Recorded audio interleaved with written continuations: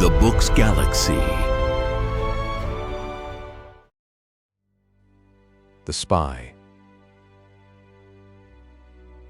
Chapter 1. And though amidst the calm of thought entire, some high and haughty features might betray a soul impetuous once, 'twas earthly fire that fled composure's intellectual ray, as Etna's fires grow dim before the rising day. Gertrude of Wyoming. It was near the close of the year 1780 that a solitary traveler was seen pursuing his way through one of the numerous little valleys of Westchester.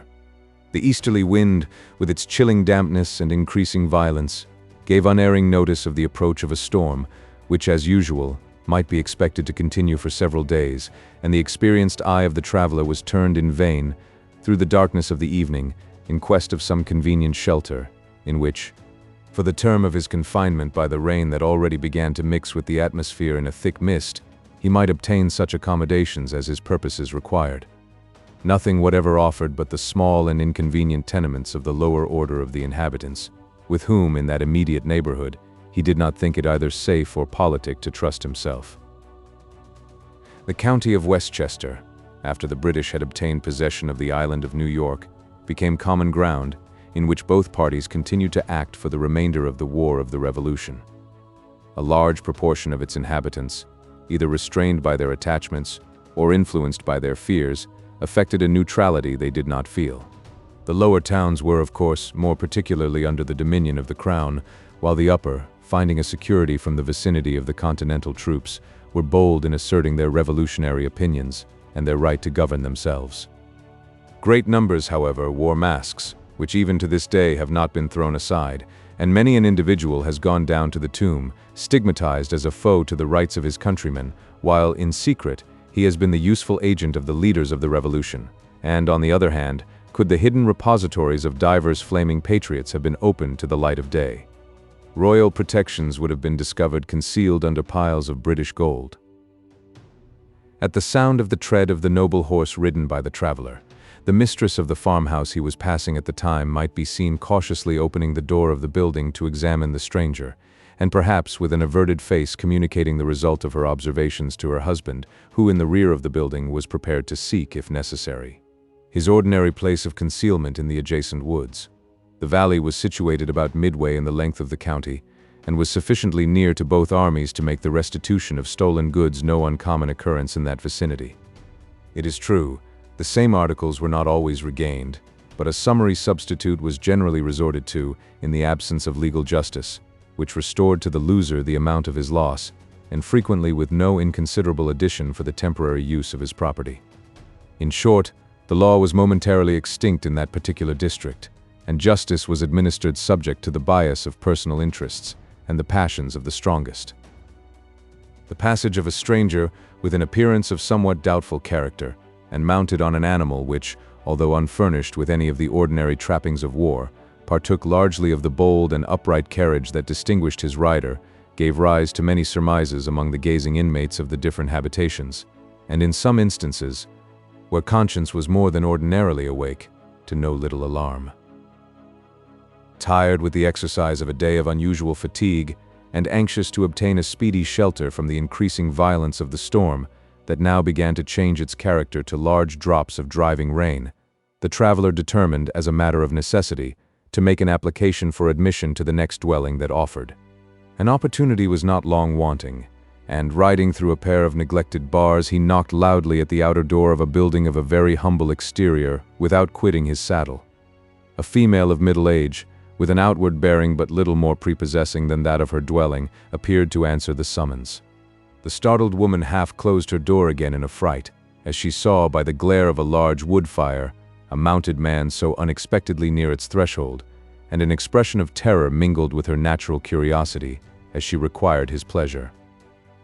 Although the door was too nearly closed to admit of a minute's scrutiny of the accommodations within, enough had been seen to cause the horseman to endeavor once more to penetrate the gloom with longing eyes in search of a more promising roof, before, with an ill-concealed reluctance, he stated his necessities and wishes. His request was listened to with evident unwillingness, and, while yet unfinished, it was eagerly interrupted by the reply. "I can't say I like to give lodgings to a stranger in these ticklish times," said the female in a pert, sharp key. I'm nothing but a forlorn lone body, or, what's the same thing, there's nobody but the old gentleman at home. But a half-mile farther up the road is a house where you can get entertainment, and that for nothing. I am sure 'twill be much convenienter to them and more agreeable to me because, as I said before, Harvey is away. I wish he'd take advice and leave off wandering. He's well-to-do in the world by this time, and he ought to leave off his uncertain courses and settle himself handsomely in life, like other men of his years and property. But Harvey Birch will have his own way and die vagabond after all. The horseman did not wait to hear more than the advice to pursue his course up the road, but he had slowly turned his horse towards the bars and was gathering the folds of an ample cloak around his manly form, preparatory to facing the storm again, when something in the speech of the female suddenly arrested the movement. "Is this, then, the dwelling of Harvey Birch?" he inquired, in an involuntary manner, apparently checking himself as he was about to utter more. "Why, one can hardly say it is his dwelling," replied the other, drawing a hurried breath, like one eager to answer. "He is never in it, or so seldom, that I hardly remember his face, when he does think it worth his while to show it to his poor old father and me. But it matters little to me, I'm sure, if he ever comes back again, or not. Turn in the first gate on your left. No, I care but little. For my part, whether Harvey ever shows his face again or not I." And she closed the door abruptly on the horseman, who gladly extended his ride a half-mile farther to obtain lodgings which promised both more comfort and greater security. Sufficient light yet remained to enable the traveler to distinguish the improvements which had been made in the cultivation, and in the general appearance of the grounds around the building to which he was now approaching. The house was of stone, long, low, and with a small wing at each extremity. A piazza, extending along the front, with neatly turned pillars of wood, together with the good order and preservation of the fences and outbuildings, gave the place an air altogether superior to the common farmhouses of the country. After leading his horse behind an angle of the wall, where it was in some degree protected from the wind and rain, the traveler threw his valise over his arm and knocked loudly at the entrance of the building for admission. An aged black soon appeared, and without seeming to think it necessary under the circumstances to consult his superiors, first taking one prying look at the applicant by the light of the candle in his hand, he acceded to the request for accommodations. The traveler was shown into an extremely neat parlor, where a fire had been lighted to cheer the dullness of an easterly storm and an October evening. After giving the valise into the keeping of his civil attendant, and politely repeating his request to the old gentleman, who arose to receive him, and paying his compliments to the three ladies who were seated at work with their needles, the stranger commenced laying aside some of the outer garments which he had worn in his ride. On taking an extra handkerchief from his neck, and removing a cloak of blue cloth, with a surtout of the same material, he exhibited to the scrutiny of the observant family party a tall and extremely graceful person, of apparently 50 years of age. His countenance evinced a settled composure and dignity. His nose was straight and approaching to Grecian. His eye, of a gray color, was quiet, thoughtful, and rather melancholy, the mouth and lower part of his face being expressive of decision and much character.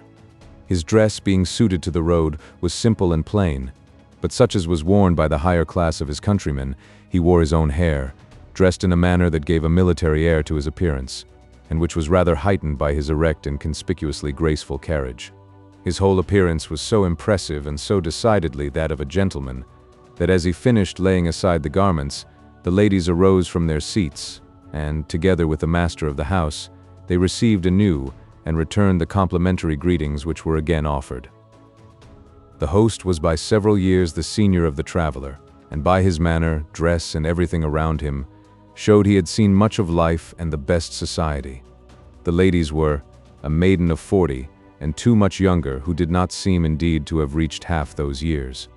The bloom of the elder of these ladies had vanished, but her eyes and fine hair gave an extremely agreeable expression to her countenance, and there was a softness and an affability in her deportment that added a charm many more juvenile faces do not possess. The sisters, for such the resemblance between the younger females denoted them to be, were in all the pride of youth, and the roses, so eminently the property of the Westchester fair, glowed on their cheeks, and lighted their deep blue eyes with that luster which gives so much pleasure to the beholder, and which indicates so much internal innocence and peace. There was much of that feminine delicacy in the appearance of the three which distinguishes the sex in this country, and, like the gentlemen, their demeanor proved them to be women of the higher order of life. After handing a glass of excellent Madeira to his guest, Mr. Wharton, for so was the owner of this retired estate called, resumed his seat by the fire, with another in his own hand. For a moment he paused, as if debating with his politeness, but at length threw an inquiring glance on the stranger, as he inquired, "To whose health am I to have the honor of drinking?" The traveler had also seated himself, and he sat unconsciously gazing on the fire, while Mr. Wharton spoke. Turning his eyes slowly on his host with a look of close observation, he replied, while a faint tinge gathered on his features, "Mr. Harper." "Mr. Harper," resumed the other with the formal precision of that day, "I have the honor to drink your health, and to hope you will sustain no injury from the rain to which you have been exposed." Mr. Harper bowed in silence to the compliment, and he soon resumed the meditations from which he had been interrupted, and for which the long ride he had that day made, in the wind, might seem a very natural apology. The young ladies had again taken their seats beside the workstand, while their aunt, Miss Jeanette Peyton, withdrew to superintend the preparations necessary to appease the hunger of their unexpected visitor. A short silence prevailed, during which Mr. Harper was apparently enjoying the change in his situation, when Mr. Wharton again broke it, by inquiring whether smoke was disagreeable to his companion, to which, receiving an answer in the negative, he immediately resumed the pipe which had been laid aside at the entrance of the traveler. There was an evident desire on the part of the host to enter into conversation, but either from an apprehension of treading on dangerous ground, or an unwillingness to intrude upon the rather studied taciturnity of his guest, he several times hesitated before he could venture to make any further remark. At length, a movement from Mr. Harper, as he raised his eyes to the party in the room, encouraged him to proceed. "I find it very difficult," said Mr. Wharton, cautiously avoiding at first such subjects as he wished to introduce, "to procure that quality of tobacco for my evening's amusement to which I have been accustomed." "I should think the shops in New York might furnish the best in the country," calmly rejoined the other. "Why, yes," returned the host in rather a hesitating manner, lifting his eyes to the face of Harper, and lowering them quickly under his steady look. "There must be plenty in town, but the war has made communication with the city, however innocent, too dangerous to be risked for so trifling an article as tobacco." The box from which Mr. Wharton had just taken a supply for his pipe was lying open, within a few inches of the elbow of Harper, who took a small quantity from its contents, and applied it to his tongue, in a manner perfectly natural, but one that filled his companion with alarm. Without, however, observing that the quality was of the most approved kind, the traveler relieved his host by relapsing again into his meditations. Mr. Wharton now felt unwilling to lose the advantage he had gained, and making an effort of more than usual vigor, he continued, "I wish from the bottom of my heart this unnatural struggle was over, that we might again meet our friends and relatives in peace and love." "It is much to be desired," said Harper, emphatically, again raising his eyes to the countenance of his host. "I hear of no movement of consequence since the arrival of our new allies," said Mr. Wharton, shaking the ashes from his pipe and turning his back to the other under the pretense of receiving a coal from his youngest daughter. "None have yet reached the public, I believe." "Is it thought any important steps are about to be taken?" continued Mr. Wharton, still occupied with his daughter, yet suspending his employment, in expectation of a reply. "Is it intimated any are in agitation?" "Oh, nothing in particular, but it is natural to expect some new enterprise from so powerful a force as that under Rochambeau." Harper made an assenting inclination with his head, but no other reply to this remark, while Mr. Wharton, after lighting his pipe, resumed the subject. "They appear more active in the South. Gates and Cornwallis seem willing to bring the war to an issue there." The brow of Harper contracted, and a deeper shade of melancholy crossed his features. His eye kindled with a transient beam of fire that spoke a latent source of deep feeling. The admiring gaze of the younger of the sisters had barely time to read its expression, before it passed away, leaving in its room the acquired composure which marked the countenance of the stranger, and that impressive dignity which so conspicuously denotes the empire of reason. The elder sister made one or two movements in her chair before she ventured to say, in a tone which partook in no small measure of triumph. "General Gates has been less fortunate with the Earl than with General Burgoyne." "But General Gates is an Englishman, Sarah," cried the younger lady with quickness. Then, coloring to the eyes at her own boldness, she employed herself in tumbling over the contents of her work-basket, silently hoping the remark would be unnoticed. The traveler had turned his face from one sister to the other, as they had spoken in succession, and an almost imperceptible movement of the muscles of his mouth betrayed a new emotion as he playfully inquired of the younger. "May I venture to ask what inference you would draw from that fact?" Frances blushed yet deeper at this direct appeal to her opinions upon a subject on which she had incautiously spoken in the presence of a stranger, but finding an answer necessary, after some little hesitation, and with a good deal of stammering in her manner, she replied, Only, sir, my sister and myself sometimes differ in our opinions of the prowess of the British." A smile of much meaning played on a face of infantile innocency as she concluded. "On what particular points of their prowess do you differ?"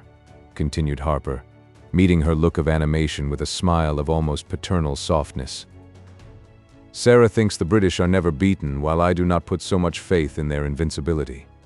The traveler listened to her with that pleased indulgence with which virtuous age loves to contemplate the ardor of youthful innocence, but making no reply, he turned to the fire and continued for some time gazing on its embers in silence.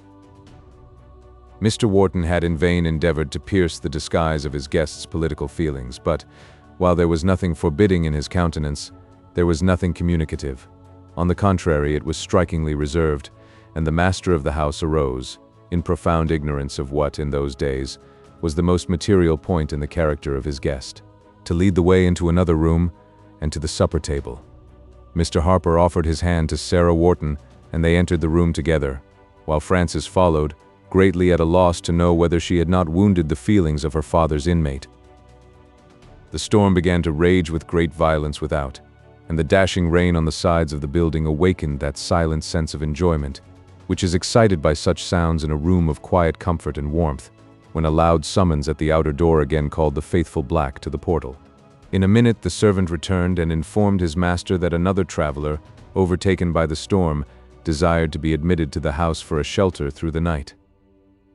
At the first sounds of the impatient summons of this new applicant, Mr. Wharton had risen from his seat in evident uneasiness, and with eyes glancing with quickness from his guest to the door of the room, he seemed to be expecting something to proceed from this second interruption, connected with the stranger who had occasioned the first. He scarcely had time to bid the black, with a faint voice, to show this second comer in, before the door was thrown hastily open, and the stranger himself entered the apartment. He paused a moment, as the person of Harper met his view, and then, in a more formal manner, repeated the request he had before made through the servant.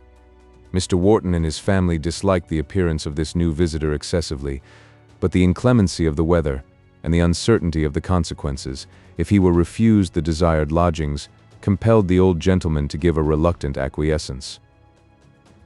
Some of the dishes were replaced by the orders of Miss Peyton, and the weather-beaten intruder was invited to partake of the remains of the repast, from which the party had just risen. Throwing aside a rough greatcoat, he very composedly took the offered chair, and unceremoniously proceeded to allay the cravings of an appetite which appeared by no means delicate. But at every mouthful he would turn an unquiet eye on Harper, who studied his appearance with a closeness of investigation that was very embarrassing to its subject. At length, pouring out a glass of wine, the newcomer nodded significantly to his examiner, previously to swallowing the liquor, and said, with something of bitterness in his manner, "I drink to our better acquaintance, sir. I believe this is the first time we have met, though your attention would seem to say otherwise." The quality of the wine seemed greatly to his fancy, for, on replacing the glass upon the table, he gave his lips a smack that resounded through the room, and, taking up the bottle, he held it between himself and the light for a moment, in silent contemplation of its clear and brilliant color. "I think we have never met before, sir," replied Harper with a slight smile on his features, as he observed the movements of the other, but appearing satisfied with his scrutiny, he turned to Sarah Wharton, who sat next him, and carelessly remarked, "You doubtless find your present abode solitary, after being accustomed to the gaieties of the city." "Oh, excessively so," said Sarah hastily. "I do wish with my father that this cruel war was at an end. that we might return to our friends once more. And you, Miss Frances, do you long as ardently for peace as your sister?" "On many accounts I certainly do," returned the other, venturing to steal a timid glance at her interrogator, and meeting the same benevolent expression of feeling as before, she continued, as her own face lighted into one of its animated and bright smiles of intelligence, "but not at the expense of the rights of my countrymen." "Rights," repeated her sister impatiently, "whose rights can be stronger than those of a sovereign, and what duty is clearer than to obey those who have a natural right to command?" "None, certainly," said Frances, laughing with great pleasantry, and taking the hand of her sister affectionately within both of her own, she added, with a smile directed towards Harper, "I gave you to understand that my sister and myself differed in our political opinions, but we have an impartial umpire in my father, who loves his own countrymen, and he loves the British, so he takes sides with neither." "Yes," said Mr. Wharton in a little alarm, eyeing first one guest and then the other. "I have near friends in both armies, and I dread a victory by either, as a source of certain private misfortune." "I take it. You have little reason to apprehend much from the Yankees in that way," interrupted the guest at the table, coolly helping himself to another glass, from the bottle he had admired. "His Majesty may have more experienced troops than the Continentals," answered the host fearfully, "but the Americans have met with distinguished success." Harper disregarded the observations of both, and rising, he desired to be shown to his place of rest. A small boy was directed to guide him to his room, and wishing a courteous good night to the whole party, the traveler withdrew. The knife and fork fell from the hands of the unwelcome intruder. As the door closed on the retiring figure of Harper, he arose slowly from his seat. Listening attentively, he approached the door of the room, opened it, seemed to attend to the retreating footsteps of the other, and, amidst the panic and astonishment of his companions, he closed it again. In an instant the red wig which concealed his black locks, the large patch which hid half his face from observation, the stoop that had made him appear 50 years of age, disappeared. "My father, my dear father," cried the handsome young man, "and you, my dearest sisters and aunt, have I at last met you again?"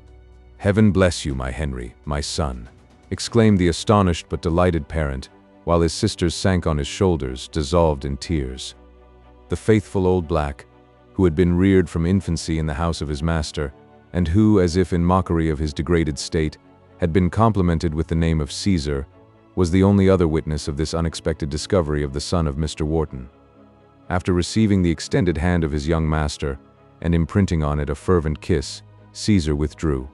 The boy did not re-enter the room, and the black himself, after some time, returned, just as the young British captain was exclaiming, "But who is this Mr. Harper? Is he likely to betray me?" "No, no, no, Massa Harry," cried the negro, shaking his gray head confidently. "I been to see Massa Harper on he knee pray to God. No gemmen who pray to God tell of good son. Come to see old Fader. Skinner do that, no Christian." This poor opinion of the Skinners was not confined to Mr. Caesar Thompson, as he called himself, but Caesar Wharton, as he was styled by the little world to which he was known. The convenience, and perhaps the necessities, of the leaders of the American arms in the neighborhood of New York had induced them to employ certain subordinate agents, of extremely irregular habits, in executing their lesser plans of annoying the enemy. It was not a moment for fastidious inquiries into abuses of any description, and oppression and injustice were the natural consequences of the possession of a military power that was uncurbed by the restraints of civil authority. In time, a distinct order of the community was formed, whose sole occupation appears to have been that of relieving their fellow citizens from any little excess of temporal prosperity they might be thought to enjoy, under the pretense of patriotism and the love of liberty. Occasionally, the aid of military authority was not wanting in enforcing these arbitrary distributions of worldly goods, and a petty holder of a commission in the state militia was to be seen giving the sanction of something like legality to acts of the most unlicensed robbery, and not infrequently of bloodshed. On the part of the British, the stimulus of loyalty was by no means suffered to sleep, where so fruitful a field offered on which it might be expended. But their freebooters were enrolled, and their efforts more systematized. Long experience had taught their leaders the efficacy of concentrated force, and unless tradition does great injustice to their exploits, the result did no little credit to their foresight. The corps, we presume, from their known affection to that useful animal, had received the quaint appellation of cowboys. Caesar was, however, far too loyal to associate men who held the commission of George VIII with the irregular warriors whose excesses he had so often witnessed and from whose rapacity neither his poverty nor his bondage had suffered even him to escape uninjured. The cowboys, therefore, did not receive their proper portion of the black censure when he said, "No Christian, nothing but a Skinner, could betray a pious child while honoring his father with a visit so full of peril." Chapter 2. And many a halcyon day he lived to see unbroken, but by one misfortune dire, when fate had reft his mutual heart, but she was gone, and Gertrude climbed a widowed father's knee. Gertrude of Wyoming. The father of Mr. Wharton was a native of England, and of a family whose parliamentary interest had enabled them to provide for a younger son in the colony of New York. The young man, like hundreds of others in this situation, had settled permanently in the country. He married, and the sole issue of his connection had been sent early in life to receive the benefits of the English schools. After taking his degrees at one of the universities of the mother country, the youth had been suffered to acquire a knowledge of life with the advantages of European society. But the death of his father recalled him, after passing 2 years in this manner, to the possession of an honorable name and a very ample estate. It was much the fashion of that day to place the youth of certain families in the army and navy of England as the regular stepping stones to preferment.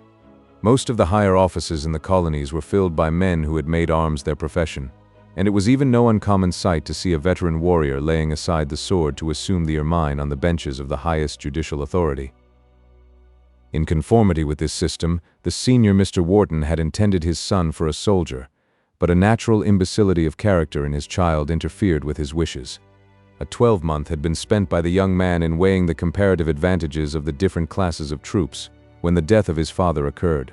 The ease of his situation and the attentions lavished upon a youth in the actual enjoyment of one of the largest estates in the colonies interfered greatly with his ambitious projects. Love decided the matter, and Mr. Wharton, in becoming a husband, ceased to think of becoming a soldier.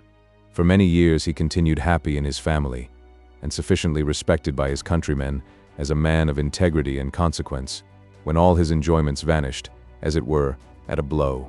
His only son, the youth introduced in the preceding chapter, had entered the army and had arrived in his native country, but a short time before the commencement of hostilities, with the reinforcements the ministry had thought it prudent to throw into the disaffected parts of North America.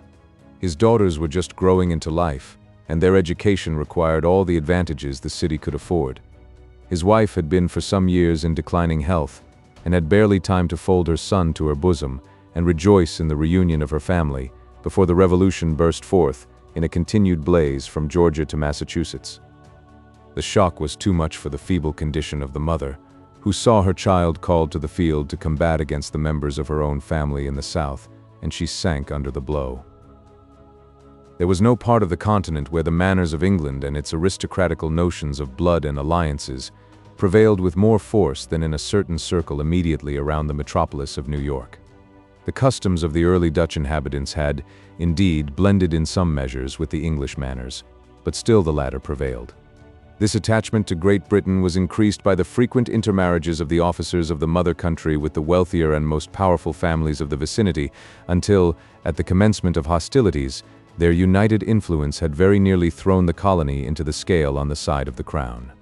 A few, however, of the leading families espoused the cause of the people, and a sufficient stand was made against the efforts of the ministerial party to organize and, aided by the Army of the Confederation, to maintain an independent republican form of government. The city of New York and the adjacent territory were alone exempted from the rule of the new Commonwealth, while the royal authority extended no further than its dignity could be supported by the presence of an army. In this condition of things, the loyalists of influence adopted such measures as best accorded with their different characters and situations. Many bore arms in support of the crown and, by their bravery and exertions, endeavored to secure what they deemed to be the rights of their prince and their own estates from the effects of the law of attainder. Others left the country, seeking in that place they emphatically called home, an asylum, as they fondly hoped, for a season only, against the confusion and dangers of war. A third, and a more wary portion, remained in the place of their nativity, with a prudent regard to their ample possessions and, perhaps influenced by their attachments to the scenes of their youth. Mr. Wharton was of this description. After making a provision against future contingencies by secretly transmitting the whole of his money to the British funds, this gentleman determined to continue in the theater of strife and to maintain so strict a neutrality as to ensure the safety of his large estate, whichever party succeeded. He was apparently engrossed in the education of his daughters when a relation, high in office in the new state, intimated that a residence in what was now a British camp differed but little, in the eyes of his countrymen, from a residence in the British capital. Mr. Wharton soon saw this was an unpardonable offense in the existing state of things, and he instantly determined to remove the difficulty by retiring to the country. He possessed a residence in the county of Westchester, and having been for many years in the habit of withdrawing thither during the heats of the summer months, it was kept furnished and ready for his accommodation. His eldest daughter was already admitted into the society of women, but Frances, the younger, required a year or two more of the usual cultivation to appear with proper éclat. At least so thought Miss Jeanette Peyton, and as this lady, a younger sister of their deceased mother, had left her paternal home in the colony of Virginia, with the devotedness and affection peculiar to her sex. To superintend the welfare of her orphan nieces, Mr. Wharton felt that her opinions were entitled to respect. In conformity to her advice, therefore, the feelings of the parent were made to yield to the welfare of his children. Mr. Wharton withdrew to the Locusts, with a heart rent with the pain of separating from all that was left him of a wife he had adored, but in obedience to a constitutional prudence that pleaded loudly in behalf of his worldly goods. His handsome town residence was inhabited, in the meanwhile, by his daughters and their aunt. The regiment to which Captain Wharton belonged formed part of the permanent garrison of the city, and the knowledge of the presence of his son was no little relief to the father in his unceasing meditations on his absent daughters. But Captain Wharton was a young man and a soldier. His estimate of character was not always the wisest, and his propensities led him to imagine that a red coat never concealed a dishonorable heart. The house of Mr. Wharton became a fashionable lounge to the officers of the Royal Army, as did that of every other family that was thought worthy of their notice.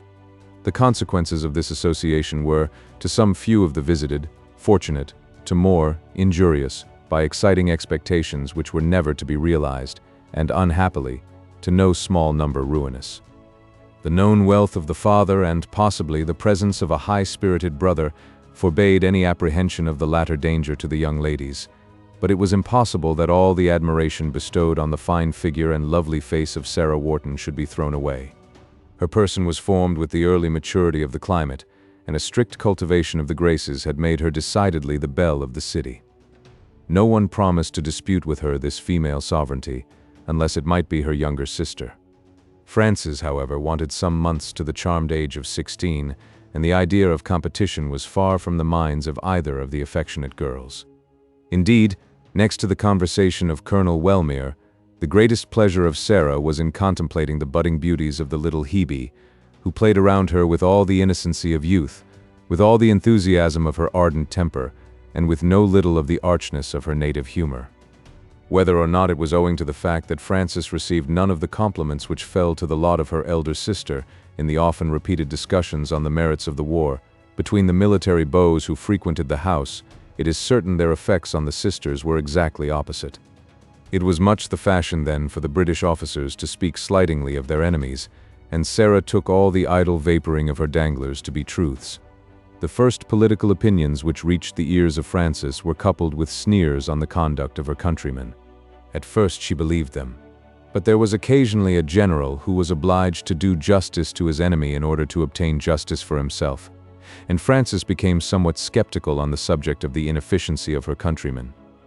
Colonel Wellmere was among those who delighted most in expending his wit on the unfortunate Americans, and in time, Frances began to listen to his eloquence with great suspicion and sometimes with resentment.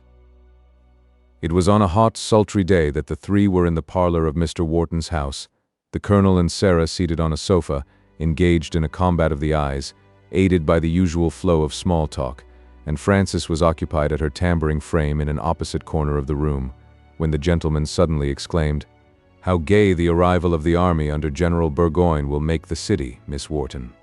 "Oh, how pleasant it must be," said the thoughtless Sarah in reply. I am told there are many charming women with that army. As you say, it will make us all life and gaiety." Frances shook back the abundance of her golden hair and raised her eyes, dancing with the ardor of national feeling. Then, laughing with a concealed humor, she asked, "Is it so certain that General Burgoyne will be permitted to reach the city?" "Permitted," echoed the colonel. "Who is there to prevent it, my pretty Miss Fanny?" Frances was precisely at that age when young people are most jealous of their station in society, neither quite a woman, nor yet a child. The pretty Miss Fanny was too familiar to be relished, and she dropped her eyes on her work again with cheeks that glowed like crimson. "General Stark took the Germans into custody," she answered, compressing her lip. "May not General Gates think the British too dangerous to go at large?" "Oh, they were Germans, as you say," cried the colonel, excessively vexed at the necessity of explaining it all.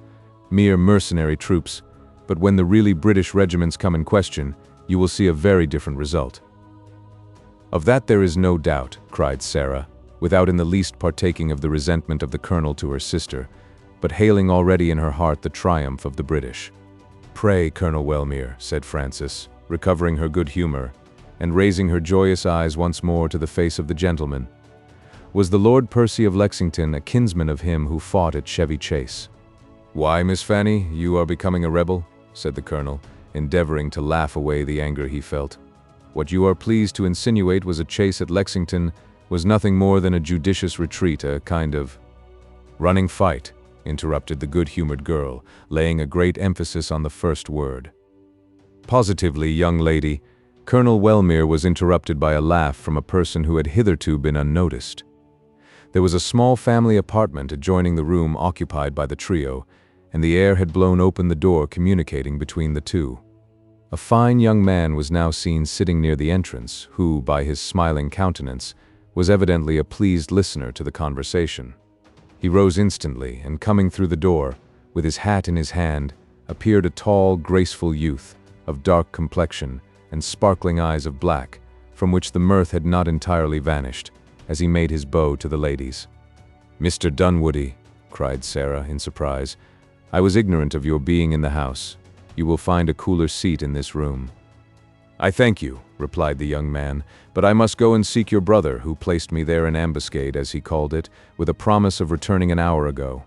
Without making any further explanation, the youth bowed politely to the young women, distantly and with hauteur to the gentleman, and withdrew. Frances followed him into the hall and, blushing richly, inquired, in a hurried voice, "But why? Why do you leave us, Mr. Dunwoodie? Henry must soon return." The gentleman caught one of her hands in his own, and the stern expression of his countenance gave place to a look of admiration as he replied, "You managed him famously, my dear little kinswoman. Never, no, never, forget the land of your birth. Remember, if you are the granddaughter of an Englishman, you are also the granddaughter of a Peyton." "Oh," returned the laughing girl, "it would be difficult to forget that, with the constant lectures on genealogy before us, with which we are favored by Aunt Jeanette. But why do you go?" "I am on the wing for Virginia, and have much to do." He pressed her hand as he spoke, and looking back, while in the act of closing the door, exclaimed, "Be true to your country, be American." The ardent girl kissed her hand to him as he retired, and then instantly applying it with its beautiful fellow to her burning cheeks, ran into her own apartment to hide her confusion. Between the open sarcasm of Frances and the ill-concealed disdain of the young man, Colonel Wellmere had felt himself placed in an awkward predicament, but ashamed to resent such trifles in the presence of his mistress, he satisfied himself with observing, superciliously, as Dunwoodie left the room, "Quite a liberty for a youth in his situation. A shop-boy with a bundle, I fancy." The idea of picturing the graceful Peyton Dunwoodie as a shop-boy could never enter the mind of Sarah, and she looked around her in surprise when the colonel continued, "This Mr. Dunwoodie. Oh no, he is a relation of my aunt," cried the young lady, "and an intimate friend of my brother. They were at school together, and only separated in England when one went into the army and the other to a French military academy." "His money appears to have been thrown away," observed the colonel, betraying the spleen he was unsuccessfully striving to conceal. "We ought to hope so," added Sarah with a smile, for it is said he intends joining the rebel army. He was brought in here in a French ship, and has just been exchanged. You may soon meet him in arms." "Well, let him. I wish Washington plenty of such heroes." And he turned to a more pleasant subject, by changing the discourse to themselves. A few weeks after this scene occurred, the army of Burgoyne laid down their arms. Mr. Wharton, beginning to think the result of the contest doubtful, resolved to conciliate his countrymen and gratify himself by calling his daughters into his own abode. Miss Peyton consented to be their companion, and from that time, until the period at which we commenced our narrative, they had formed one family. Whenever the main army made any movements, Captain Wharton had, of course, accompanied it, and once or twice, under the protection of strong parties, acting in the neighborhood of the Locusts, he had enjoyed rapid and stolen interviews with his friends. A 12-month had, however, passed without his seeing them, and the impatient Henry had adopted the disguise we have mentioned, and unfortunately arrived on the very evening that an unknown and rather suspicious guest was an inmate of the house, which seldom contained any other than its regular inhabitants. "But do you think he suspects me?" asked the captain, with anxiety, after pausing to listen to Caesar's opinion of the Skinners. "How should he?" cried Sarah, "when your sisters and father could not penetrate your disguise? There is something mysterious in his manner. His looks are too prying for an indifferent observer," continued young Wharton thoughtfully, "and his face seems familiar to me. The recent fate of André has created much irritation on both sides. Sir Henry threatens retaliation for his death, and Washington is as firm as if half the world were at his command. The rebels would think me a fit subject for their plans just now, should I be so unlucky as to fall into their hands." "But my son," cried his father in great alarm, "you are not a spy. You are not within the rebel, that is, the American lines. There is nothing here to spy." "That might be disputed," rejoined the young man, musing. "Their pickets were as low as the White Plains when I passed through in disguise. It is true my purposes are innocent, but how is it to appear? My visit to you would seem a cloak to other designs. Remember, sir, the treatment you received not a year since, for sending me a supply of fruit for the winter. That proceeded from the misrepresentations of my kind neighbors," said Mr. Wharton, "who hoped, by getting my estate confiscated, to purchase good farms at low prices. Peyton Dunwoody, however, soon obtained our discharge. We were detained but a month." "We," repeated the son in amazement. "Did they take my sisters also?" "Fanny, you wrote me nothing of this." "I believe," said Francis, coloring highly, "I mentioned the kind treatment we received from your old friend, Major Dunwoody, and that he procured my father's release." "True. But were you with him in the rebel camp?" "Yes," said the father kindly. "Fanny would not suffer me to go alone. Jeanette and Sarah took charge of the Locusts, and this little girl was my companion in captivity." "And Fanny returned from such a scene a greater rebel than ever," cried Sarah indignantly. "One would think the hardships her father suffered would have cured her of such whims." "What say you to the charge, my pretty sister?" cried the captain gaily. "Did Peyton strive to make you hate your king more than he does himself?" "Peyton Dunwoody hates no one," said Frances quickly.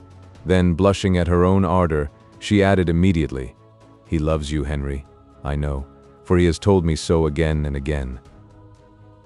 Young Wharton tapped his sister on the cheek with a smile as he asked her, in an affected whisper, "Did he tell you also that he loved my little sister Fanny?" "Nonsense," said Frances, and the remnants of the supper table soon disappeared under her superintendence.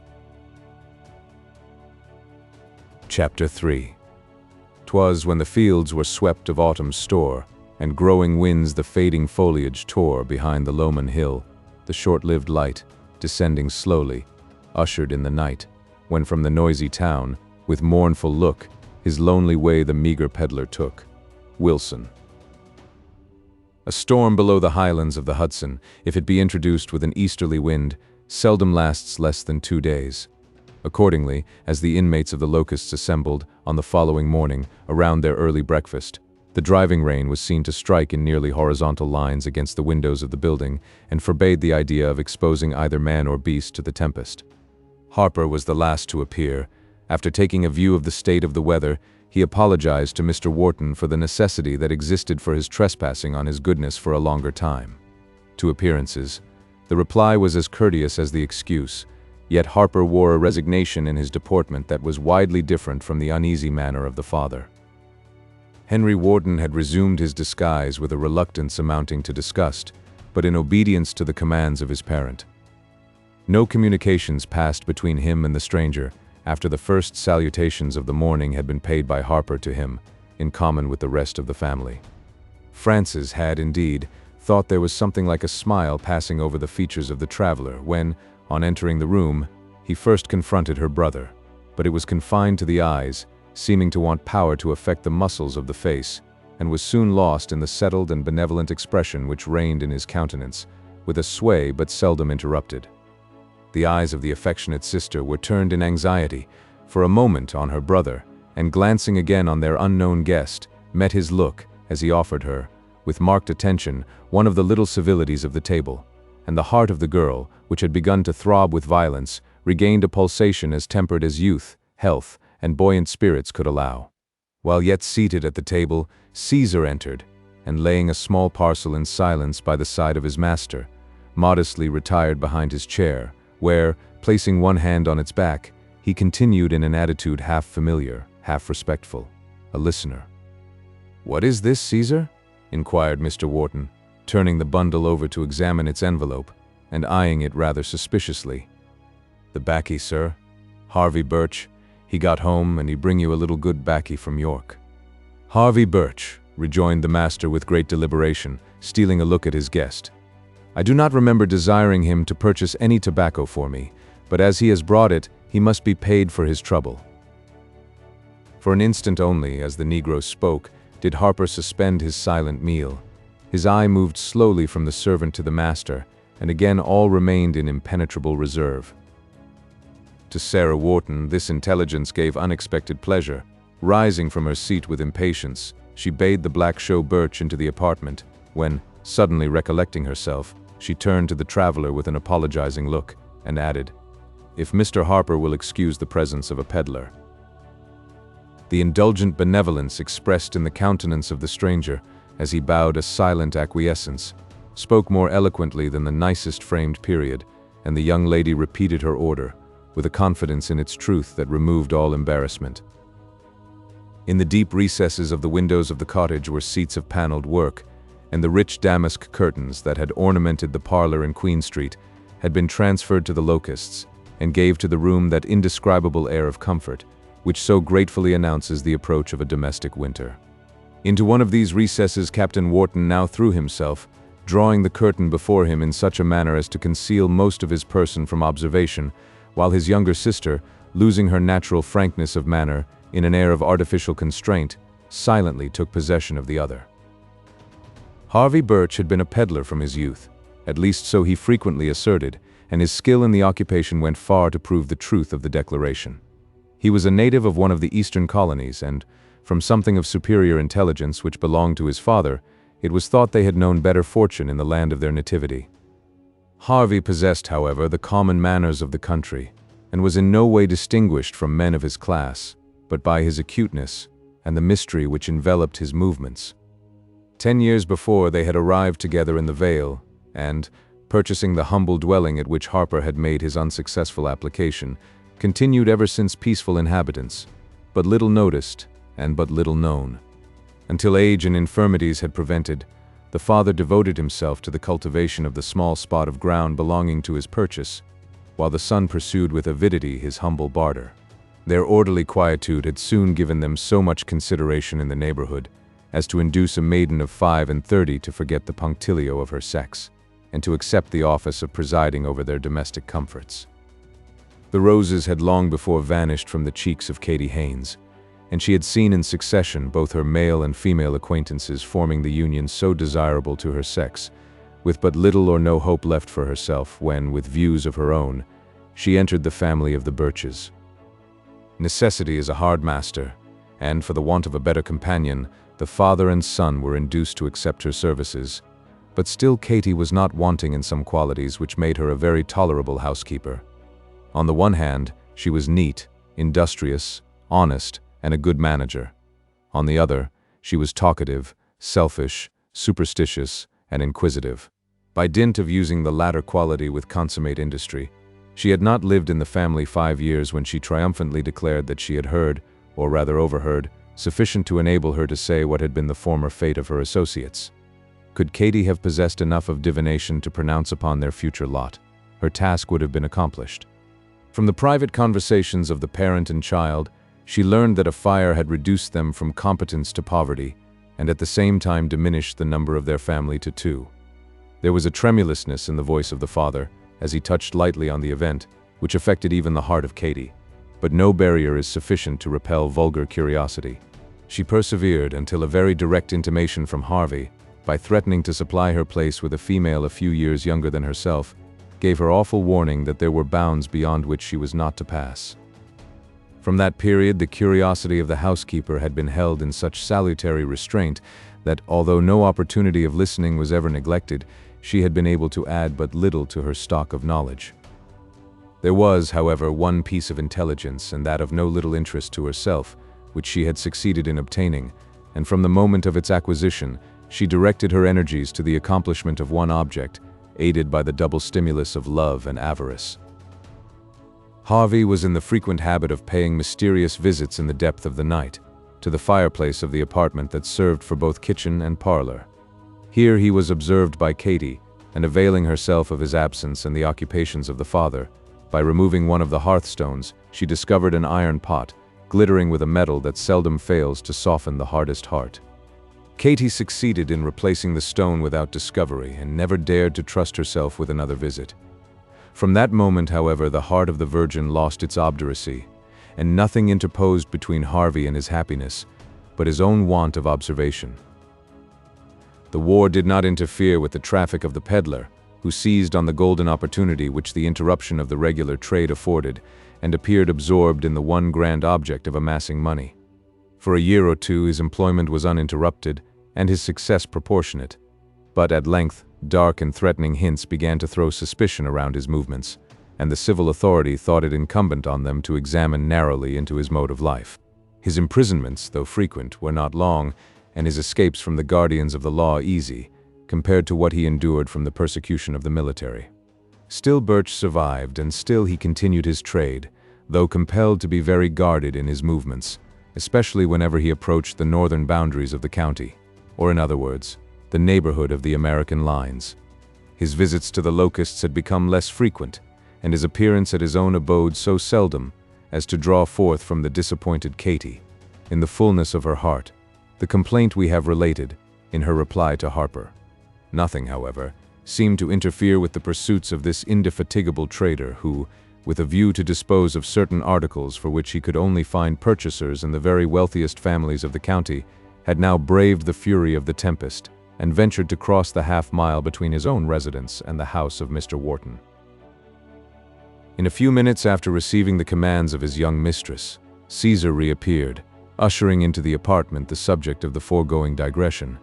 In person, the peddler was a man above the middle height, spare, but full of bone and muscle.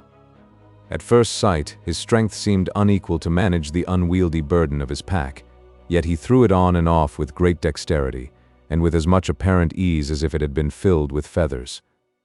His eyes were gray, sunken, restless, and, for the flitting moments that they dwelt on the countenance of those with whom he conversed, they seemed to read the very soul. They possessed, however, two distinct expressions which, in a great measure, characterized the whole man. When engaged in traffic, the intelligence of his face appeared lively, active, and flexible, though uncommonly acute. If the conversation turned on the ordinary transactions of life, his air became abstracted and restless. But if, by chance, the revolution and the country were the topic, his whole system seemed altered, all his faculties were concentrated.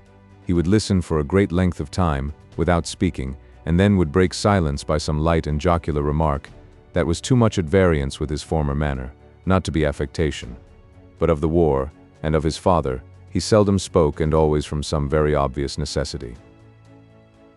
To a superficial observer, avarice would seem his ruling passion, and, all things considered, he was as unfit a subject for the plans of Katy Haynes as can be readily imagined. On entering the room, the peddler relieved himself from his burden, which, as it stood on the floor, reached nearly to his shoulders, and saluted the family with modest civility. To Harper he made a silent bow without lifting his eyes from the carpet, but the curtain prevented any notice of the presence of Captain Wharton. Sarah gave but little time for the usual salutations before she commenced her survey of the contents of the pack, and for several minutes the two were engaged in bringing to light the various articles it contained. The tables, chairs, and floor were soon covered with silks, crepes, gloves, muslins, and all the stock of an itinerant trader. Caesar was employed to hold open the mouth of the pack, as its hoards were discharged, and occasionally he aided his young lady by directing her admiration to some article of finery, which from its deeper contrast in colors, he thought more worthy of her notice.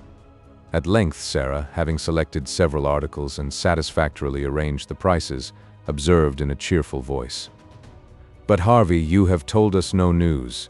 Has Lord Cornwallis beaten the rebels again?" The question could not have been heard, for the peddler, burying his body in the pack, brought forth a quantity of lace of exquisite fineness, and, holding it up to view, he required the admiration of the young lady. Miss Peyton dropped the cup she was engaged in washing from her hand, and Frances exhibited the whole of that lovely face, which had hitherto only suffered one of its joyous eyes to be seen, beaming with a color that shamed the damask which enviously concealed her figure. The aunt quitted her employment, and Birch soon disposed of a large portion of his valuable article. The praises of the ladies had drawn the whole person of the younger sister into view, and Frances was slowly rising from the window as Sarah repeated her question, with an exultation in her voice that proceeded more from pleasure in her purchase than her political feelings. The younger sister resumed her seat, apparently examining the state of the clouds, while the peddler, finding a reply was expected, answered, "There is some talk below about Tarleton having defeated General Sumter on the Tiger River." Captain Wharton now involuntarily thrust his head between the opening of the curtains into the room, and Frances, turning her ear in breathless silence, noticed the quiet eyes of Harper looking at the peddler over the book he was affecting to read, with an expression that denoted him to be a listener of no ordinary interest. "Indeed," cried the exulting Sarah. "Sumter, who is he? I'll not buy even a pin until you tell me all the news," she continued, laughing and throwing down a muslin she had been examining. For a moment the peddler hesitated. His eye glanced towards Harper, who was yet gazing at him with settled meaning, and the whole manner of Birch was altered. Approaching the fire, he took from his mouth a large allowance of the Virginian weed, and depositing it, with the superabundance of its juices, without mercy to Miss Peyton's shining andirons, he returned to his goods. "He lives somewhere among the niggers to the south," answered the peddler abruptly. "No more nigger than be yourself, Mr. Birch," interrupted Caesar tartly, dropping at the same time the covering of the goods in high displeasure. "Hush, Caesar, hush. Never mind it now," said Sarah Wharton soothingly, impatient to hear further. "A black man so good as white, Miss Sally," continued the offended Negro, "so long as he behave hisself. And frequently he is much better," rejoined his mistress. "But Harvey, who is this Mr. Sumter?" A slight indication of humor showed itself on the face of the peddler, but it disappeared, and he continued as if the discourse had met with no interruption from the sensitiveness of the domestic. "As I was saying, he lives among the colored people in the South." Caesar resumed his occupation, "and he has lately had a scrimmage with this Colonel Tarleton." "Who defeated him, of course," cried Sarah with confidence. "So say the troops at Morazania."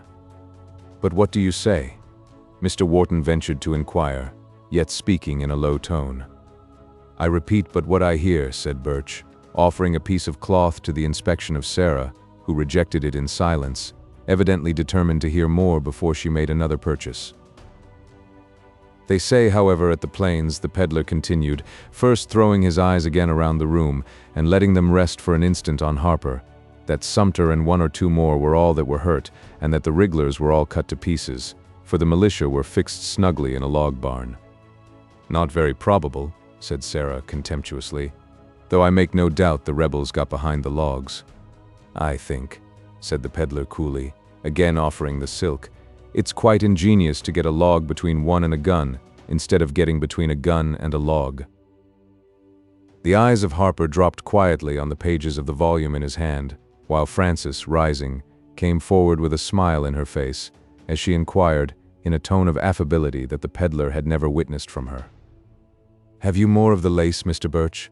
The desired article was immediately produced, and Frances became a purchaser also. By her order, a glass of liquor was offered to the trader, who took it with thanks, and having paid his compliments to the master of the house and the ladies, drank the beverage. "So it is thought that Colonel Tarleton has worsted General Sumter," said Mr. Wharton, affecting to be employed in mending the cup that was broken by the eagerness of his sister-in-law.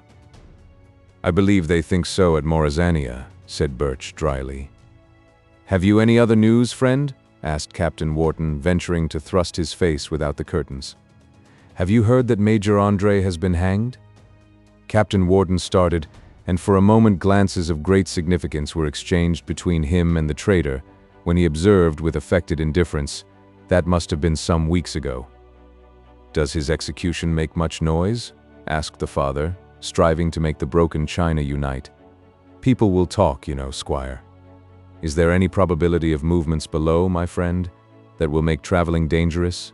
asked Harper, looking steadily at the other, in expectation of his reply.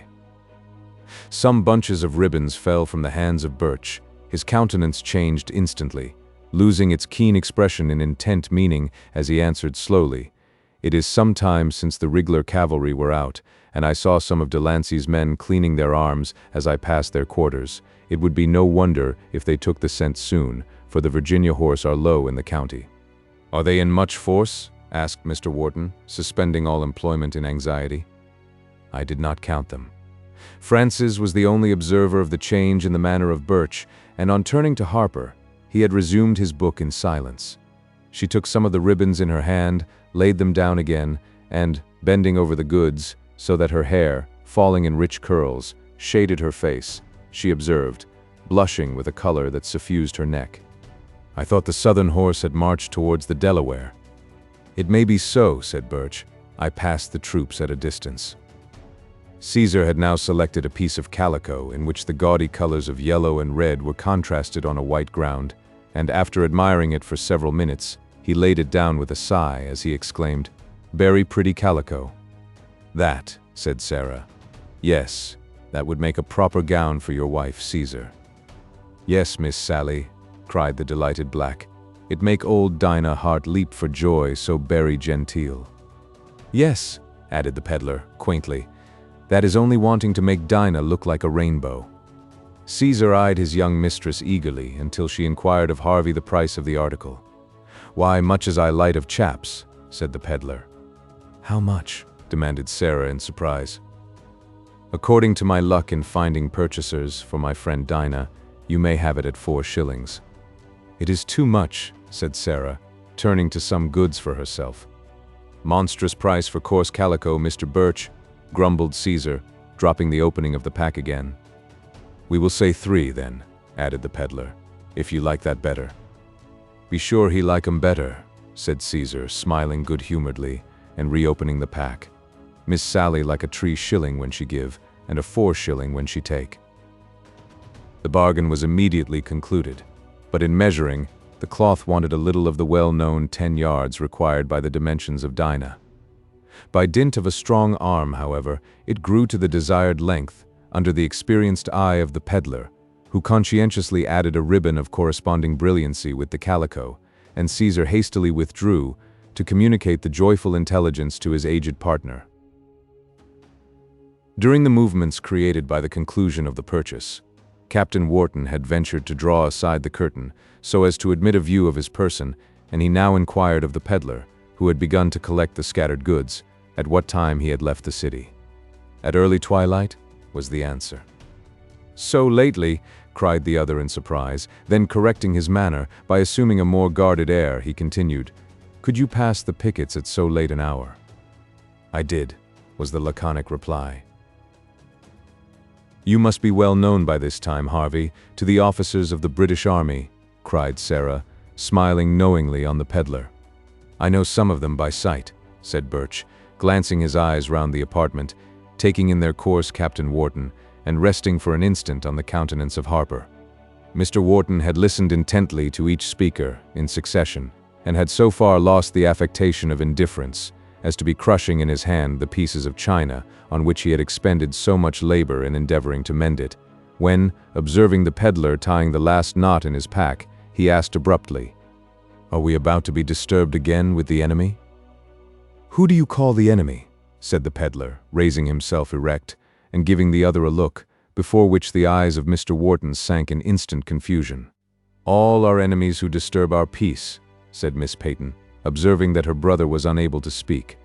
"But are the royal troops out from below?" "'Tis quite likely they soon may be," returned Birch, raising his pack from the floor and preparing to leave the room.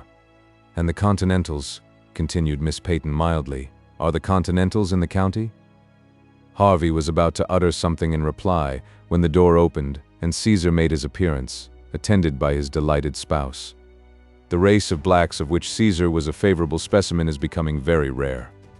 The old family servant who, born and reared in the dwelling of his master, identified himself with the welfare of those whom it was his lot to serve, is giving place in every direction to that vagrant class which has sprung up within the last 30 years, and whose members roam through the country unfettered by principles and uninfluenced by attachments.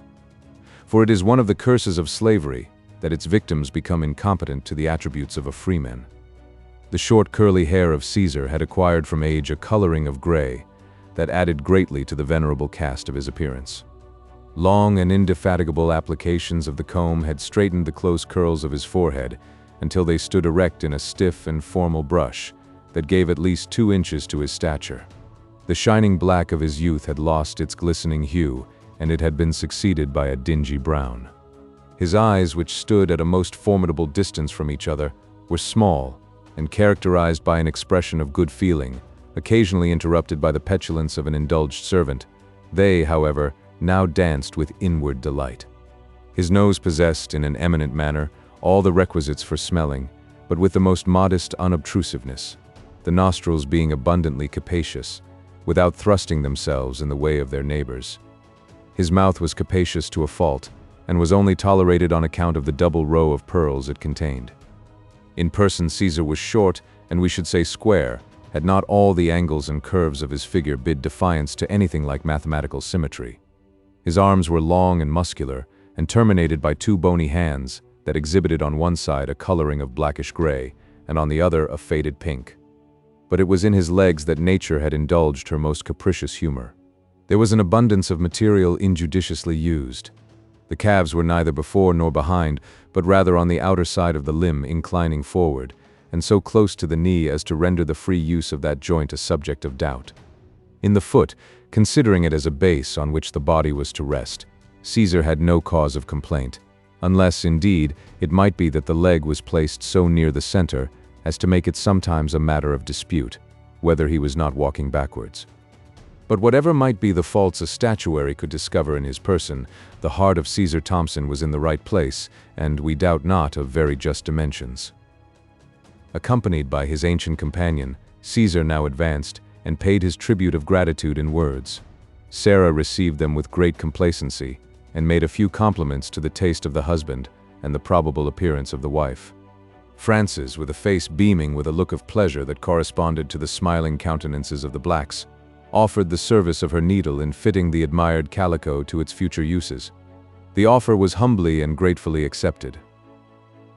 As Caesar followed his wife and the peddler from the apartment, and was in the act of closing the door, he indulged himself in a grateful soliloquy by saying aloud, "Good little lady, Miss Fanny, take care of Fader, love to make a gown for old Dinah, too."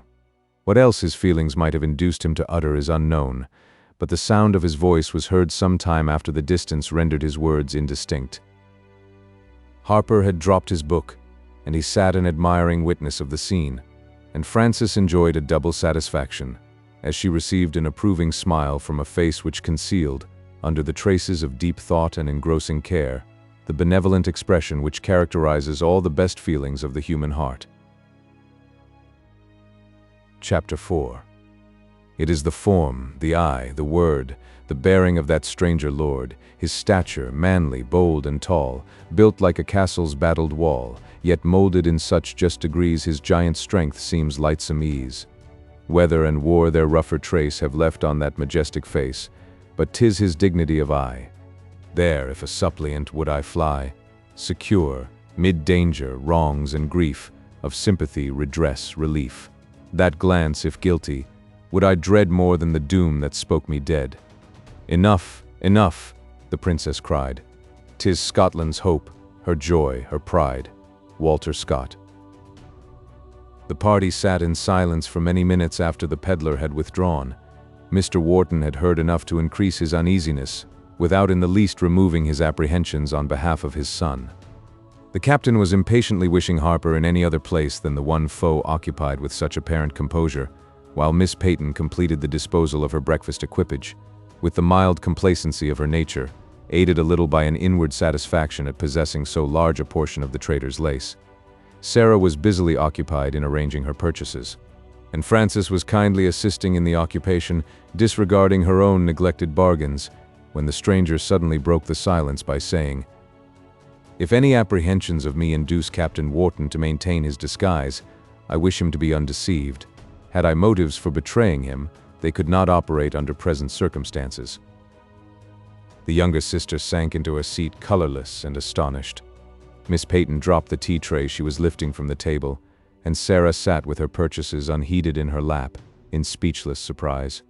Mr. Wharton was stupefied, but the captain, hesitating a moment from astonishment, sprang into the middle of the room and exclaimed, as he tore off the instruments of his disguise, "I believe you from my soul, and this tiresome imposition shall continue no longer. Yet I am at a loss to conceive in what manner you should know me." "You really look so much better in your proper person, Captain Wharton," said Harper, with a slight smile. "I would advise you never to conceal it in future. There is enough to betray you, if other sources of detection were wanting." As he spoke, he pointed to a picture suspended over the mantelpiece, which exhibited the British officer in his regimentals. "I had flattered myself," cried young Wharton with a laugh, "that I looked better on the canvas than in a masquerade. You must be a close observer, sir." "Necessity has made me one," said Harper, rising from his seat. Frances met him as he was about to withdraw, and, taking his hand between both her own, said with earnestness, her cheeks mantling with their richest vermilion, you will not betray my brother." For an instant Harper paused in silent admiration of the lovely pleader, and then, folding her hands on his breast, he replied solemnly, "I cannot, and I will not." He released her hands, and laying his own on her head gently, continued, "If the blessing of a stranger can profit you, receive it." He turned, and bowing low, retired, with a delicacy that was duly appreciated by those he quitted, to his own apartment. The whole party were deeply impressed with the ingenuous and solemn manner of the traveler, and all but the father found immediate relief in his declaration. Some of the cast-off clothes of the captain, which had been removed with the goods from the city, were produced, and young Wharton, released from the uneasiness of his disguise, began at last to enjoy a visit which had been undertaken at so much personal risk to himself. Mr. Wharton retiring to his apartment, in pursuance of his regular engagements, the ladies, with the young man, were left to an uninterrupted communication on such subjects as were most agreeable. Even Miss Peyton was affected with the spirits of her young relatives, and they sat for an hour enjoying, in heedless confidence, the pleasures of an unrestrained conversation, without reflecting on any danger which might be impending over them. The city and their acquaintances were not long neglected, for Miss Peyton, who had never forgotten the many agreeable hours of her residence within its boundaries, soon inquired, among others, after their old acquaintance, Colonel Wellmere. "Oh," cried the captain gaily, "he yet continues there as handsome and as gallant as ever. Although a woman be not actually in love, she seldom hears without a blush the name of a man whom she might love, and who has been connected with herself by idle gossips in the amatory rumor of the day." Such had been the case with Sarah, and she dropped her eyes on the carpet with a smile that, aided by the blush which suffused her cheek, in no degree detracted from her native charms. Captain Wharton, without heeding this display of interest in his sister, immediately continued, "At times he is melancholy, we tell him it must be love." Sarah raised her eyes to the face of her brother, and was consciously turning them on the rest of the party, when she met those of her sister laughing with good humor and high spirits, as she cried, "Poor man, does he despair? Why, no one would think he could not, the eldest son of a man of wealth, so handsome, and a colonel." "Strong reasons, indeed, why he should prevail," said Sarah, endeavoring to laugh. more particularly the latter. "Let me tell you," replied the captain, gravely. "A lieutenant colonelcy in the Guards is a very pretty thing. And Colonel Wellmere a very pretty man," added Frances. "Nay, Frances," returned her sister. "Colonel Wellmere was never a favorite of yours. He is too loyal to his king to be agreeable to your taste." Frances quickly answered, "And is not Henry loyal to his king?" "Come, come," said Miss Peyton. "No difference of opinion about the colonel, he is a favorite of mine." "Fanny likes majors better," cried the brother, pulling her upon his knee. "Nonsense," said the blushing girl, as she endeavored to extricate herself from the grasp of her laughing brother. "It surprises me," continued the captain, "that Peyton, when he procured the release of my father, did not endeavor to detain my sister in the rebel camp." "That might have endangered his own liberty," said the smiling girl, resuming her seat. "You know it is liberty for which Major Dunwoody is fighting." "Liberty," exclaimed Sarah. "Very pretty liberty which exchanges one master for 50. The privilege of changing masters at all is a liberty. And one you ladies would sometimes be glad to exercise," cried the captain. "We like, I believe, to have the liberty of choosing who they shall be in the first place," said the laughing girl. "Don't we, Aunt Jeanette?" "Me!" cried Miss Peyton, starting. "What do I know of such things, child? You must ask someone else, if you wish to learn such matters." "Ah, you would have us think you were never young. But what am I to believe of all the tales I have heard about the handsome Miss Jeanette Peyton?" "Nonsense, my dear, nonsense," said the aunt, endeavoring to suppress a smile. "It is very silly to believe all you hear." "Nonsense, do you call it?" cried the captain gaily. "To this hour General Montrose toasts Miss Peyton. I heard him within the week at Sir Henry's table." "Why, Henry, you are as saucy as your sister, and to break in upon your folly I must take you to see my new homemade manufactures, which I will be bold enough to put in contrast with the finery of Birch." The young people rose to follow their aunt, in perfect good humor with each other and the world. On ascending the stairs to the place of deposit for Miss Peyton's articles of domestic economy, she availed herself, however, of an opportunity to inquire of her nephew whether General Montrose suffered as much from the gout as he had done when she knew him. It is a painful discovery we make, as we advance in life, that even those we most love are not exempt from its frailties. When the heart is fresh, and the view of the future unsullied by the blemishes which have been gathered from the experience of the past, our feelings are most holy. We love to identify with the persons of our natural friends all those qualities to which we ourselves aspire, and all those virtues we have been taught to revere. The confidence with which we esteem seems a part of our nature, and there is a purity thrown around the affections which tie us to our kindred that after life can seldom hope to see uninjured. The family of Mr. Wharton continued to enjoy, for the remainder of the day, a happiness to which they had long been strangers, and one that sprang, in its younger members, from the delights of the most confident affection and the exchange of the most disinterested endearments. Harper appeared only at the dinner table, and he retired with the cloth under the pretense of some engagement in his own room. Notwithstanding the confidence created by his manner, the family felt his absence a relief, for the visit of Captain Wharton was necessarily to be confined to a very few days, both from the limitation of his leave of absence and the danger of a discovery. All dread of consequences, however, was lost in the pleasure of the meeting. Once or twice during the day, Mr. Wharton had suggested a doubt as to the character of his unknown guest, and the possibility of the detection of his son proceeding in some manner from his information, but the idea was earnestly opposed by all his children, even Sarah uniting with her brother and sister in pleading warmly in favor of the sincerity expressed in the outward appearance of the traveler. "Such appearances, my children," replied the desponding parent, "are but too often deceitful. When men like Major Andre lend themselves to the purposes of fraud, it is idle to reason from qualities, much less externals." "Fraud!" cried his son quickly. "Surely, sir, you forget that Major Andre was serving his king, and that the usages of war justified the measure."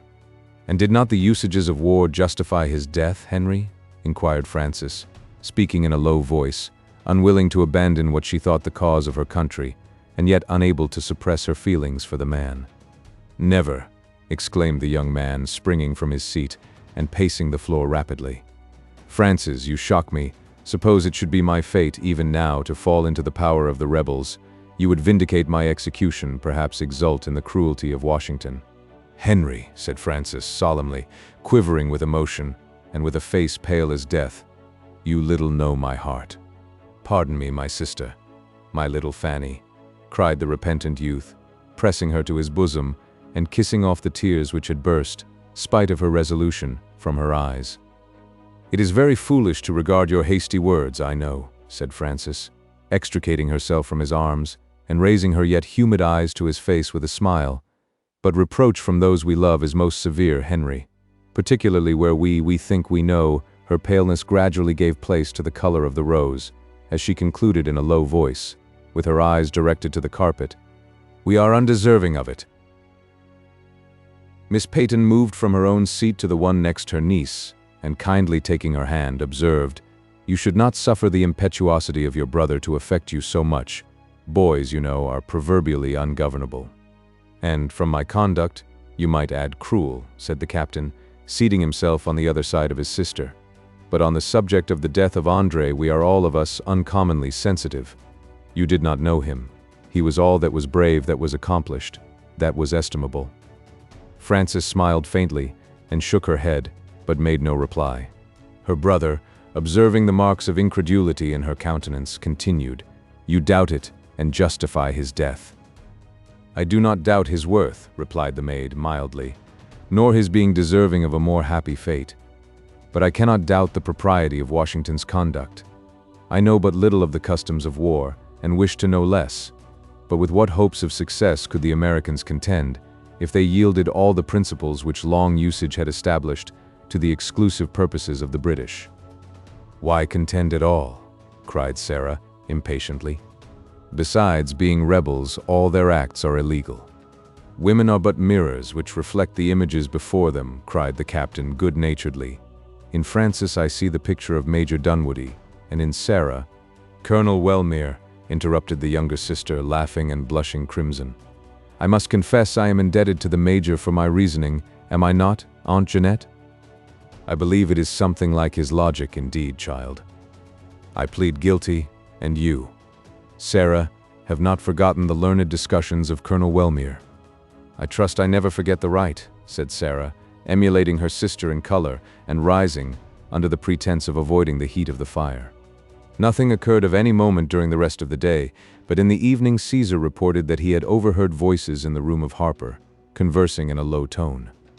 The apartment occupied by the traveler was the wing at the extremity of the building, opposite to the parlor in which the family ordinarily assembled, and it seems that Caesar had established a regular system of espionage with a view to the safety of his young master.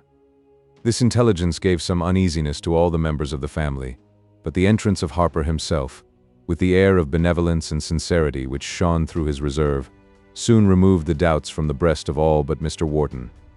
His children and sister believed Caesar to have been mistaken, and the evening passed off without any additional alarm. On the afternoon of the succeeding day, the party were assembled in the parlor around the tea-table of Miss Peyton, when a change in the weather occurred. The thin scud, that apparently floated but a short distance above the tops of the hills, began to drive from the west towards the east in astonishing rapidity. The rain yet continued to beat against the eastern windows of the house with fury. In that direction the heavens were dark and gloomy. Francis was gazing at the scene with the desire of youth to escape from the tedium of confinement, when, as if by magic, all was still. The rushing winds had ceased, the pelting of the storm was over, and, springing to the window, with delight pictured in her face, she saw a glorious ray of sunshine lighting the opposite wood. The foliage glittered with the checkered beauties of the October leaf, reflecting back from the moistened boughs the richest luster of an American autumn. In an instant the piazza, which opened to the south, was thronged with the inmates of the cottage. The air was mild, balmy, and refreshing. In the east, clouds, which might be likened to the retreating masses of a discomfited army, hung around the horizon in awful and increasing darkness. At a little elevation above the cottage, the thin vapor was still rushing towards the east with amazing velocity, while in the west the sun had broken forth and shed his parting radiance on the scene below, aided by the fullest richness of a clear atmosphere and a freshened herbage.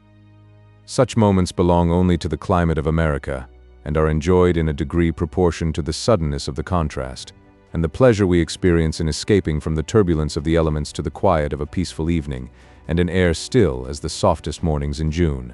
"What a magnificent scene," said Harper in a low tone. "How grand, how awfully sublime. May such a quiet speedily await the struggle in which my country is engaged, and such a glorious evening follow the day of her adversity." Frances, who stood next to him, alone heard the voice. Turning in amazement from the view to the speaker, she saw him standing bareheaded, erect, and with his eyes lifted to heaven. There was no longer the quiet which had seemed their characteristic, but they were lighted into something like enthusiasm, and a slight flush passed over his features. There can be no danger apprehended from such a man, thought Frances. Such feelings belong only to the virtuous. The musings of the party were now interrupted by the sudden appearance of the peddler. He had taken advantage of the first gleam of sunshine to hasten to the cottage. Heedless of wet or dry as it lay in his path, with arms swinging to and fro, and with his head bent forward of his body several inches, Harvey Birch approached the piazza with a gait peculiarly his own. It was the quick, lengthened pace of an itinerant vendor of goods. "Fine evening," said the peddler, saluting the party without raising his eyes.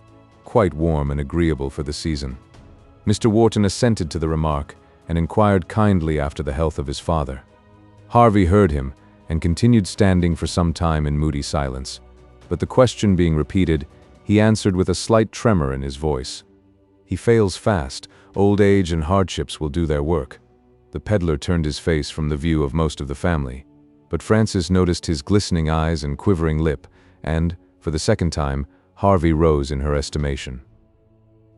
The valley in which the residence of Mr. Wharton stood ran in a direction from northwest to southeast, and the house was placed on the side of a hill which terminated its length in the former direction. A small opening, occasioned by the receding of the opposite hill, and the fall of the land to the level of the tidewater, afforded a view of the Sound over the tops of the distant woods on its margin. The surface of the water, which had so lately been lashing the shores with boisterous fury, was already losing its ruffled darkness in the long and regular undulations that succeeded a tempest, while the light air from the southwest was gently touching their summits, lending its feeble aid in stilling the waters. Some dark spots were now to be distinguished, occasionally rising into view, and again sinking behind the lengthened waves which interposed themselves to the sight. They were unnoticed by all but the peddler. He had seated himself on the piazza, at a distance from Harper, and appeared to have forgotten the object of his visit. His roving eye, however, soon caught a glimpse of these new objects in the view, and he sprang up with alacrity, gazing intently towards the water. He changed his place, glanced his eye with marked uneasiness on Harper, and then said with great emphasis, "The Wrigglers must be out from below."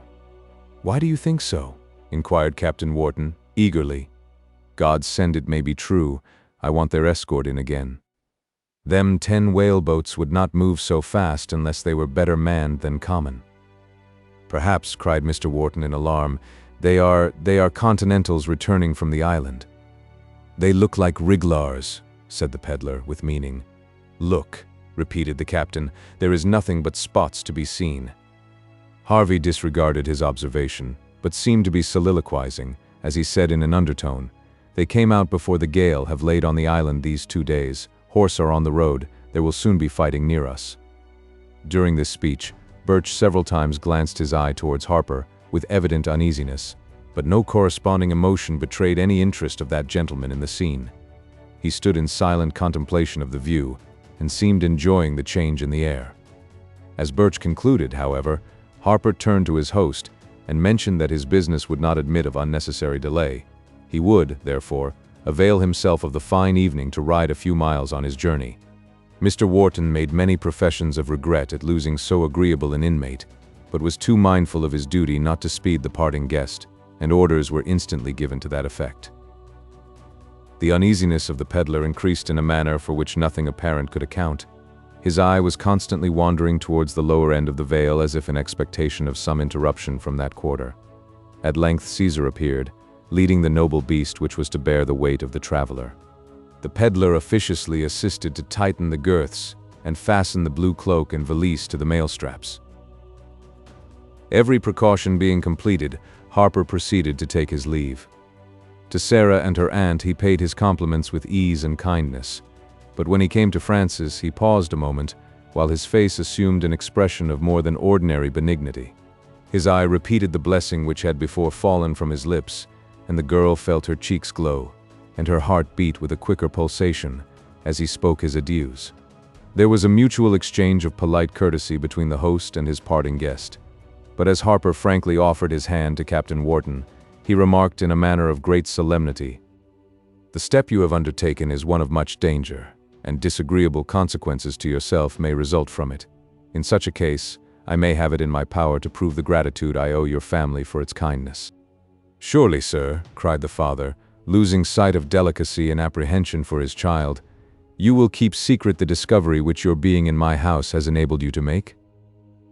Harper turned quickly to the speaker, and then, losing the sternness which had begun to gather on his countenance, he answered mildly, "I have learned nothing in your family, sir, of which I was ignorant before, but your son is safer from my knowledge of his visit than he would be without it." He bowed to the whole party, and without taking any notice of the peddler, other than by simply thanking him for his attentions, mounted his horse, and, riding steadily and gracefully through the little gate, was soon lost behind the hill which sheltered the valley to the northward. The eyes of the peddler followed the retiring figure of the horseman so long as it continued within view, and as it disappeared from his sight, he drew a long and heavy sigh, as if relieved from a load of apprehension. The Whartons had meditated in silence on the character and visit of their unknown guest for the same period, when the father approached Birch and observed, "I am yet your debtor, Harvey, for the tobacco you were so kind as to bring me from the city." "If it should not prove so good as the first," replied the peddler, fixing a last and lingering look in the direction of Harper's route, "it is owing to the scarcity of the article." "I like it much," continued the other, "but you have forgotten to name the price." The countenance of the trader changed, and, losing its expression of deep care and a natural acuteness, he answered, "It is hard to say what ought to be the price. I believe I must leave it to your own generosity." Mr. Wharton had taken a hand well filled with the images of Carolus III from his pocket, and now extended it towards Birch with 3 of the pieces between his finger and thumb. Harvey's eyes twinkled as he contemplated the reward, and rolling over in his mouth a large quantity of the article in question, coolly stretched forth his hand, into which the dollars fell with a most agreeable sound.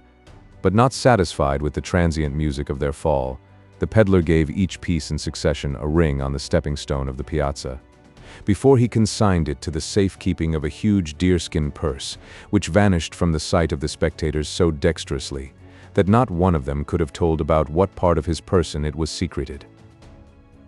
This very material point in his business so satisfactorily completed, the peddler rose from his seat on the floor of the piazza and approached to where Captain Wharton stood, supporting his sisters on either arm as they listened with the lively interest of affection to his conversation. The agitation of the preceding incidents had caused such an expenditure of the juices which had become necessary to the mouth of the peddler, that a new supply of the weed was required before he could turn his attention to business of lesser moment. This done, he asked abruptly, "Captain Wharton, do you go in tonight?" "No," said the captain laconically, and looking at his lovely burdens with great affection. "Mr. Birch, would you have me leave such company so soon, when I may never enjoy it again?" "Brother," said Francis, "jesting on such a subject is cruel." "I rather guess," continued the peddler coolly, "now the storm is over, the skinners may be moving. You had better shorten your visit, Captain Wharton." "Oh," cried the British officer, "a few guineas will buy off those rascals at any time, should I meet them. No, no, Mr. Birch, here I stay until morning." "Money could not liberate Major Andre," said the peddler dryly. Both the sisters now turned to the captain in alarm, and the elder observed, "You had better take the advice of Harvey. Rest assured, his opinion in such matters ought not to be disregarded." "Yes," added the younger, "if, as I suspect, Mr. Birch assisted you to come here, your safety, our happiness, dear Henry, requires you to listen to him now." "I brought myself out, and can take myself in," said the captain positively. "Our bargain went no further than to procure my disguise, and to let me know when the coast was clear, and in the latter particular you were mistaken, Mr. Birch." "I was," said the peddler, with some interest, and the greater is the reason why you should get back tonight. The pass I gave you will serve but once. Cannot you forge another?" The pale cheek of the trader showed an unusual color, but he continued silent with his eyes fixed on the ground, until the young man added with great positiveness, "Here I stay this night, come what will." "Captain Wharton," said the peddler, with great deliberation and marked emphasis, "beware a tall Virginian with huge whiskers. He is below you to my knowledge. The devil can't deceive him. I never could but once." "Let him beware of me," said Wharton haughtily. "But Mr. Birch, I exonerate you from further responsibility." "Will you give me that in writing?" asked the cautious Birch. "Oh, cheerfully," cried the captain with a laugh. "Caesar, pen, ink, and paper, while I write a discharge for my trusty attendant, Harvey Birch, peddler, etc., etc." The implements for writing were produced, and the captain, with great gaiety, wrote the desired acknowledgment in language of his own, which the peddler took, and carefully depositing it by the side of the image of his Catholic Majesty, made a sweeping bow to the whole family, and departed as he had approached. He was soon seen at a distance, stealing into the door of his own humble dwelling. The father and sisters of the captain were too much rejoiced in retaining the young man to express, or even entertain, the apprehensions his situation might reasonably excite, but on retiring to their evening repast, a cooler reflection induced the captain to think of changing his mind. Unwilling to trust himself out of the protection of his father's domains, the young man dispatched Caesar to desire another interview with Harvey. The black soon returned with the unwelcome intelligence that it was now too late. Katie had told him that Harvey must be miles on his road to the northward, having left home at early candlelight with his pack. Nothing now remained to the captain but patience, until the morning should afford further opportunity of deciding on the best course for him to pursue. "This Harvey Birch, with his knowing looks and portentous warnings, gives me more uneasiness than I am willing to own," said Captain Wharton, rousing himself from a fit of musing in which the danger of his situation made no small part of his meditations. "How is it that he is able to travel to and fro in these difficult times without molestation?" inquired Miss Peyton. "Why the rebels suffer him to escape so easily is more than I can answer," returned the other. "But Sir Henry would not permit a hair of his head to be injured." "Indeed," cried Francis with interest. "Is he then known to Sir Henry Clinton?" "At least he ought to be." "Do you think, my son," asked Mr. Wharton, "there is no danger of his betraying you?" "Why, no. I reflected on that before I trusted myself to his power," said the captain thoughtfully. "He seems to be faithful in matters of business. The danger to himself, should he return to the city, would prevent such an act of villainy." "I think," said Francis, adopting the manner of her brother, "Harvey Birch is not without good feelings. At least he has the appearance of them at times." "Oh," cried his sister, exulting, "he has loyalty, and that with me is a cardinal virtue." "I am afraid," said her brother, laughing, "love of money is a stronger passion than love of his king."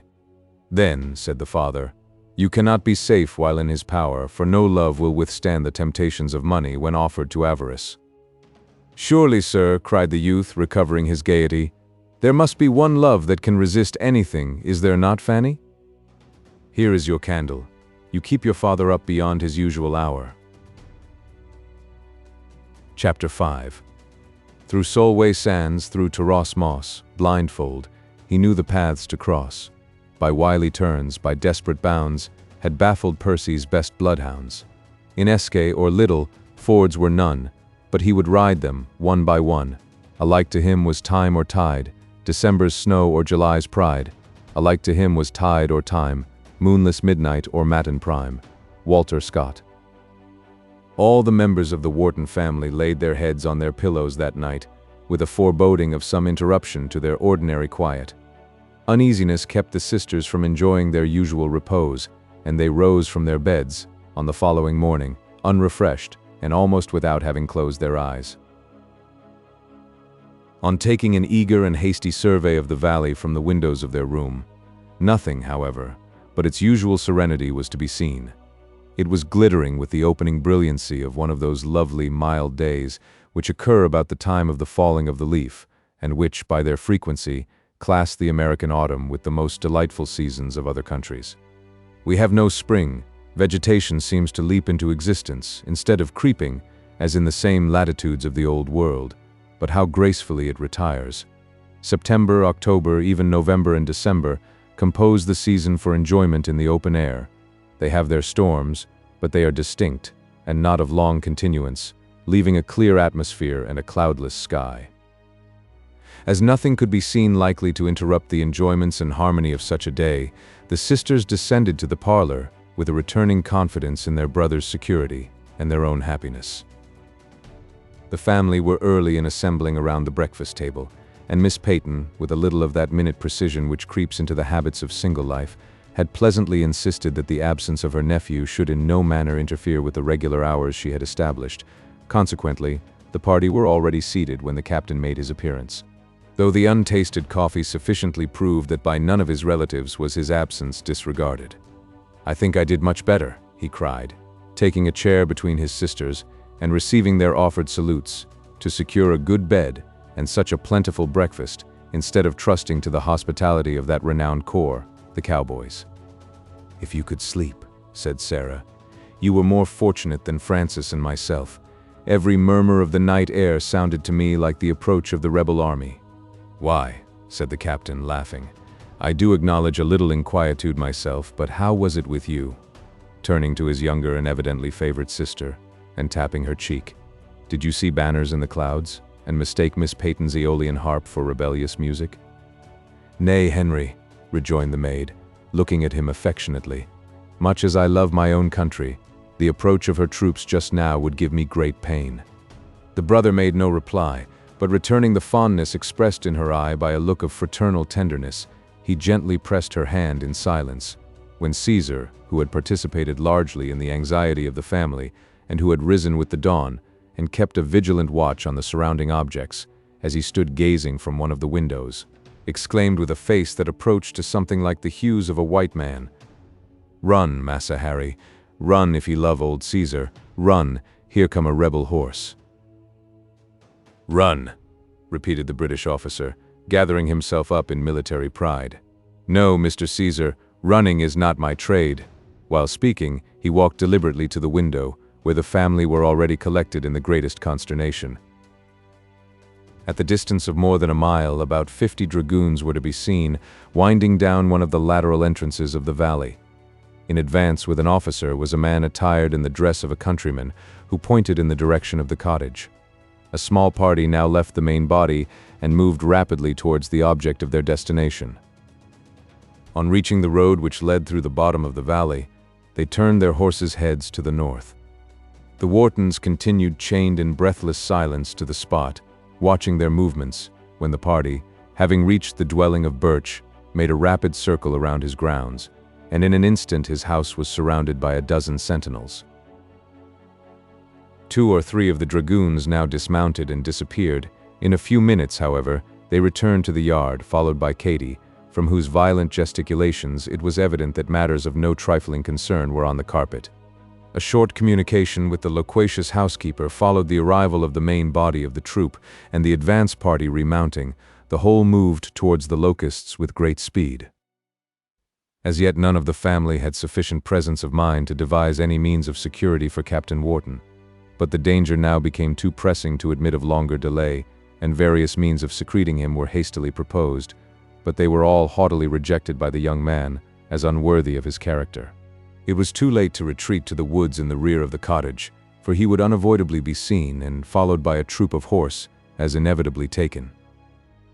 At length his sisters, with trembling hands, replaced his original disguise, the instruments of which had been carefully kept at hand by Caesar, in expectation of some sudden emergency. This arrangement was hastily and imperfectly completed, as the dragoons entered the lawn and orchard of the Locusts, riding with the rapidity of the wind, and in their turn the Whartons were surrounded. Nothing remained now but to meet the impending examination with as much indifference as the family could assume. The leader of the horse dismounted, and, followed by a couple of his men, he approached the outer door of the building, which was slowly and reluctantly opened for his admission by Caesar. The heavy tread of the trooper, as he followed the black to the door of the parlor, rang in the ears of the females as it approached nearer and nearer, and drove the blood from their faces to their hearts, with a chill that nearly annihilated feeling. A man, whose colossal stature manifested the possession of vast strength, entered the room, and removing his cap, he saluted the family with a mildness his appearance did not indicate as belonging to his nature. His dark hair hung around his brow in profusion, though stained with powder which was worn at that day, and his face was nearly hid in the whiskers by which it was disfigured. Still, the expression of his eye, though piercing, was not bad, and his voice, though deep and powerful, was far from unpleasant. Francis ventured to throw a timid glance at his figure as he entered, and saw at once the man from whose scrutiny Harvey Birch had warned them there was so much to be apprehended. "You have no cause for alarm, ladies," said the officer, pausing a moment, and contemplating the pale faces around him. "My business will be confined to a few questions which, if freely answered, will instantly remove us from your dwelling." "And what may they be, sir?" stammered Mr. Wharton, rising from his chair and waiting anxiously for the reply.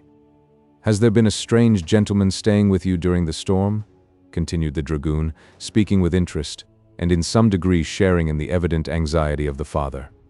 "This gentleman here favored us with his company during the rain, and has not yet departed." "This gentleman?" repeated the other, turning to Captain Wharton, and contemplating his figure for a moment until the anxiety of his countenance gave place to a lurking smile. He approached the youth with an air of comic gravity, and with a low bow, continued, "I am sorry for the severe cold you have in your head, sir." "I," exclaimed the captain in surprise, "I have no cold in my head. I fancied it then, from seeing you had covered such handsome black locks with that ugly old wig. It was my mistake. You will please to pardon it." Mr. Wharton groaned aloud, but the ladies, ignorant of the extent of their visitor's knowledge, remained in trembling yet rigid silence. The captain himself moved his hand involuntarily to his head, and discovered that the trepidation of his sisters had left some of his natural hair exposed. The dragoon watched the movement with a continued smile when, seeming to recollect himself, turning to the father, he proceeded. "Then, sir, I am to understand there has not been a Mr. Harper here within the week?" "Mr. Harper," echoed the other, feeling a load removed from his heart. "Yes, I had forgotten, but he is gone, and if there be anything wrong in his character, we are in entire ignorance of it. To me he was a total stranger." "You have but little to apprehend from his character," answered the dragoon dryly. "But he is gone how, when, and whither?" "He departed as he arrived," said Mr. Wharton, gathering renewed confidence from the manner of the trooper, "on horseback last evening, and he took the northern road." The officer listened to him with intense interest, his countenance gradually lighting into a smile of pleasure, and the instant Mr. Wharton concluded his laconic reply he turned on his heel and left the apartment. The Whartons, judging from his manner, thought he was about to proceed in quest of the object of his inquiries. They observed the dragoon, on gaining the lawn, in earnest and apparently pleased conversation with his two subalterns. In a few moments orders were given to some of the troops, and horsemen left the valley at full speed by its various roads. The suspense of the party within, who were all highly interested witnesses of this scene, was shortly terminated, for the heavy tread of the dragoon soon announced his second approach. He bowed again politely as he re-entered the room, and walking up to Captain Wharton, said, with comic gravity, "Now, sir, my principal business being done, may I beg to examine the quality of that wig?" The British officer imitated the manner of the other as he deliberately uncovered his head, and handing him the wig, observed, "I hope, sir, it is to your liking." "I cannot, without violating the truth, say it is," returned the dragoon. "I prefer your ebony hair, from which you seem to have combed the powder with great industry. But that must have been a sad hurt you have received under this enormous black patch." "You appear so close an observer of things, I should like your opinion of it, sir," said Henry, removing the silk and exhibiting the cheek free from blemish. "Upon my word, you improve most rapidly in externals," added the trooper, preserving his muscles in inflexible gravity. "If I could but persuade you to exchange this old surtout for that handsome blue coat by your side, I think I never could witness a more agreeable metamorphosis, since I was changed myself from a lieutenant to a captain." Young Wharton very composedly did as was required and stood an extremely handsome, well-dressed young man. The dragoon looked at him for a minute with the drollery that characterized his manner, and then continued. "This is a newcomer in the scene. It is usual, you know, for strangers to be introduced. I am Captain Lawton of the Virginia Horse." "And I, sir, am Captain Wharton of His Majesty's 60th Regiment of Foot," returned Henry, bowing stiffly and recovering his natural manner. The countenance of Lawton changed instantly, and his assumed quaintness vanished. He viewed the figure of Captain Wharton as he stood proudly swelling with a pride that disdained further concealment, and exclaimed with great earnestness, "Captain Wharton, from my soul I pity you." "Oh, then," cried the father in agony, "if you pity him, dear sir, why molest him? He is not a spy. Nothing but a desire to see his friends prompted him to venture so far from the regular army in disguise. Leave him with us. There is no reward, no sum, which I will not cheerfully pay." "Sir, your anxiety for your friend excuses your language," said Lawton haughtily, "but you forget I am a Virginian and a gentleman." Turning to the young man, he continued, "Were you ignorant, Captain Wharton, that our pickets have been below you for several days?" "I did not know it until I reached them, and it was then too late to retreat," said Wharton sullenly. "I came out, as my father has mentioned, to see my friends, understanding your parties to be at Peekskill and near the Highlands, or surely I would not have ventured.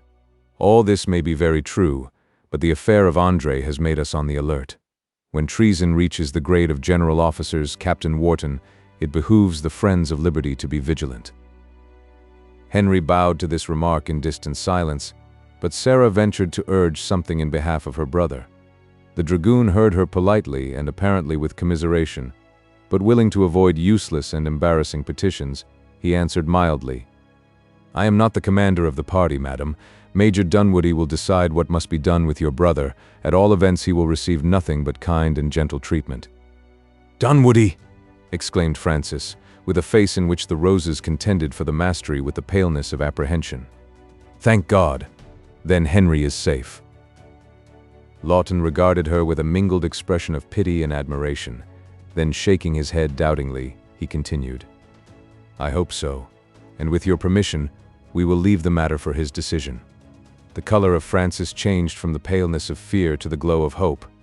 Her dread on behalf of her brother was certainly greatly diminished, yet her form shook, her breathing became short and irregular, and her whole frame gave tokens of extraordinary agitation. Her eyes rose from the floor to the dragoon, and were again fixed immovably on the carpet. She evidently wished to utter something but was unequal to the effort. Miss Peyton was a close observer of these movements of her niece, and advancing with an air of feminine dignity, inquired, "Then, sir, we may expect the pleasure of Major Dunwoodie's company shortly?" "Immediately, madam," answered the dragoon, withdrawing his admiring gaze from the person of Francis. "Expresses are already on the road to announce to him our situation, and the intelligence will speedily bring him to this valley, unless, indeed, some private reasons may exist to make a visit particularly unpleasant. We shall always be happy to see Major Dunwoodie." "Oh, doubtless.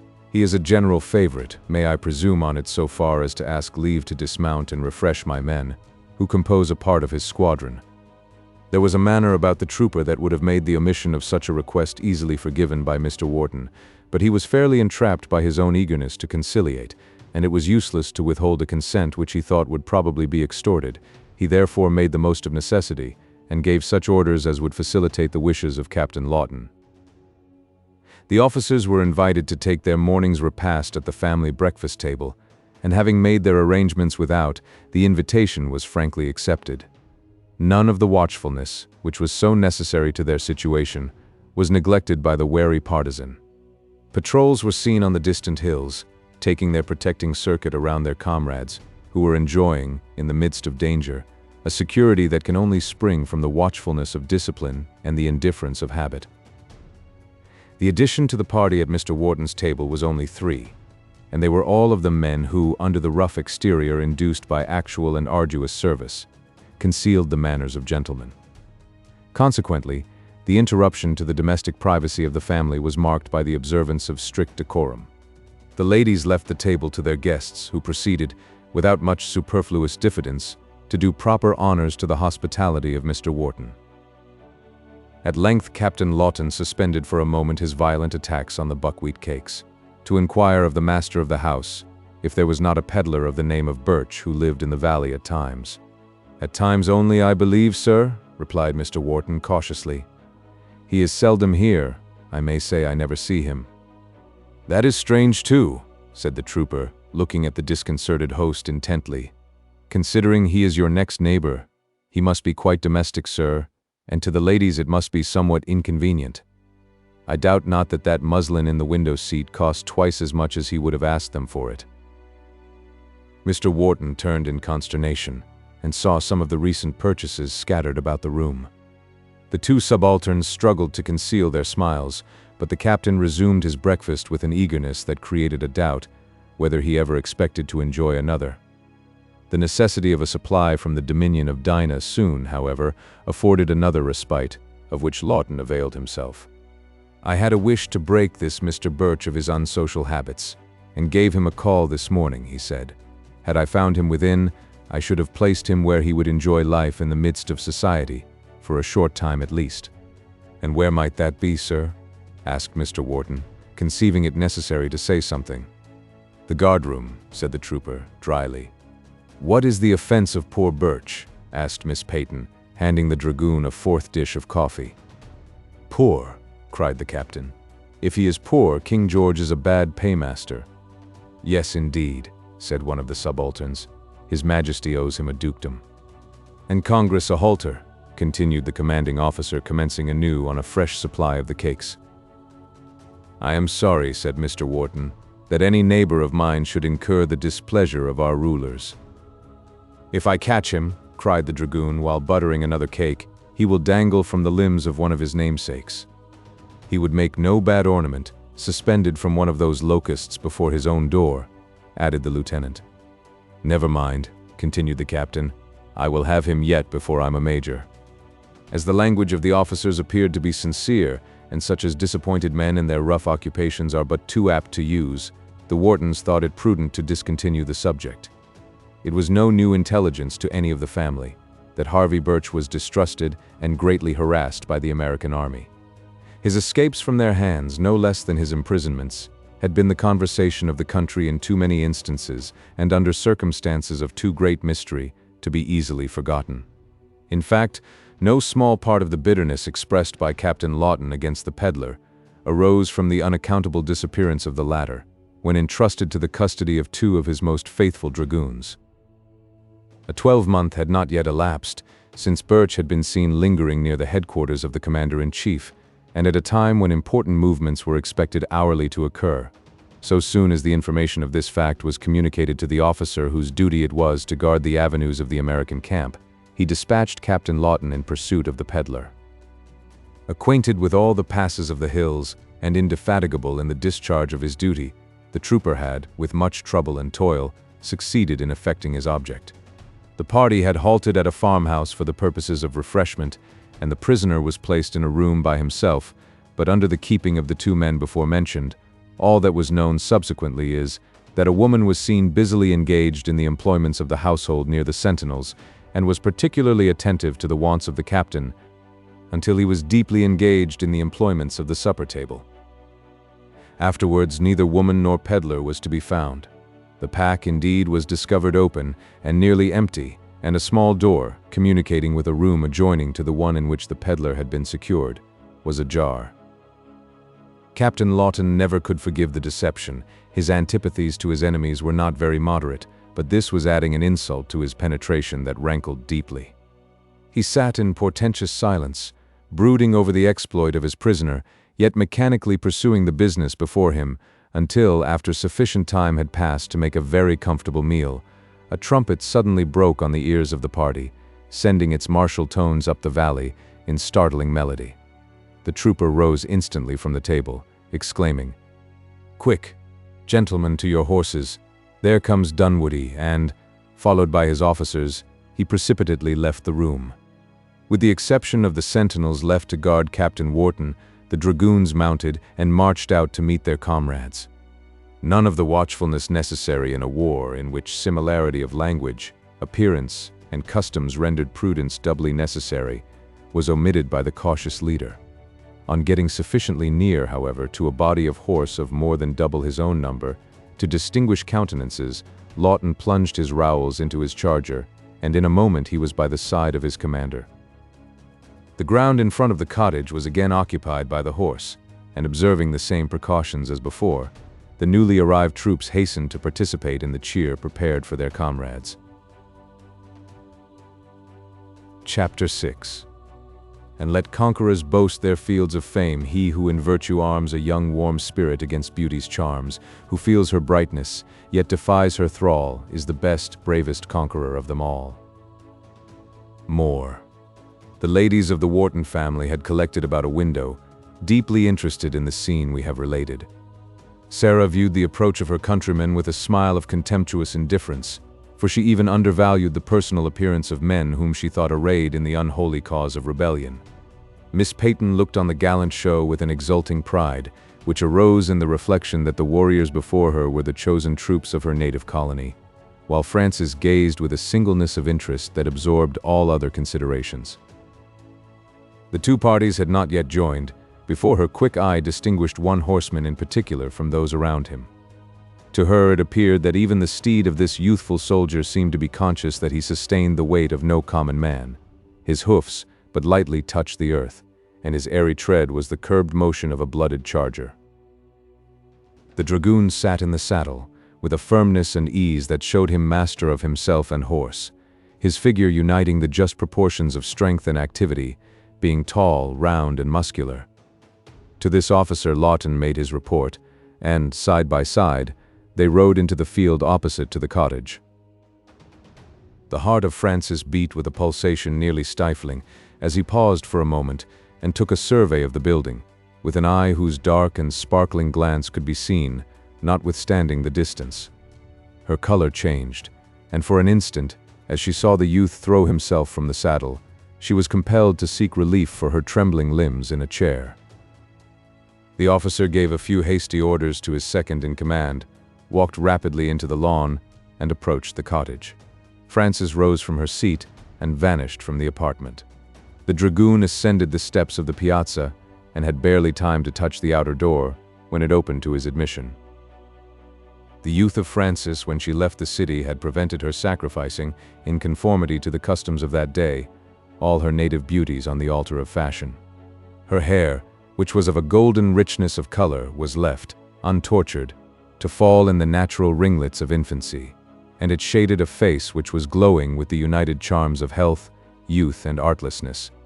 Her eyes spoke volumes, but her tongue was silent, her hands were interlocked before her, and, aided by her taper form, bending forward in an attitude of expectation, gave a loveliness and an interest to her appearance that for a moment chained her lover in silence to the spot. Frances silently led the way into a vacant parlor, opposite to the one in which the family were assembled, and turning to the soldier frankly, placing both her hands in his own, exclaimed, "Ah, Dunwoodie, how happy on many accounts I am to see you. I have brought you in here to prepare you to meet an unexpected friend in the opposite room." "To whatever cause it may be owing," cried the youth, pressing her hands to his lips, "I, too, am happy in being able to see you alone. Francis, the probation you have decreed is cruel. War and distance may separate us forever. We must submit to the necessity which governs us. But it is not love speeches I would hear now. I have other and more important matter for your attention. What can be of more importance than to make you mine by a tie that will be indissoluble? Francis, you are cold to me from whose mind days of service and nights of alarm have never been able to banish your image for a single moment." "Dear Dunwoodie," said Francis, softening nearly to tears, and again extending her hand to him, as the richness of her color gradually returned, "you know my sentiments, this war once ended, and you may take that hand forever, but I can never consent to tie myself to you by any closer union than already exists, so long as you are arrayed in arms against my only brother. Even now that brother is awaiting your decision to restore him to liberty, or to conduct him to a probable death." "Your brother!" cried Dunwoodie, starting and turning pale. "Your brother! Explain yourself. What dreadful meaning is concealed in your words?" "Has not Captain Lawton told you of the arrest of Henry by himself this very morning?" continued Francis, in a voice barely audible, and fixing on her lover a look of the deepest concern. "He told me of arresting a captain of the 60th in disguise, but without mentioning where or whom," replied the major in a similar tone, and dropping his head between his hands, he endeavored to conceal his feelings from his companion. "Dunwoodie! Dunwoodie!" exclaimed Frances, losing all her former confidence in the most fearful apprehensions. "What means this agitation?" As the Major slowly raised his face, in which was pictured the most expressive concern, she continued, "Surely, surely, you will not betray your friend, my brother, your brother, to an ignominious death." "Frances!" exclaimed the young man in agony. "What can I do?" "Do," she repeated, gazing at him wildly. "Would Major Dunwoodie yield his friend to his enemies, the brother of his betrothed wife? Oh, speak not so unkindly to me, dearest Miss Wharton, my own Frances. I would this moment die for you for Henry, but I cannot forget my duty, cannot forfeit my honor. You yourself would be the first to despise me if I did." "Peyton Dunwoodie," said Frances solemnly and with a face of ashy paleness, "you have told me, you have sworn, that you love me."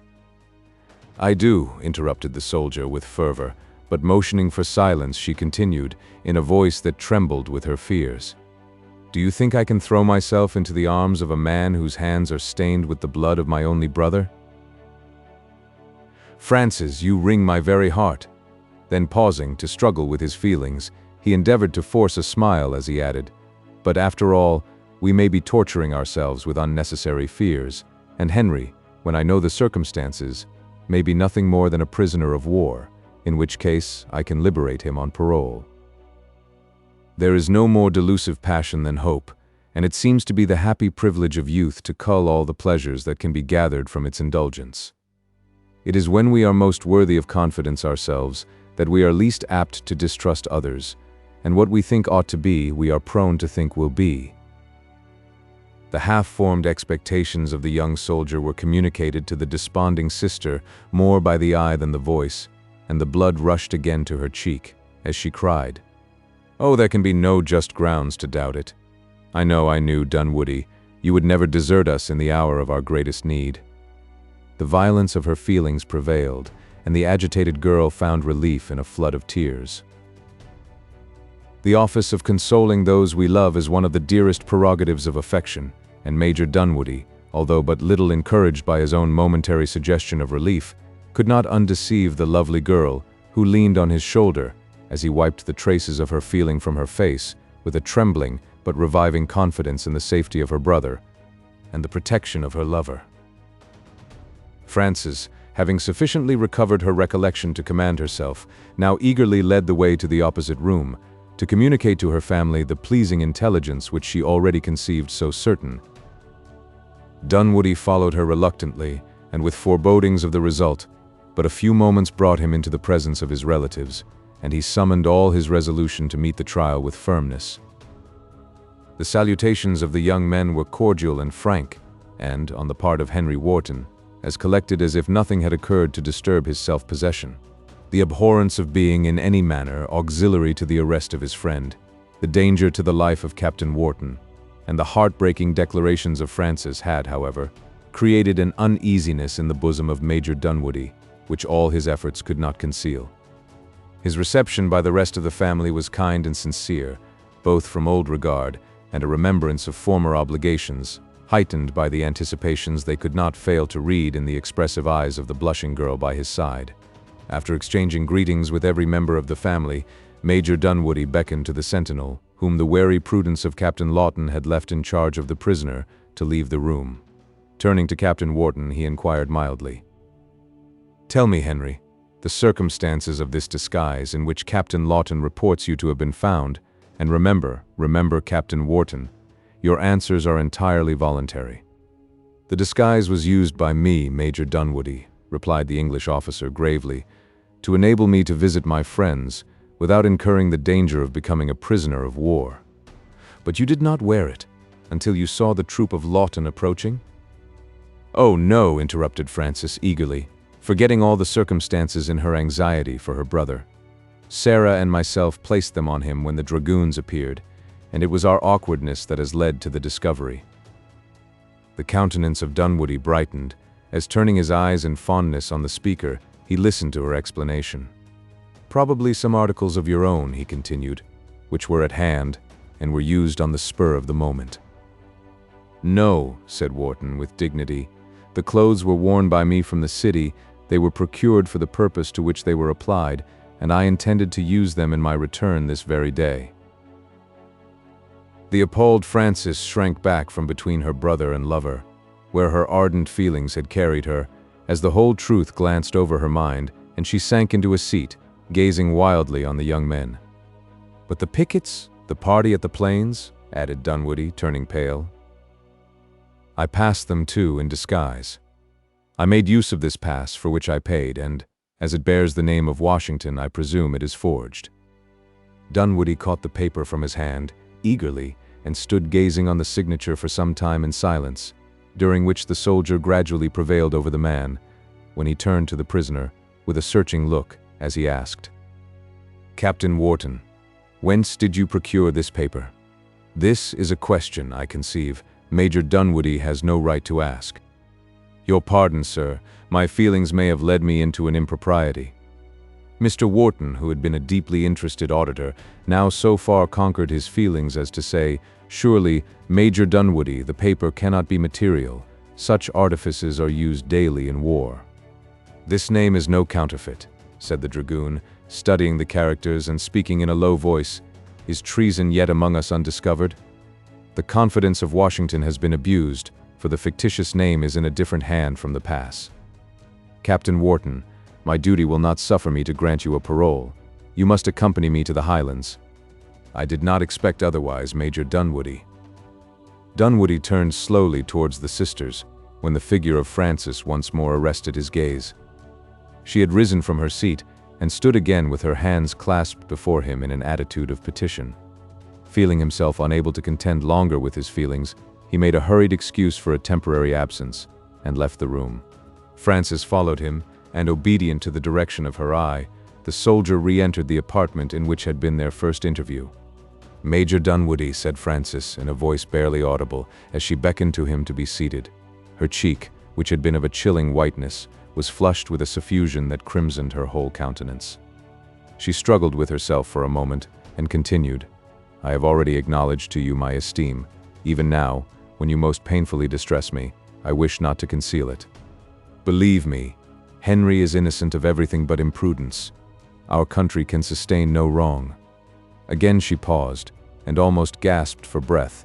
Her color changed rapidly from red to white, until the blood rushed into her face, covering her features with the brightest vermilion, and she added hastily, in an undertone, "I have promised, Dunwoodie, when peace shall be restored to our country, to become your wife.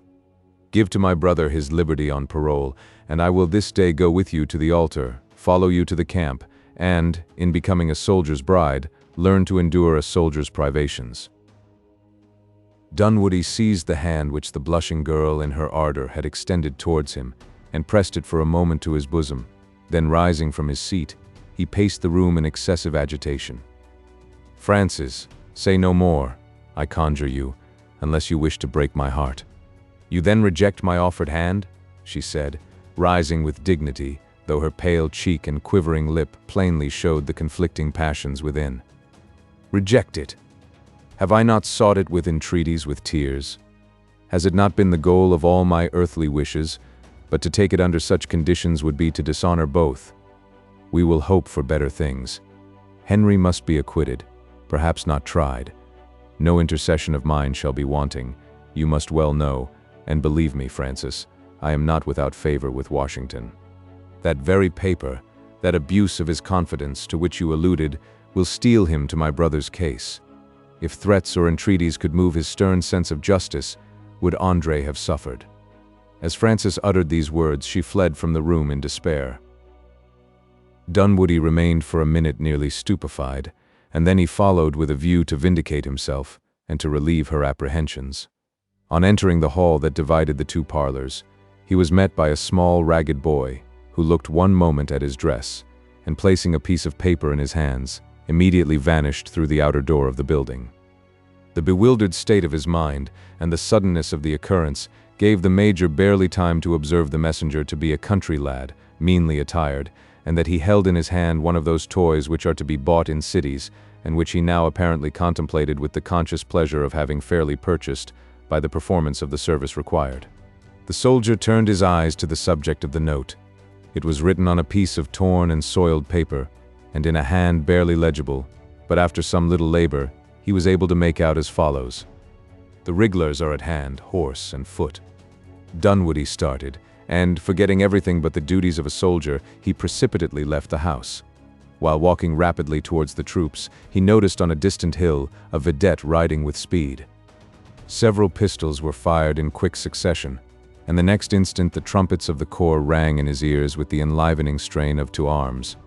By the time he had reached the ground occupied by his squadron, the major saw that every man was in active motion. Lawton was already in the saddle, eyeing the opposite extremity of the valley with the eagerness of expectation, and crying to the musicians, in tones but little lower than their own, "Sound away, my lads, and let these Englishmen know that the Virginia horse are between them and the end of their journey."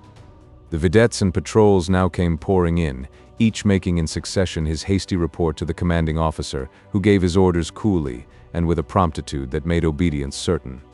Once only, as he wheeled his horse to ride over the ground in front, did Dunwoody trust himself with a look at the cottage, and his heart beat with unusual rapidity as he saw a female figure standing, with clasped hands, at a window of the room in which he had met Francis. The distance was too great to distinguish her features, but the soldier could not doubt that it was his mistress. The paleness of his cheek and the languor of his eye endured but for a moment longer. As he rode towards the intended battleground, a flush of ardor began to show itself on his sunburnt features, and his dragoons, who studied the face of their leader, as the best index to their own fate, saw again the wonted flashing of the eyes, and the cheerful animation, which they had so often witnessed on the eve of battle. By the additions of the vedettes and parties that had been out, and which now had all joined, the whole number of the horse was increased to nearly 200. There was also a small body of men, whose ordinary duties were those of guides, but who, in cases of emergency, were embodied and did duty as foot soldiers. These were dismounted, and proceeded, by the order of Dunwoody, to level the few fences which might interfere with the intended movements of the cavalry. The neglect of husbandry, which had been occasioned by the war, left this task comparatively easy. Those long lines of heavy and durable walls, which now sweep through every part of the country, 40 years ago were unknown. The slight and tottering fences of stone were then used more to clear the land for the purposes of cultivation than as permanent barriers, and required the constant attention of the husbandman to preserve them against the fury of the tempests and the frosts of winter. Some few of them had been built with more care immediately around the dwelling of Mr. Wharton, but those which had intersected the vale below were now generally a pile of ruins, over which the horses of the Virginians would bound with the fleetness of the wind. Occasionally a short line yet preserved its erect appearance, but as none of those crossed the ground on which Dunwoody intended to act, there remained only the slighter fences of rails to be thrown down. Their duty was hastily but effectually performed, and the guides withdrew to the post assigned to them for the approaching fight. Major Dunwoody had received from his scouts all the intelligence concerning his foe, which was necessary to enable him to make his arrangements. The bottom of the valley was an even plain, that fell with a slight inclination from the foot of the hills on either side, to the level of a natural meadow that wound through the country on the banks of a small stream, by whose waters it was often inundated and fertilized. This brook was easily forded in any part of its course, and the only impediment it offered to the movements of the horse was in a place where it changed its bed from the western to the eastern side of the valley, and where its banks were more steep and difficult of access than common. Here the highway crossed it by a rough wooden bridge, as it did again at the distance of half a mile above the Locusts. The hills on the eastern side of the valley were abrupt, and frequently obtruded themselves in rocky prominences into its bosom, lessening the width to half the usual dimensions. One of these projections was but a short distance in the rear of the squadron of dragoons, and Dunwoody directed Captain Lawton to withdraw, with 2 troops, behind its cover. The officer obeyed with a kind of surly reluctance, that was, however, somewhat lessened by the anticipations of the effect his sudden appearance would make on the enemy. Dunwoody knew his man, and had selected the captain for this service, both because he feared his precipitation in the field, and knew, when needed, his support would never fail to appear. It was only in front of the enemy that Captain Lawton was hasty. At all other times his discernment and self-possession were consummately preserved, but he sometimes forgot them in his eagerness to engage. On the left of the ground on which Dunwoody intended to meet his foe was a close wood, which skirted that side of the valley for the distance of a mile. Into this, then, the guides retired and took their station near its edge in such a manner as would enable them to maintain a scattering but effectual fire on the advancing column of the enemy. It cannot be supposed that all these preparations were made unheeded by the inmates of the cottage. On the contrary, every feeling which can agitate the human breast in witnessing such a scene was actively alive. Mr. Wharton alone saw no hopes to himself in the termination of the conflict. If the British should prevail, his son would be liberated, but what would then be his own fate? He had hitherto preserved his neutral character in the midst of trying circumstances. The fact of his having a son in the Royal, or, as it was called, the regular army, had very nearly brought his estates to the hammer. Nothing had obviated this result, but the powerful interest of the relation who held a high political rank in the state, and his own vigilant prudence.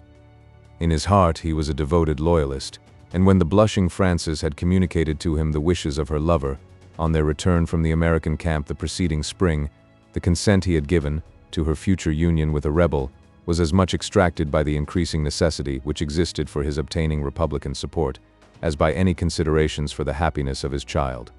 Should his son now be rescued, he would, in the public mind, be united with him as a plotter against the freedom of the states, and should he remain a captive and undergo the impending trial, the consequences might be still more dreadful. Much as he loved his wealth, Mr. Wharton loved his children better, and he sat gazing on the movements without, with a listless vacancy in his countenance that fully denoted his imbecility of character. Far different were the feelings of the son. Captain Wharton had been left in the keeping of 2 dragoons, one of whom marched to and fro on the piazza with a measured tread, and the other had been directed to continue in the same apartment with his prisoner. The young man had witnessed all the movements of Dunwoody with admiration, mingled with fearful anticipations of the consequences to friends. He particularly disliked the ambush of the detachment under Lawton, who could be distinctly seen from the windows of the cottage, cooling his impatience by pacing on foot the ground in front of his men. Henry Wharton threw several hasty and inquiring glances around to see if no means of liberation would offer, but invariably found the eyes of his sentinel fixed on him with the watchfulness of an Argus. He longed, with the ardor of youth, to join in the glorious fray, but was compelled to remain a dissatisfied spectator of a scene in which he would so cheerfully have been an actor. Miss Peyton and Sarah continued gazing on the preparations with varied emotions, in which concern for the fate of the captain formed the most prominent feeling, until the moment of shedding of blood seemed approaching, when, with the timidity of their sex, they sought the retirement of an inner room. Not so Frances. She returned to the apartment where she had left Dunwoody, and, from one of its windows, had been a deeply interested spectator of all his movements. The wheelings of the troops, the deadly preparations, had all been unnoticed. She saw her lover only, and with mingled emotions of admiration and dread that nearly chilled her. At one moment the blood rushed to her heart, as she saw the young warrior riding through his ranks, giving life and courage to all whom he addressed, and the next, it curdled with the thought that the very gallantry she so much valued might prove the means of placing the grave between her and the object of her regard. Frances gazed until she could look no longer.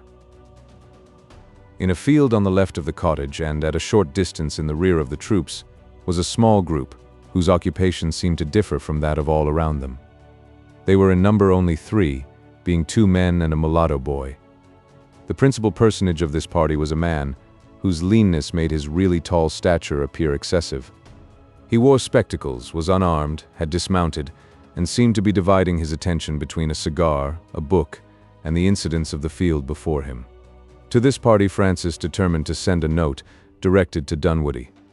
She wrote hastily, with a pencil, "Come to me, Peyton, if it be but for a moment," and Caesar emerged from the cellar kitchen, taking the precaution to go by the rear of the building, to avoid the sentinel on the piazza, who had very cavalierly ordered all the family to remain housed. The black delivered the note to the gentleman, with a request that it might be forwarded to Major Dunwoody. It was the surgeon of the horse to whom Caesar addressed himself, and the teeth of the African chattered as he saw displayed upon the ground the several instruments which were in preparation for the anticipated operations. The doctor himself seemed to view the arrangement with great satisfaction, as he deliberately raised his eyes from his book to order the boy to convey the note to his commanding officer, and then dropping them quietly on the page he continued his occupation. Caesar was slowly retiring as the third personage, who, by his dress, might be an inferior assistant of the surgical department, coolly inquired if he would have a leg taken off. This question seemed to remind the Black of the existence of those limbs, for he made such use of them as to reach the piazza at the same instant that Major Dunwoody rode up, at half speed. The brawny sentinel squared himself and poised his sword with military precision as he stood on his post while his officer passed. But no sooner had the door closed than, turning to the Negro, he said sharply, "Harkee, Blackie, if you quit the house again without my knowledge, I shall turn barber and shave off one of those ebony ears with this razor." Thus assailed in another member, Caesar hastily retreated into his kitchen, muttering something in which the words Skinner and rebel rascal formed a principal part of speech. "Major Dunwoody," said Frances to her lover as he entered, "I may have done you injustice, if I have appeared harsh." The emotions of the agitated girl prevailed, and she burst into tears. "Frances," cried the soldier with warmth, "you are never harsh, never unjust, but when you doubt my love." "Ah, Dunwoody," added the sobbing girl, "you are about to risk your life in battle. Remember that there is one heart whose happiness is built on your safety. Brave I know you are, be prudent." "For your sake?" inquired the delighted youth. "For my sake," replied Francis in a voice barely audible and dropping on his bosom. Dunwoody folded her to his heart and was about to speak, as a trumpet sounded in the southern end of the vale. Imprinting one long kiss of affection on her unresisting lips, the soldier tore himself from his mistress and hastened to the scene of strife. Frances threw herself on a sofa, buried her head under its cushion, and with her shawl drawn over her face, to exclude as much of sound as possible, continued there until the shouts of the combatants, the rattling of the firearms, and the thundering tread of the horses had ceased. Chapter 7. The games afoot. Follow your spirit. Shakespeare. The rough and unimproved face of the country, the frequency of covers, together with the great distance from their own country, and the facilities afforded them for rapid movements to the different points of the war, by the undisputed command of the ocean, had united to deter the English from employing a heavy force in cavalry in their early efforts to subdue the revolted colonies. Only one regiment of regular horse was sent from the mother country during the struggle, but legions and independent corps were formed in different places, as it best accorded with the views of the royal commanders, or suited the exigency of the times. These were not unfrequently composed of men raised in the colonies, and at other times drafts were had from the regiments of the line, and the soldiers were made to lay aside the musket and bayonet and taught to wield the saber and carbine. One particular body of the subsidiary troops was included in this arrangement, and the Hessian Jagers were transformed into a corps of heavy and inactive horse. Opposed to them were the hardiest spirits of America. Most of the cavalry regiments of the Continental Army were led and officered by gentlemen from the South. The high and haughty courage of the commanders had communicated itself to the privates, who were men selected with care and great attention to the service they were intended to perform. While the British were confined to their empty conquests in the possession of a few of the larger towns, or marched through counties that were swept of everything like military supplies, the light troops of their enemies had the range of the whole interior. The sufferings of the line of the American army were great beyond example, but possessing the power, and feeling themselves engaged in a cause which justified severity, the cavalry officers were vigilant in providing for their wants, and the horse were well mounted, well fed, and consequently eminently effective. Perhaps the world could not furnish more brave, enterprising, and resistless corps of light cavalry than a few that were in the Continental service at the time of which we write. Dunwoody's men had often tried their prowess against the enemy, and they now sat panting to be led once more against foes whom they seldom charged in vain. Their wishes were soon to be gratified, for their commander had scarcely time to regain his seat in the saddle before a body of the enemy came sweeping round the base of the hill which intersected the view to the south. A few minutes enabled the major to distinguish their character. In one troop he saw the green coats of the cowboys, and in the other the leathern helmets and wooden saddles of the Jagers. Their numbers were about equal to the body under his immediate orders.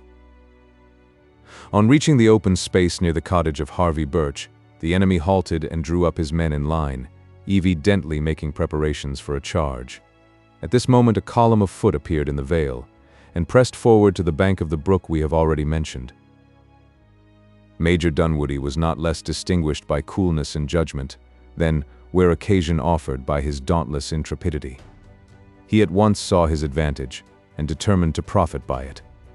The column he led began slowly to retire from the field, when the youthful German, who commanded the enemy's horse, fearful of missing an easy conquest, gave the word to charge. Few troops were more hardy than the cowboys. They sprang eagerly forward in the pursuit, with a confidence created by the retiring foe and the column in their rear. The Hessians followed more slowly, but in better order. The trumpets of the Virginians now sounded long and lively. They were answered by a strain from the party in ambush that went to the hearts of their enemies. The column of Dunwoodie wheeled in perfect order, opened, and, as the word to charge was given, the troops of Lawton emerged from their cover, with their leader in advance, waving his saber over his head and shouting, in a voice that was heard above the clangor of the martial music. The charge threatened too much for the refugee troop. They scattered in every direction, flying from the field as fast as their horses. The chosen beasts of Westchester could carry them. Only a few were hurt, but such as did meet the arms of their avenging countrymen never survived the blow to tell who struck it. It was upon the poor vassals of the German tyrant that the shock fell. Disciplined to the most exact obedience, these ill-fated men met the charge bravely, but they were swept before the mettled horses and nervous arms of their antagonists like chaff before the wind. Many of them were literally ridden down, and Dunwoodie soon saw the field without an opposing foe. The proximity of the infantry prevented pursuit, and behind its column the few Hessians who escaped unhurt sought protection. The more cunning refugees dispersed in small bands, taking various and devious routes back to their old station in front of Harlem. Many was the sufferer in cattle, furniture, and person that was created by this rout, for the dispersion of a troop of cowboys was only the extension of an evil. Such a scene could not be expected to be acted so near them, and the inmates of the cottage take no interest in the result. In truth, the feelings it excited pervaded every bosom, from the kitchen to the parlor. Terror and horror had prevented the ladies from being spectators, but they did not feel the less. Frances continued lying in the posture we have mentioned, offering up fervent and incoherent petitions for the safety of her countrymen, although in her inmost heart she had personified her nation by the graceful image of Peyton Dunwoodie. Her aunt and sister were less exclusive in their devotions, but Sarah began to feel, as the horrors of war were thus brought home to her senses, less pleasure in her anticipated triumphs. The inmates of Mr. Wharton's kitchen were four, namely, Caesar and his spouse, their granddaughter, a jet-black damsel of 20, and the boy before alluded to. The blacks were the remnants of a race of Negroes which had been entailed on his estate from Mr. Wharton's maternal ancestors, who were descended from the early Dutch colonists. Time, depravity, and death had reduced them to this small number, and the boy, who was white, had been added by Miss Peyton to the establishment as an assistant to perform the ordinary services of a footman. Caesar, after first using the precaution to place himself under the cover of an angle in the wall, for a screen against any roving bullet which might be traversing the air, became an amused spectator of the skirmish. The sentinel on the piazza was at the distance of but a few feet from him, and he entered into the spirit of the chase with all the ardor of a tried bloodhound. He noticed the approach of the black, and his judicious position, with a smile of contempt as he squared himself towards the enemy, offering his unprotected breast to any dangers which might come. After considering the arrangement of Caesar for a moment with ineffable disdain, the dragoon said, with great coolness, "You seem very careful of that beautiful person of yours, Mr. Blueskin." "A bullet hurt a colored man as much as a white," muttered the black, surlily, casting a glance of much satisfaction at his rampart. "Suppose I make the experiment," returned the sentinel. As he spoke, he deliberately drew a pistol from his belt and leveled it at the black. Caesar's teeth chattered at the appearance of the dragoon, although he believed nothing serious was intended. At this moment the column of Dunwoodie began to retire, and the royal cavalry commenced their charge. "There, Mr. Light Horseman," said Caesar eagerly, who believed the Americans were retiring in earnest. "Why you rebels don't fight? See how King George's men make Major Dunwoodie run. Good gentleman too, but he don't like to fight a wriggler." "Damn your regulars," cried the other fiercely. "Wait a minute, Blackie, and you'll see Captain Jack Lawton come out from behind yonder hill and scatter these cowboys like wild geese who've lost their leader." Caesar supposed the party under Lawton to have sought the shelter of the hill from motives similar to that which had induced him to place the wall between himself and the battleground, but the fact soon verified the trooper's prophecy, and the Black witnessed with consternation the total rout of the royal horse. The sentinel manifested his exultation at the success of his comrades with loud shouts, which soon brought his companion, who had been left in the more immediate charge of Henry Wharton, to the open window of the parlor. "See, Tom, see," cried the delighted trooper, "how Captain Lawton makes that Hessian's leather cap fly, and now the major has killed the officer's horse. Zounds, why didn't he kill the Dutchman and save the horse?" A few pistols were discharged at the flying cowboys, and a spent bullet broke a pane of glass within a few feet of Caesar. Imitating the posture of the great tempter of our race, the Black sought the protection of the inside of the building and immediately ascended to the parlor. The lawn in front of the Locusts was hidden from the view of the road by a close line of shrubbery, and the horses of the two dragoons had been left, linked together, under its shelter, to await the movements of their masters. At this moment, two cowboys, who had been cut off from a retreat to their own party, rode furiously through the gate, with an intention of escaping to the open wood in the rear of the cottage. The victorious Americans pressed the retreating Germans until they had driven them under the protection of the fire of the infantry, and feeling themselves in the privacy of the lawn, relieved from any immediate danger, the predatory warriors yielded to a temptation that few of the corps were ever known to resist: opportunity and horseflesh. With a hardihood and presence of mind that could only exist from long practice in similar scenes, they made towards their intended prizes by an almost spontaneous movement. They were busily engaged in separating the fastenings of the horses when the trooper on the piazza discharged his pistols and rushed, sword in hand, to the rescue. The entrance of Caesar into the parlor had induced the wary dragoon within to turn his attention more closely on his prisoner, but this new interruption drew him again to the window. He threw his body out of the building and with dreadful imprecations endeavored by his threats and appearance to frighten the marauders from their prey. The moment was enticing. 300 of his comrades were within a mile of the cottage. Unridden horses were running at large in every direction, and Henry Wharton seized the unconscious sentinel by his legs and threw him headlong into the lawn. Caesar vanished from the room and drew a bolt of the outer door. The fall of the soldier was not great, and recovering his feet, he turned his fury for a moment on his prisoner. To scale the window in the face of such an enemy was, however, impossible, and on trial he found the main entrance barred. His comrade now called loudly upon him for aid, and forgetful of everything else, the discomfited trooper rushed to his assistance. One horse was instantly liberated, but the other was already fastened to the saddle of a cowboy, and the four retired behind the building, cutting furiously at each other with their sabers and making the air resound with their imprecations. Caesar threw the outer door open, and pointing to the remaining horse that was quietly biting the faded herbage of the lawn, he exclaimed, "Run, now run, Massa Harry, run." "Yes," cried the youth as he vaulted into the saddle, "now indeed, my honest fellow, is the time to run." He beckoned hastily to his father, who stood at the window in speechless anxiety, with his hands extended towards his child in the attitude of benediction, and adding, "God bless you, Caesar. Salute the girls," he dashed through the gate with the rapidity of lightning. The African watched him with anxiety as he gained the highway, saw him incline to the right, and riding furiously under the brow of some rocks, which on that side rose perpendicularly, disappear behind a projection, which soon hid him from view. The delighted Caesar closed the door, pushing bolt after bolt, and turning the key until it would turn no more, soliloquizing the whole time on the happy escape of his young master. How well he ride! Teach him good deal myself, salute a young lady. Miss Fanny wouldn't let old colored man kiss a red cheek.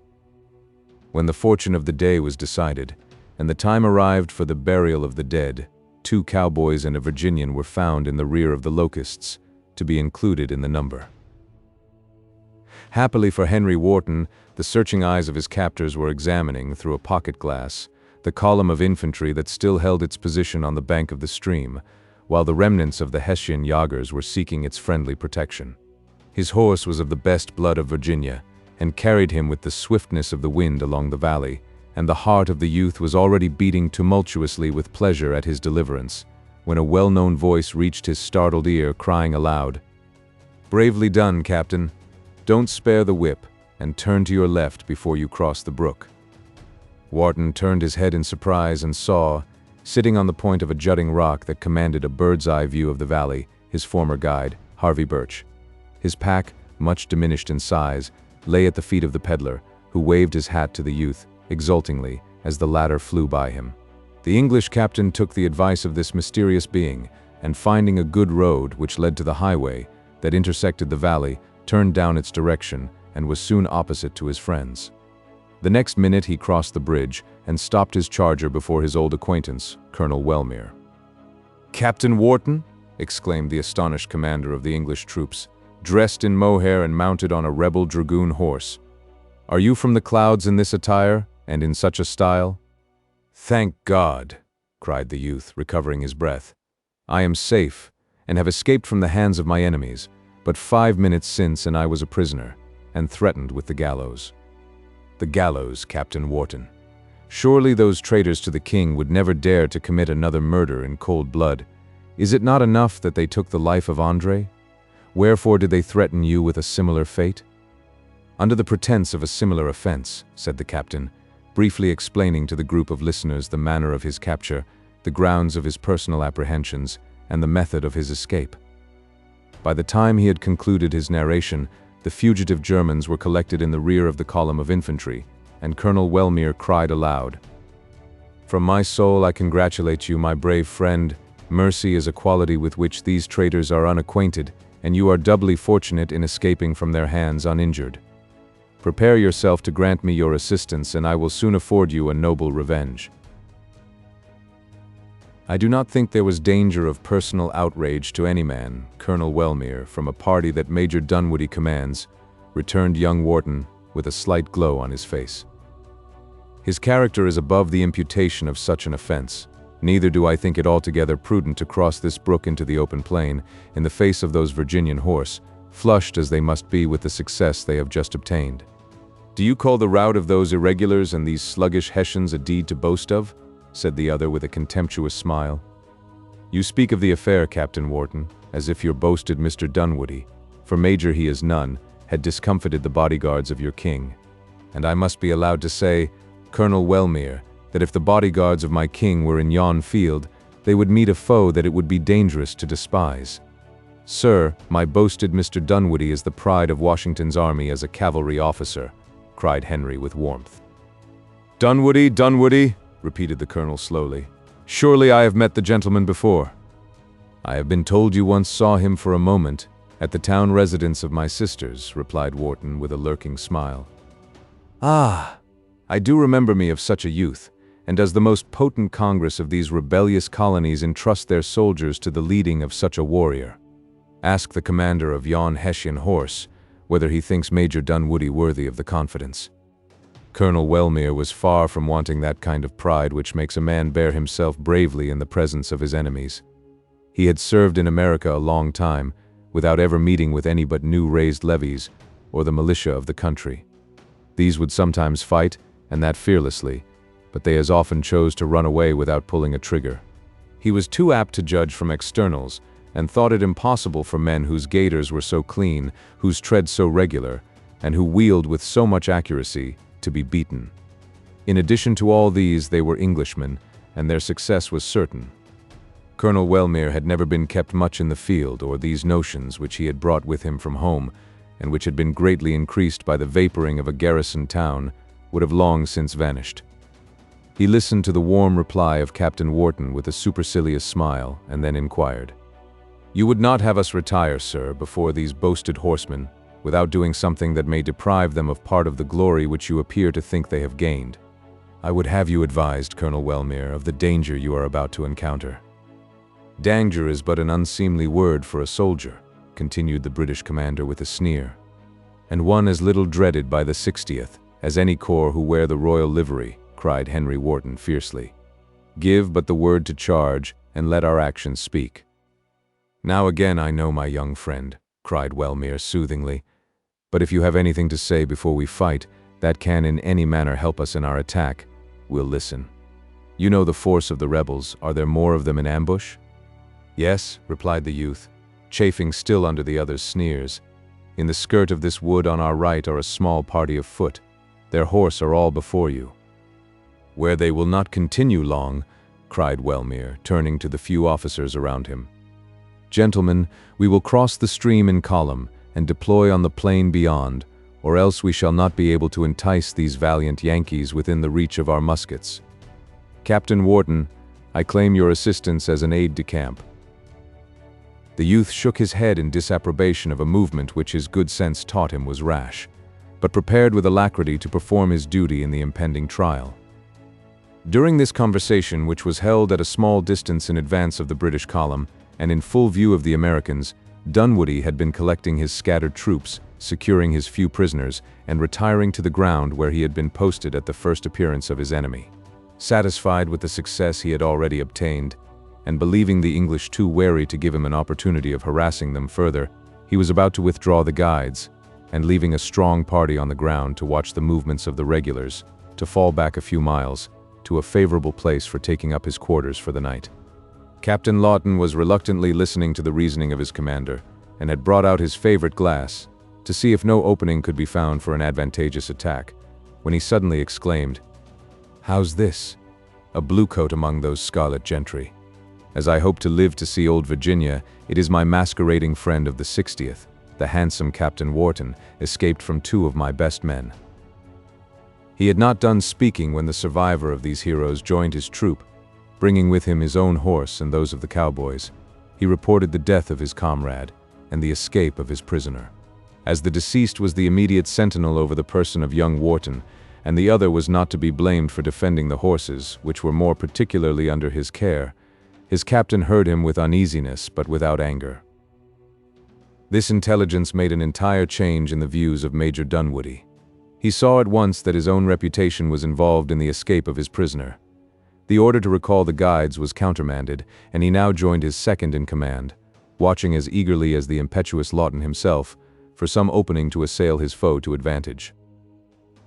But 2 hours before, and Dunwoody had felt the chance which made Henry Wharton his captive, as the severest blow he had ever sustained. Now he panted for an opportunity in which, by risking his own life, he might recapture his friend. All other considerations were lost in the goadings of a wounded spirit, and he might have soon emulated Lawton in hardihood, had not Wellmere and his troops at this moment crossed the brook into the open plain. "There," cried the delighted captain as he pointed out the movement with his finger. "There comes John Bull into the mousetrap, and with eyes wide open." "Surely," said Dunwoody eagerly, "he will not deploy his column on that flat. Wharton must tell him of the ambush. But if he—" "We will not leave him a dozen sound skins in his battalion," interrupted the other, springing into his saddle. The truth was soon apparent, for the English column, after advancing for a short distance on the level land, deployed with an accuracy that would have done them honor on a field day in their own Hyde Park. "Prepare to mount," cried Dunwoody, the last word being repeated by Lawton in a tone that rang in the ears of Caesar, who stood at the open window of the cottage. The black recoiled in dismay, having lost all his confidence in Captain Lawton's timidity, for he thought he yet saw him emerging from his cover and waving his sword on high. As the British line advanced slowly and in exact order, the guides opened a galling fire. It began to annoy that part of the royal troops which was nearest to them. Wellmere listened to the advice of the veteran, who was next to him in rank, and ordered 2 companies to dislodge the American foot from their hiding place. The movement created a slight confusion, and Dunwoody seized the opportunity to charge. No ground could be more favorable for the maneuvers of horse, and the attack of the Virginians was irresistible. It was aimed chiefly at the bank opposite to the wood, in order to clear the Americans from the fire of their friends who were concealed, and it was completely successful. Wellmere, who was on the left of his line, was overthrown by the impetuous fury of his assailants. Dunwoody was in time to save him from the impending blow of one of his men, and raised him from the ground, had him placed on a horse, and delivered to the custody of his orderly. The officer who had suggested the attack upon the guides had been entrusted with its execution, but the menace was sufficient for these irregulars. In fact, their duty was performed, and they retired along the skirt of the wood, with intent to regain their horses, which had been left under a guard at the upper end of the valley. The left of the British line was outflanked by the Americans, who doubled in their rear and thus made the rout in that quarter total. But the second in command, perceiving how the battle went, promptly wheeled his party and threw in a heavy fire on the dragoons as they passed him to the charge. With this party was Henry Wharton, who had volunteered to assist in dispersing the guides. A ball struck his bridle arm and compelled him to change hands. As the dragoons dashed by them, rending the air with their shouts, and with trumpets sounding a lively strain, the charger ridden by the youth became ungovernable. He plunged, reared, and his rider being unable with his wounded arm to manage the impatient animal, Henry Wharton found himself, in less than a minute, unwillingly riding by the side of Captain Lawton. The dragoon comprehended at a glance the ludicrous situation of his new comrade, but had only time to cry aloud before they plunged into the English line. The horse knows the righteous cause better than his rider. Captain Wharton, you are welcome to the ranks of freedom. No time was lost, however, by Lawton, after the charge was completed, in securing his prisoner again, and perceiving him to be hurt, he directed him to be conveyed to the rear. The Virginian troopers dealt out their favors, with no gentle hands on that part of the royal foot who were thus left in a great measure at their mercy. Dunwoody, observing that the remnant of the Hessians had again ventured on the plain, led on in pursuit, and easily overtaking their light and half-fed horses, soon destroyed the remainder of the detachment. In the meanwhile, great numbers of the English, taking advantage of the smoke and confusion in the field, were enabled to get in the rear of the body of their countrymen, which still preserved its order in a line parallel to the wood, but which had been obliged to hold its fire, from the fear of injuring friends as well as foes. The fugitives were directed to form a second line within the wood itself and under cover of the trees. This arrangement was not yet completed when Captain Lawton called to a youth, who commanded the other troop left with that part of the force which remained on the ground, and proposed charging the unbroken line of the British. The proposal was as promptly accepted as it had been made, and the troops were arrayed for the purpose. The eagerness of their leader prevented the preparations necessary to ensure success, and the horse, receiving a destructive fire as they advanced, were thrown into additional confusion. Both Lawton and his more juvenile comrade fell at this discharge. Fortunately for the credit of the Virginians, Major Dunwoody re-entered the field at this critical instant. He saw his troops in disorder. At his feet lay weltering in blood George Singleton, a youth endeared to him by numberless virtues, and Lawton was unhorsed and stretched on the plain. The eye of the youthful warrior flashed fire. Riding between this squadron and the enemy, in a voice that reached the hearts of his dragoons, he recalled them to their duty. His presence and word acted like magic. The clamor of voices ceased. The line was formed promptly and with exactitude. The charge sounded, and, led on by their commander, the Virginians swept across the plain with an impetuosity that nothing could withstand, and the field was instantly cleared of the enemy. Those who were not destroyed sought a shelter in the woods. Dunwoody slowly withdrew from the fire of the English who were covered by the trees, and commenced the painful duty of collecting his dead and wounded. The sergeant, charged with conducting Henry Wharton to a place where he might procure surgical aid, set about performing his duty with alacrity in order to return as soon as possible to the scene of strife. They had not reached the middle of the plain before the captain noticed a man whose appearance and occupation forcibly arrested his attention. His head was bald and bare, but a well-powdered wig was to be seen half concealed in the pocket of his breeches. His coat was off, and his arms were naked to the elbow. Blood had disfigured much of his dress, and his hands and even face bore this mark of his profession.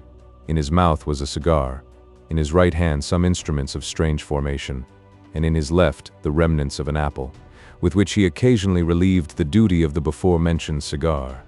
He was standing, lost in the contemplation of a Hessian who lay breathless before him. At a little distance were 3 or 4 of the guides, leaning on their muskets and straining their eyes in the direction of the combatants, and at his elbow stood a man who, from the implements in his hand, seemed an assistant. "There, sir, is the doctor," said the attendant of Henry very coolly. "He will patch up your arm in the twinkling of an eye," and beckoning to the guides to approach, he whispered and pointed to his prisoner, and then galloped furiously towards his comrades. Wharton advanced to the side of this strange figure, and observing himself to be unnoticed, was about to request his assistance when the other broke silence in a soliloquy. "Now I know this man to have been killed by Captain Lawton, as well as if I had seen him strike the blow. How often have I strove to teach him the manner in which he can disable his adversary, without destroying life. It is cruel thus unnecessarily to cut off the human race, and furthermore, such blows as these render professional assistance unnecessary. It is in a measure treating the lights of science with disrespect." "If, sir, your leisure will admit," said Henry Wharton, "I must beg your attention to a slight hurt." "Ah," cried the other, starting and examining him from head to foot. "You are from the field below. Is there much business there, sir?" "Indeed," answered Henry, accepting the offer of the surgeon to assist in removing his coat. "'Tis a stirring time." "Stirring," repeated the surgeon, busily employed with his dressings. "You give me great pleasure, sir, for so long as they can stir there must be life, and while there is life, you know, there is hope. But here my art is of no use. I did put in the brains of one patient, but I rather think the man must have been dead before I saw him. It is a curious case, sir. I will take you to see it, only across the fence there, where you may perceive so many bodies together. Ah, the ball has glanced around the bone without shattering it. You are fortunate in falling into the hands of an old practitioner, or you might have lost this limb." "Indeed," said Henry with a slight uneasiness. "I did not apprehend the injury to be so serious." "Oh, the hurt is not bad, but you have such a pretty arm for an operation, the pleasure of the thing might have tempted a novice." "The devil!" cried the captain. "Can there be any pleasure in mutilating a fellow creature?" "Sir," said the surgeon with gravity, "a scientific amputation is a very pretty operation, and doubtless might tempt a younger man, in the hurry of business, to overlook all the particulars of the case." Further conversation was interrupted by the appearance of the dragoons, slowly marching towards their former halting place, and new applications from the slightly wounded soldiers, who now came riding in, making hasty demands on the skill of the doctor. The guides took charge of Wharton, and, with a heavy heart, the young man retraced his steps to his father's cottage. The English had lost in the several charges about 1/3 of their foot, but the remainder were rallied in the wood, and Dunwoody, perceiving them to be too strongly posted to assail, had left a strong party with Captain Lawton, with orders to watch their motions, and to seize every opportunity to harass them before they re-embarked. Intelligence had reached the major of another party being out, by the way of the Hudson, and his duty required that he should hold himself in readiness to defeat the intentions of these also. Captain Lawton received his orders with strong injunctions to make no assault on the foe, unless a favorable chance should offer. The injury received by this officer was in the head, being stunned by a glancing bullet, and parting with a laughing declaration from the major, that if he again forgot himself, they should all think him more materially hurt. Each took his own course. The British were a light party without baggage, that had been sent out to destroy certain stores, understood to be collecting for the use of the American army. They now retired through the woods to the heights, and, keeping the route along their summits, in places unassailable by cavalry, commenced a retreat to their boats. Chapter 8. With fire and sword the country round was wasted far and wide, and many a childing mother then, and newborn infant died. But things like these, you know, must be at every famous victory. Southey. The last sounds of the combat died on the ears of the anxious listeners in the cottage, and were succeeded by the stillness of suspense. Frances had continued by herself, striving to exclude the uproar, and vainly endeavoring to summon resolution to meet the dreaded result. The ground where the charge on the foot had taken place was but a short mile from the Locusts, and in the intervals of the musketry, the cries of the soldiers had even reached the ears of its inhabitants. After witnessing the escape of his son, Mr. Wharton had joined his sister and eldest daughter in their retreat, and the three continued fearfully waiting for news from the field. Unable longer to remain under the painful uncertainty of her situation, Frances soon added herself to the uneasy group, and Caesar was directed to examine into the state of things without, and report on whose banners victory had alighted. The father now briefly related to his astonished children the circumstance and manner of their brother's escape. They were yet in the freshness of their surprise when the door opened, and Captain Wharton, attended by a couple of the guides, and followed by the black, stood before them. "Henry, my son," cried the agitated parent, stretching out his arms, yet unable to rise from his seat. "What is it I see? Are you again a captive, and in danger of your life?" "The better fortune of these rebels has prevailed," said the youth, endeavoring to force a cheerful smile, and taking a hand of each of his distressed sisters. "I strove nobly for my liberty, but the perverse spirit of rebellion has even lighted on their horses. The steed I mounted carried me, greatly against my will, I acknowledge, into the very center of Dunwoodie's men. And you were again captured," continued the father, casting a fearful glance on the armed attendants who had entered the room. "That, sir, you may safely say. This Mr. Lawton, who sees so far, had me in custody again immediately." "Why you no hold 'em in, Massa Henry?" cried Caesar pettishly. "That," said Wharton, smiling, "was a thing easier said than done, Mr. Caesar, especially as these gentlemen," glancing his eyes at the guides, "had seen proper to deprive me of the use of my better arm." "Wounded!" exclaimed both sisters in a breath. "A mere scratch, but disabling me at a most critical moment," continued the brother kindly and stretching out the injured limb to manifest the truth of his declaration. Caesar threw a look of bitter animosity on the irregular warriors who were thought to have had an agency in the deed, and left the room. A few more words sufficed to explain all that Captain Wharton knew relative to the fortune of the day. The result he thought yet doubtful, for when he left the ground, the Virginians were retiring from the field of battle. "They had treed the squirrel," said one of the sentinels abruptly, "and didn't quit the ground without leaving a good hound for the chase when he comes down." "Aye," added his comrade dryly, "I'm thinking Captain Lawton will count the noses of what are left before they see their whaleboats."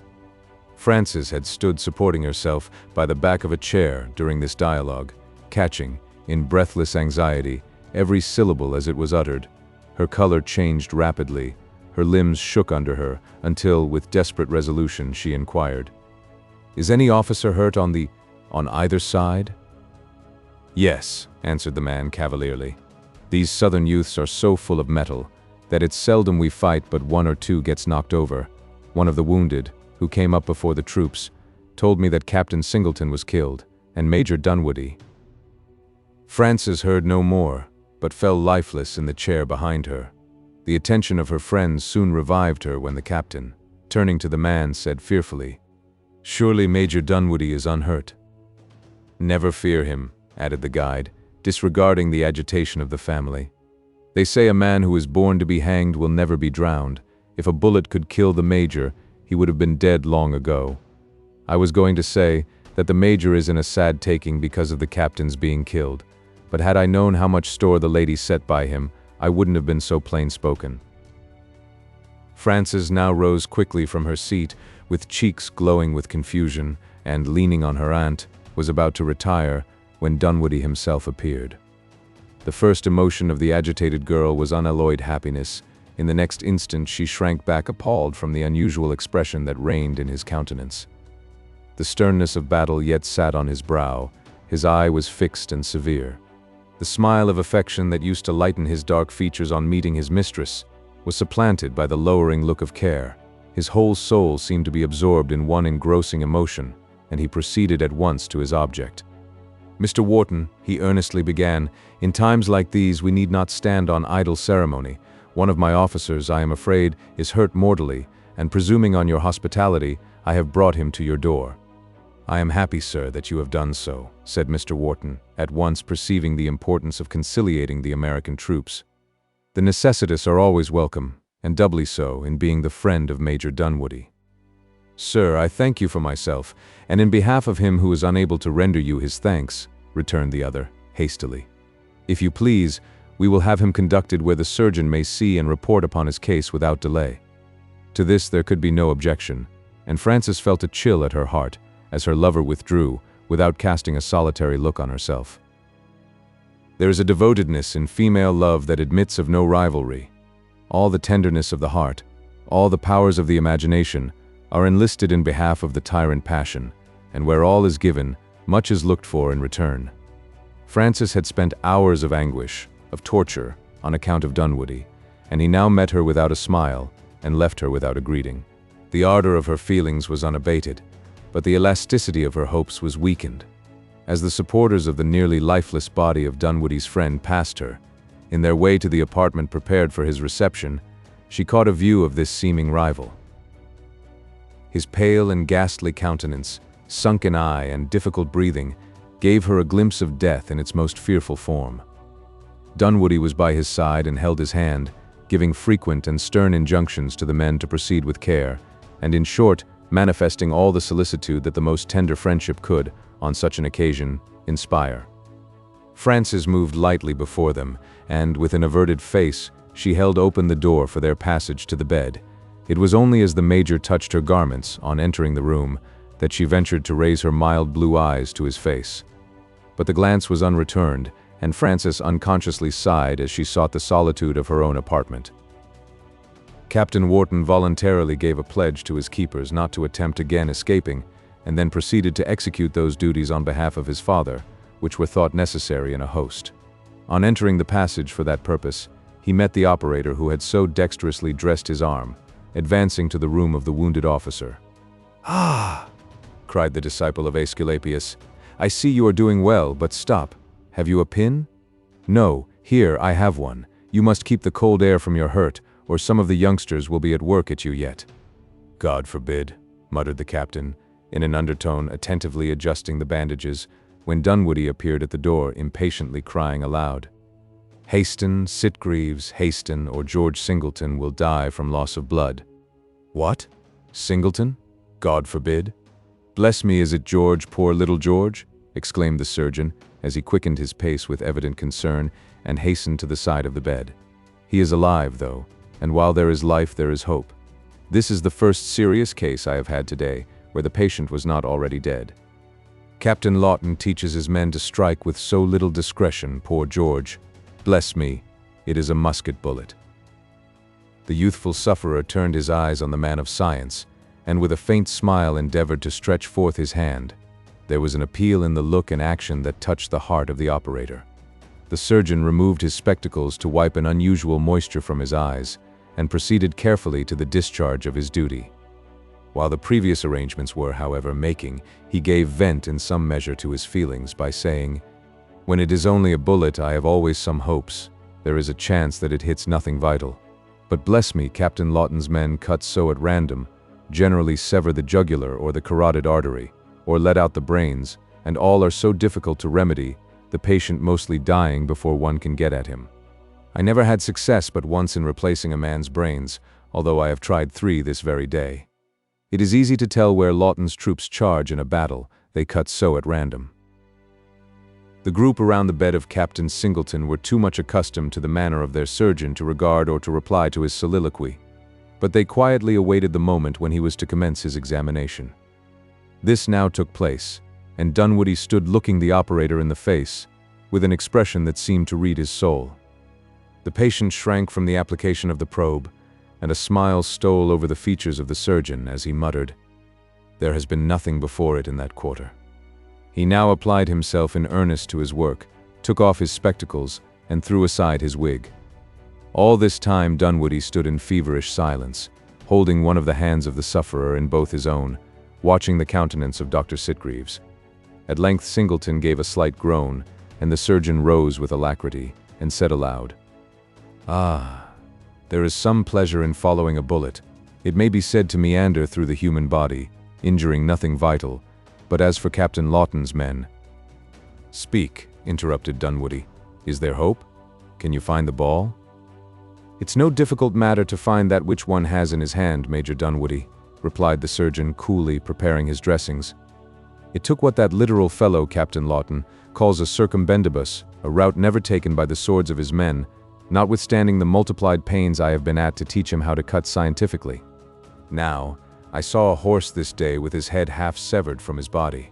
"That," said Dunwoodie, as the blood rushed to his cheeks again, and his dark eyes sparkled with the rays of hope, "was some of my handiwork. I killed that horse myself." "You!" exclaimed the surgeon, dropping his dressings in surprise. "You! But you knew it was a horse." "I had such suspicions, I own," said the Major, smiling and holding a beverage to the lips of his friend. "Such blows alighting on the human frame are fatal," continued the doctor, pursuing his business. They set at naught the benefits which flow from the lights of science. They are useless in a battle, for disabling your foe is all that is required. I have sat, Major Dunwoodie, many a cold hour, while Captain Lawton has been engaged, and after all my expectation, not a single case worth recording has occurred, all scratches or death wounds. Ah, the saber is a sad weapon in unskillful hands. Yes, Major Dunwoodie, many are the hours I have thrown away in endeavoring to impress this truth on Captain John Lawton. The impatient Major pointed silently to his friend, and the surgeon quickened his movements. Ah, poor George, it is a narrow chance. But he was interrupted by a messenger requiring the presence of the commanding officer in the field. Dunwoodie pressed the hand of his friend, and beckoned the doctor to follow him, as he withdrew. "What think you?" he whispered, on reaching the passage. "Will he live?" "He will." "Thank God!" cried the youth, hastening below. Dunwoodie for a moment joined the family, who were now collecting in the ordinary parlor. His face was no longer wanting in smiles, and his salutations, though hasty, were cordial. He took no notice of the escape and capture of Henry Wharton, but seemed to think the young man had continued where he had left him before the encounter. On the ground they had not met. The English officer withdrew in haughty silence to a window, leaving the Major uninterrupted to make his communications. The excitement produced by the events of the day and the youthful feelings of the sisters had been succeeded by a languor that kept them both silent, and Dunwoodie held his discourse with Miss Peyton. "Is there any hope, my cousin, that your friend can survive his wound?" said the lady, advancing towards her kinsman with a smile of benevolent regard. "Everything, my dear madam, everything," answered the soldier cheerfully. "Sitgreaves says he will live, and he has never deceived me. Your pleasure is not much greater than my own at this intelligence. One so dear to Major Dunwoodie cannot fail to excite an interest in the bosom of his friends." "Say one so deservedly dear, madam," returned the Major with warmth. "He is the beneficent spirit of the corps, equally beloved by us all, so mild, so equal, so just, so generous, with the meekness of a lamb and the fondness of a dove. It is only in the hour of battle that Singleton is a lion." "You speak of him as if he were your mistress, Major Dunwoodie," observed the smiling spinster, glancing her eye at her niece, who sat pale and listening in a corner of the room. "I love him as one," cried the excited youth. "But he requires care and nursing. All now depends on the attention he receives. Trust me, sir, he will want for nothing under this roof. Pardon me, dear madam, you are all that is benevolent, but Singleton requires a care which many men would feel to be irksome. It is at moments like these, and in sufferings like this, that the soldier most finds the want of female tenderness." As he spoke, he turned his eyes on Frances with an expression that again thrilled to the heart of his mistress. She rose from her seat with burning cheeks and said, "All the attention that can with propriety be given to a stranger will be cheerfully bestowed on your friend." "Ah!" cried the Major, shaking his head. "That cold word propriety will kill him. He must be fostered, cherished, soothed. These are offices for a sister or a wife." "A sister," repeated the soldier, the blood rushing to his own face tumultuously. "A sister. He has a sister, and one that might be here with tomorrow's sun." He paused, mused in silence, glanced his eyes uneasily at Frances, and muttered in an undertone, "Singleton requires it, and it must be done." The ladies had watched his varying countenance in some surprise, and Miss Peyton now observed that, if there were a sister of Captain Singleton near them, her presence would be gladly requested both by herself and nieces. "It must be, madam. It cannot well be otherwise," replied Dunwoodie, with a hesitation that but ill agreed with his former declarations. "She shall be sent for express this very night."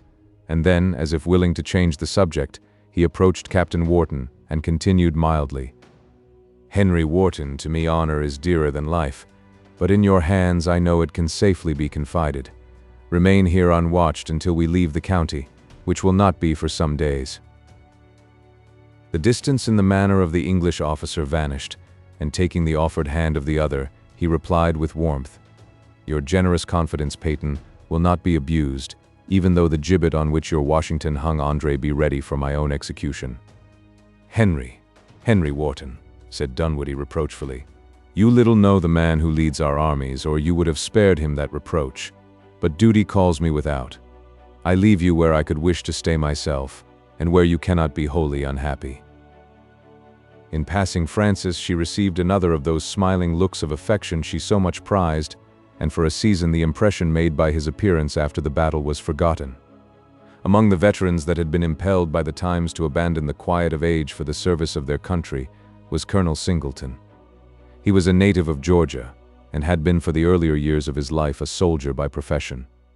When the struggle for liberty commenced, he offered his services to his country, and from respect to his character they had been accepted. His years and health had, however, prevented his discharging the active duties of the field, and he had been kept in command of different posts of trust, where his country might receive the benefits of his vigilance and fidelity without inconvenience to himself. For the last year he had been entrusted with the passes into the highlands, and was now quartered with his daughter, but a short day's march above the valley where Dunwoody had met the enemy. His only other child was the wounded officer we have mentioned. Thither, then, the major prepared to dispatch a messenger with the unhappy news of the captain's situation, and charged with such an invitation from the ladies as he did not doubt would speedily bring the sister to the couch of her brother. This duty performed, though with an unwillingness that only could make his former anxiety more perplexing, Dunwoody proceeded to the field where his troops had halted.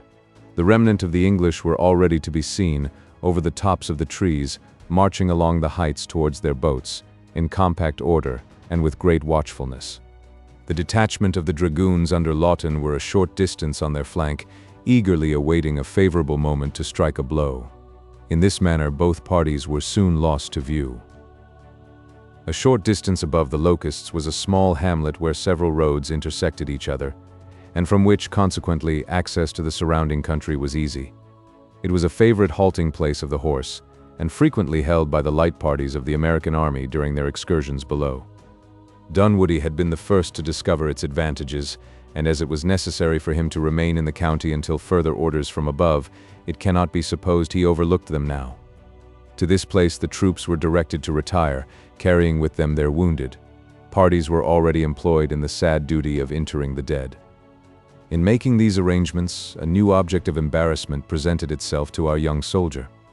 In moving through the field, he was struck with the appearance of Colonel Wellmere, seated by himself, brooding over his misfortunes, uninterrupted by anything but the passing civilities of the American officers.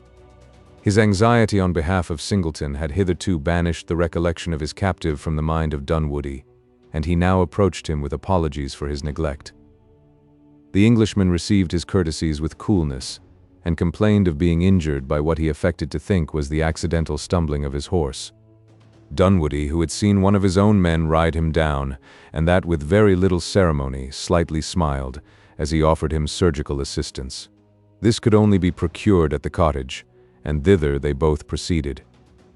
"Colonel Wellmere," cried young Wharton in astonishment as they entered, "has the fortune of war been thus cruel to you also? But you are welcome to the house of my father, although I could wish the introduction to have taken place under more happy circumstances." Mr. Wharton received this new guest with the guarded caution that distinguished his manner, and Dunwoody left the room to seek the bedside of his friend. Everything here looked propitious, and he acquainted the surgeon that another patient waited his skill in the room below. The sound of the word was enough to set the doctor in motion, and seizing his implements of office, he went in quest of this new applicant. At the door of the parlor he was met by the ladies, who were retiring. Miss Peyton detained him for a moment, to inquire into the welfare of Captain Singleton. Frances smiled with something of natural archness of manner, as she contemplated the grotesque appearance of the bald-headed practitioner, but Sarah was too much agitated, with the surprise of the unexpected interview with the British colonel, to observe him. It has already been intimated that Colonel Wellmere was an old acquaintance of the family. Sarah had been so long absent from the city, that she had in some measure been banished from the remembrance of the gentleman, but the recollections of Sarah were more vivid. There is a period in the life of every woman when she may be said to be predisposed to love. It is at the happy age when infancy is lost in opening maturity, when the guileless heart beats with those anticipations of life which the truth can never realize, and when the imagination forms images of perfection that are copied after its own unsullied visions.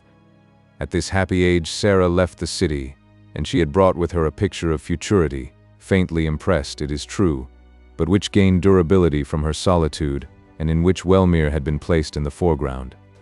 The surprise of the meeting had in some measure overpowered her, and after receiving the salutations of the colonel, she had risen, in compliance with a signal from her observant aunt, to withdraw. "Then, sir," observed Miss Peyton, after listening to the surgeon's account of his young patient, "we may be flattered with the expectation that he will recover." "'Tis certain, madam," returned the doctor, endeavoring, out of respect to the ladies, to replace his wig. "'Tis certain, with care and good nursing." "In those he shall not be wanting," said the spinster mildly. "Everything we have he can command, and Major Dunwoodie has dispatched an express for his sister." "His sister," echoed the practitioner with a meaning look. "If the Major has sent for her, she will come. Her brother's danger would induce her, one would imagine." "No doubt, madam," continued the doctor, laconically, bowing low, and giving room to the ladies to pass. The words and the manner were not lost on the younger sister, in whose presence the name of Dunwoodie was never mentioned unheeded. "Sir," cried Dr. Sitgreaves on entering the parlor, addressing himself to the only coat of scarlet in the room, "I am advised you are in want of my aid. God send 'tis not Captain Lawton with whom you came in contact, in which case I may be too late." "There must be some mistake, sir," said Wellmere haughtily. "It was a surgeon that Major Dunwoodie was to send me, and not an old woman." "'Tis Dr. Sitgreaves," said Henry Wharton, quickly, though with difficulty suppressing a laugh. "The multitude of his engagements today has prevented his usual attention to his attire." "Your pardon, sir," added Wellmere, very ungraciously proceeding to lay aside his coat, and exhibit what he called a wounded arm. "If, sir," said the surgeon dryly, "the degrees of Edinburgh, walking your London hospitals, amputating some hundreds of limbs, operating on the human frame in every shape that is warranted by the lights of science, a clear conscience, and the commission of the Continental Congress, can make a surgeon, I am one." "Your pardon, sir," repeated the colonel stiffly. "Captain Wharton has accounted for my error." "For which I thank Captain Wharton," said the surgeon, proceeding coolly to arrange his amputating instruments, with a formality that made the colonel's blood run cold. "Where are you hurt, sir?" "What? Is it then this scratch in your shoulder? In what manner might you have received this wound, sir?" "From the sword of a rebel dragoon," said the colonel with emphasis. "Never. Even the gentle George Singleton would not have breathed on you so harmlessly." He took a piece of sticking plaster from his pocket and applied it to the part. "There, sir. That will answer your purpose, and I am certain it is all that is required of me." "What do you take to be my purpose, then, sir?" "To report yourself wounded in your dispatches," replied the doctor, with great steadiness, "and you may say that an old woman dressed your hurts, for if one did not, one easily might." "Very extraordinary language," muttered the Englishman. Here Captain Wharton interfered, and, by explaining the mistake of Colonel Wellmere to proceed from his irritated mind and pain of body, he in part succeeded in mollifying the insulted practitioner, who consented to look further into the hurts of the other. They were chiefly bruises from his fall, to which Sitgreaves made some hasty applications, and withdrew. The horse, having taken their required refreshment, prepared to fall back to their intended position, and it became incumbent on Dunwoodie to arrange the disposal of his prisoners. Sitgreaves he determined to leave in the cottage of Mr. Wharton, in attendance on Captain Singleton. Henry came to him with a request that Colonel Wellmere might also be left behind, under his parole, until the troops marched higher into the country. To this the Major cheerfully assented, and as all the rest of the prisoners were of the vulgar herd, they were speedily collected, and under the care of a strong guard, ordered to the interior.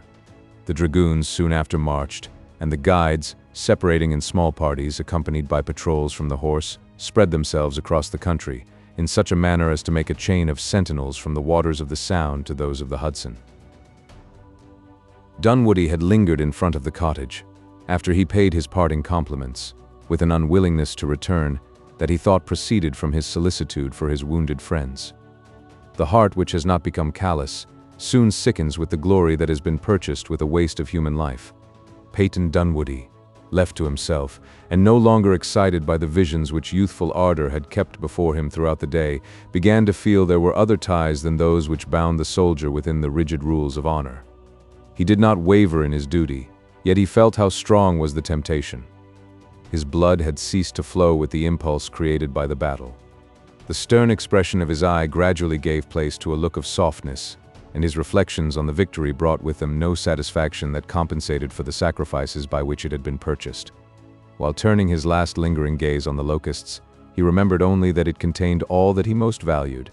The friend of his youth was a prisoner under circumstances that endangered both life and honor. The gentle companion of his toils, who could throw around the rude enjoyments of a soldier the graceful mildness of peace, lay a bleeding victim to his success. The image of the maid who had held during the day a disputed sovereignty in his bosom again rose to his view with a loveliness that banished her rival, Glory, from his mind. The last lagging trooper of the corps had already disappeared behind the northern hill, and the major unwillingly turned his horse in the same direction. Francis, impelled by a restless inquietude, now timidly ventured on the piazza of the cottage. The day had been mild and clear, and the sun was shining brightly in a cloudless sky. The tumult, which so lately disturbed the valley, was succeeded by the stillness of death, and the fair scene before her looked as if it had never been marred by the passions of men. One solitary cloud, the collected smoke of the contest, hung over the field, and this was gradually dispersing, leaving no vestige of the conflict above the peaceful graves of its victims. All the conflicting feelings, all the tumultuous circumstances of the eventful day appeared like the deceptions of a troubled vision. Francis turned and caught a glimpse of the retreating figure of him who had been so conspicuous an actor in the scene, and the illusion vanished. She recognized her lover, and with the truth came other recollections that drove her to the room with a heart as sad as that which Dunwoodie himself bore from the valley. Chapter 9. A moment gazed adown the dale, a moment snuffed the tainted gale, a moment listened to the cry that thickened as the chase drew nigh. Then, as the headmost foe appeared, with one brave bound the copse he cleared, and stretching forward free and far, sought the wild heaths of Uamvar, Lady of the Lake. The party under Captain Lawton had watched the retiring foe to his boats with the most unremitting vigilance, without finding any fit opening for a charge. The experienced successor of Colonel Wellmere knew too well the power of his enemy to leave the uneven surface of the heights until compelled to descend to the level of the water. Before he attempted this hazardous movement, he threw his men into a compact square, with its outer edges bristling with bayonets. In this position, the impatient trooper well understood that brave men could never be assailed by cavalry with success, and he was reluctantly obliged to hover near them, without seeing any opportunity of stopping their slow but steady march to the beach. A small schooner, which had been their convoy from the city, lay with her guns bearing on the place of embarkation. Against this combination of force and discipline, Lawton had sufficient prudence to see it would be folly to contend, and the English were suffered to embark without molestation. The dragoons lingered on the shore till the last moment, and then they reluctantly commenced their own retreat back to the main body of the corps. The gathering mists of the evening had begun to darken the valley, as the detachment of Lawton made its reappearance at its southern extremity. The march of the troops was slow, and their line extended for the benefit of ease. In the front rode the captain side by side with his senior subaltern, apparently engaged in close conference, while the rear was brought up by a young cornet, humming an air and thinking of the sweets of a straw bed after the fatigues of a hard day's duty. "Then it struck you too?" said the captain. "The instant I placed my eyes on her, I remembered the face. It is one not easily forgotten. By my faith, Tom, the girl does no discredit to the major's taste." "She would do honor to the corps," replied the lieutenant with some warmth. "Those blue eyes might easily win a man to gentler employments than this trade of ours. In sober truth, I can easily imagine such a girl might tempt even me to quit the broadsword and saddle for a darning needle and pillion." "Mutiny, sir, mutiny," cried the other, laughing. "What, you, Tom Mason, dare to rival the gay, admired, and withal rich Major Dunwoodie in his love? You, a lieutenant of cavalry, with but one horse, and he none of the best, whose captain is as tough as a pepperidge log, and has as many lives as a cat." "Faith," said the subaltern, smiling in his turn, "the log may yet be split, and Grimalkin lose his lives, if you often charge as madly as you did this morning. What think you of many raps from such a beetle as laid you on your back today?" "Ah, don't mention it, my good Tom. The thought makes my head ache," replied the other, shrugging up his shoulders. "It is what I call forestalling night." "The night of death?" "No, sir, the night that follows day. I saw myriads of stars, things which should hide their faces in the presence of the lordly sun. I do think nothing but this thick cap saved me for your comfort a little longer, maugre the cat's lives." "I have much reason to be obliged to the cap," said Mason dryly. "That or the skull must have had a reasonable portion of thickness, I admit." Come, Tom. You are a licensed joker, so I'll not feign anger with you," returned the captain good-humoredly. "But Singleton's lieutenant, I am fearful, will fare better than yourself for this day's service. I believe both of us will be spared the pain of receiving promotion purchased by the death of a comrade and friend," observed Mason kindly. "It was reported that Sitgreaves said he would live." "From my soul I hope so," exclaimed Lawton. "For a beardless face, that boy carries the stoutest heart I have ever met with. It surprises me, however, that as we both fell at the same instant, the men behaved so well." "For the compliment I might thank you," cried the lieutenant with a laugh. "But modesty forbids. I did my best to stop them, but without success." "Stop them!" roared the captain. "Would you stop men in the middle of a charge?" "I thought they were going the wrong way," answered the subaltern. "Ah, our fall drove them to the right about?" "It was either your fall or apprehensions of their own. Until the major rallied us, we were in admirable disorder." "Dunwoody! The major was on the crupper of the Dutchman." "Ah, but he managed to get off the crupper of the Dutchman. He came in at half speed with the other two troops, and riding between us and the enemy, with that imperative way he has when roused, brought us in line in the twinkling of an eye. Then it was," added the lieutenant with animation, "that we sent John Bull to the bushes. Oh, it was a sweet charge, heads and tails, until we were upon them. The devil! What a sight I missed!" "You slept through it all." "Yes," returned the other with a sigh. "It was all lost to me and poor George Singleton. But Tom, what will George's sister say to this fair-haired maiden in yonder white building?" "Hang herself in her garters," said the subaltern. "I owe a proper respect to my superiors, but 2 such angels are more than justly falls to the share of one man, unless he be a Turk or a Hindu." Yes," said the captain quickly. "The major is ever preaching morality to the youngsters, but he is a sly fellow in the main. Do you observe how fond he is of the crossroads above this valley? Now, if I were to halt the troops twice in the same place, you would all swear there was a petticoat in the wind. You are well known to the corps. Well, Tom, a slanderous propensity is incurable, but," stretching forward his body in the direction he was gazing, as if to aid him in distinguishing objects through the darkness, "what animal is moving through the field on our right?" "'Tis a man," said Mason, looking intently at the suspicious object. "By his hump 'tis a dromedary," added the captain, eyeing it keenly. Wheeling his horse suddenly from the highway, he exclaimed, "Harvey Birch! Take him, dead or alive." Mason and a few of the leading dragoons only understood the sudden cry, but it was heard throughout the line. A dozen of the men, with the lieutenant at their head, followed the impetuous Lawton, and their speed threatened the pursued with a sudden termination of the race. Birch prudently kept his position on the rock, where he had been seen by the passing glance of Henry Wharton, until evening had begun to shroud the surrounding objects in darkness. From this height he had seen all the events of the day as they occurred.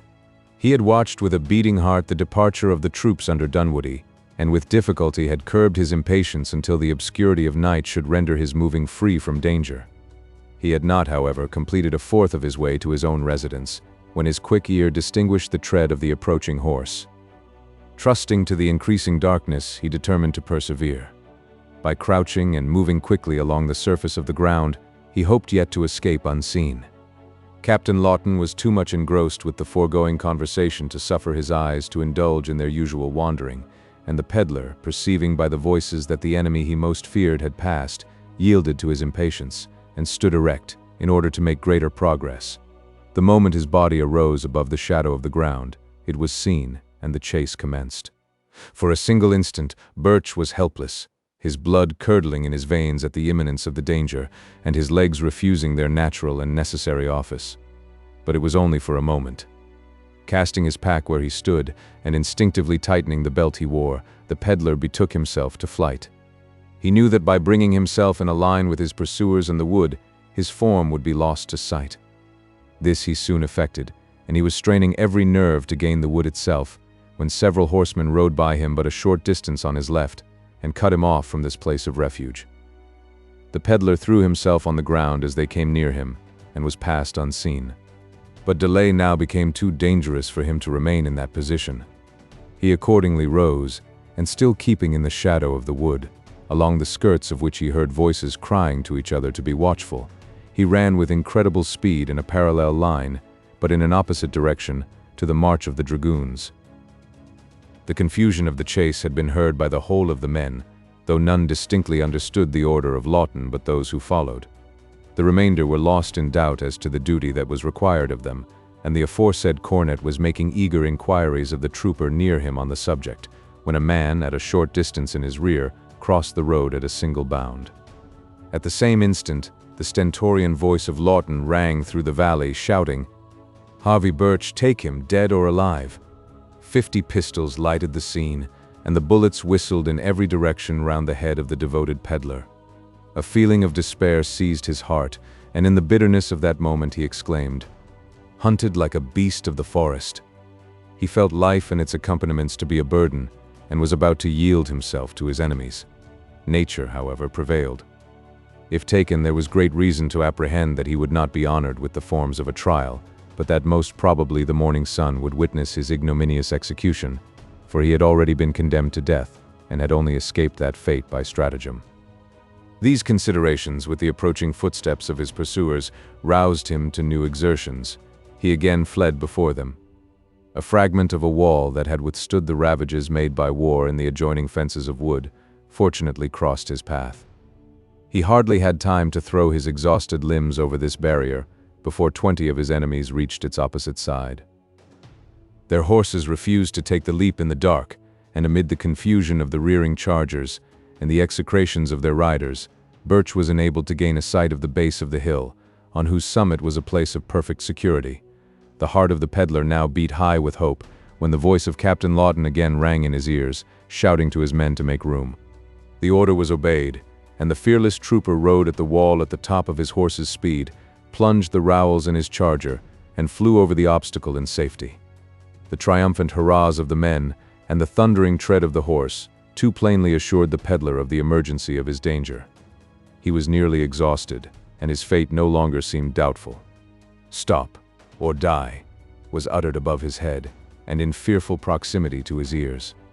Harvey stole a glance over his shoulder, and saw, within a bound of him, the man he most dreaded. By the light of the stars he beheld the uplifted arm and the threatening saber. Fear, exhaustion, and despair seized his heart, and the intended victim fell at the feet of the dragoon. The horse of Lawton struck the prostrate peddler, and both steed and rider came violently to the earth.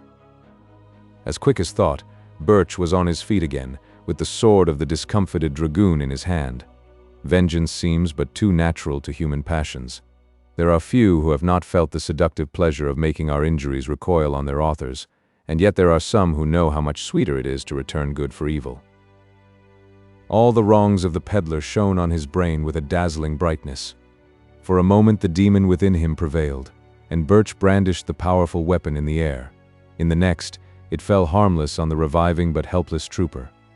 The peddler vanished up the side of the friendly rock. "Help Captain Lawton there," cried Mason as he rode up, followed by a dozen of his men. "And some of you dismount with me, and search these rocks. The villain lies here concealed." "Hold!" roared the discomfited captain, raising himself with difficulty on his feet. "If one of you dismount, he dies. Tom, my good fellow, you will help me to straddle Roanoke again." The astonished subaltern complied in silence, while the wondering dragoons remained as fixed in their saddles, as if they composed part of the animals they rode. "You are much hurt, I fear," said Mason, with something of condolence in his manner, as they re-entered the highway, biting off the end of a cigar for the want of a better quality of tobacco. "Something so, I do believe," replied the captain, catching his breath, and speaking with difficulty. "I wish our bone setter was at hand, to examine into the state of my ribs. Sitgreaves is left in attendance on Captain Singleton at the house of Mr. Wharton. Then there I halt for the night, Tom. These rude times must abridge ceremony. Besides, you may remember the old gentleman professed a kinsman's regard for the corps. I can never think of passing so good a friend without a halt. And I will lead the troop to the Four Corners. If we all halt there, we shall breed a famine in the land. A condition I never desire to be placed in. The idea of that graceful spinster's cakes is no bad solace for 24 hours in the hospital. "Oh, you won't die if you can think of eating?" said Mason, with a laugh. "I should surely die if I could not," observed the captain, gravely. "Captain Lawton," said the orderly of his troop, riding to the side of his commanding officer, "we are now passing the house of the peddler spy. Is it your pleasure that we burn it?" "No," roared the captain, in a voice that startled the disappointed sergeant. "Are you an incendiary? Would you burn a house in cold blood? Let but a spark approach, and the hand that carries it will never light another." "Zounds," muttered the sleepy cornet in the rear, as he was nodding on his horse. "There is life in the captain, notwithstanding his tumble." Lawton and Mason rode on in silence, the latter ruminating on the wonderful change produced in his commander by his fall, when they arrived opposite to the gate before the residence of Mr. Wharton.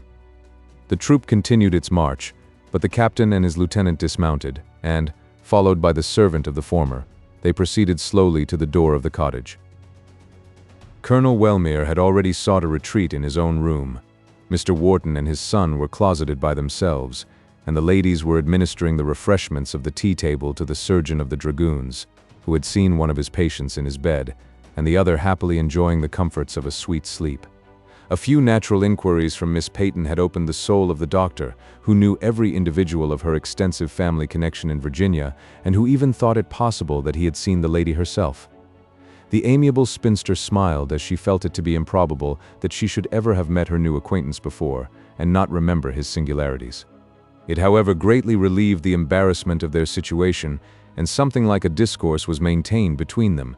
The nieces were only listeners, nor could the aunt be said to be much more. "As I was observing, Miss Peyton, it was merely the noxious vapors of the lowlands that rendered the plantation of your brother an unfit residence for man, but quadrupeds were." "Bless me, what's that?" said Miss Peyton, turning pale at the report of the pistols fired at Birch.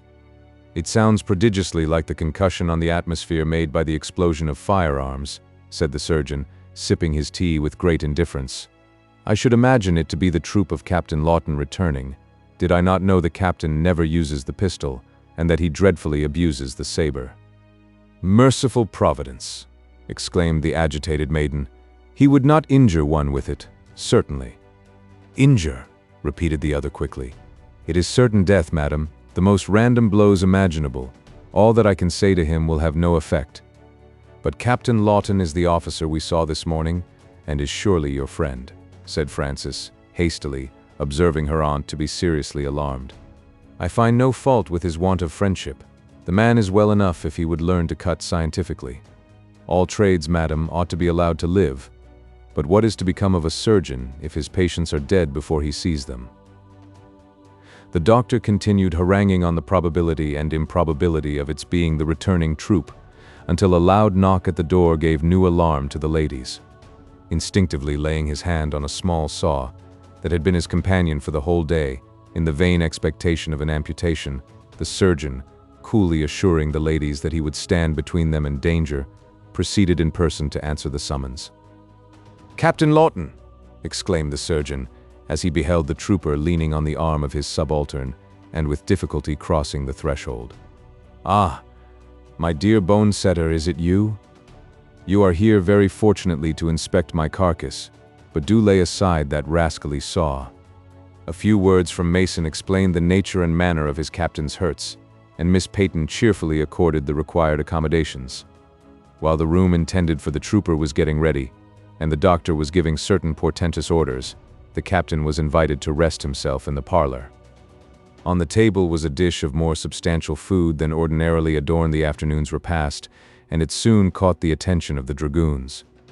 Miss Peyton, recollecting that they had probably made their only meal that day at her own table, kindly invited them to close it with another. The offer required no pressing, and in a few minutes the two were comfortably seated and engaged in an employment that was only interrupted by an occasional wry face from the captain, who moved his body in evident pain. These interruptions, however, interfered but little with the principal business in hand, and the captain had got happily through with this important duty before the surgeon returned to announce all things ready for his accommodation in the room above stairs. "Eating!" cried the astonished physician. "Captain Lawton, do you wish to die?" "I have no particular ambition that way," said the trooper, rising and bowing good night to the ladies, "and therefore have been providing materials necessary to preserve life." The surgeon muttered his dissatisfaction, while he followed Mason and the captain from the apartment. Every house in America had, at that day, what was emphatically called its best room, and this had been allotted by the unseen influence of Sarah to Colonel Wellmere. The down counterpane, which a clear frosty night would render extremely grateful over bruised limbs, decked the English officer's bed. A massive silver tankard, richly embossed with the Wharton arms, held the beverage he was to drink during the night, while beautiful vessels of china performed the same office for the two American captains. Sarah was certainly unconscious of the silent preference she had been giving to the English officer, and it is equally certain that but for his hurts, bed, tankard, and everything but the beverage would have been matters of indifference to Captain Lawton, half of whose nights were spent in his clothes, and not a few of them in the saddle. After taking possession, however, of a small but very comfortable room, Dr. Sitgreaves proceeded to inquire into the state of his injuries. He had begun to pass his hand over the body of his patient when the latter cried impatiently, "Sitgreaves, do me the favor to lay that rascally saw aside, or I shall have recourse to my saber in self-defense. The sight of it makes my blood cold. Captain Lawton, for a man who has so often exposed life and limb, you are unaccountably afraid of a very useful instrument." "Heaven keep me from its use," said the trooper with a shrug. "You would not despise the lights of science, nor refuse surgical aid, because this saw might be necessary?" "I would." "You would?" "Yes. You shall never joint me like a quarter of beef, while I have life to defend myself," cried the resolute dragoon. "But I grow sleepy.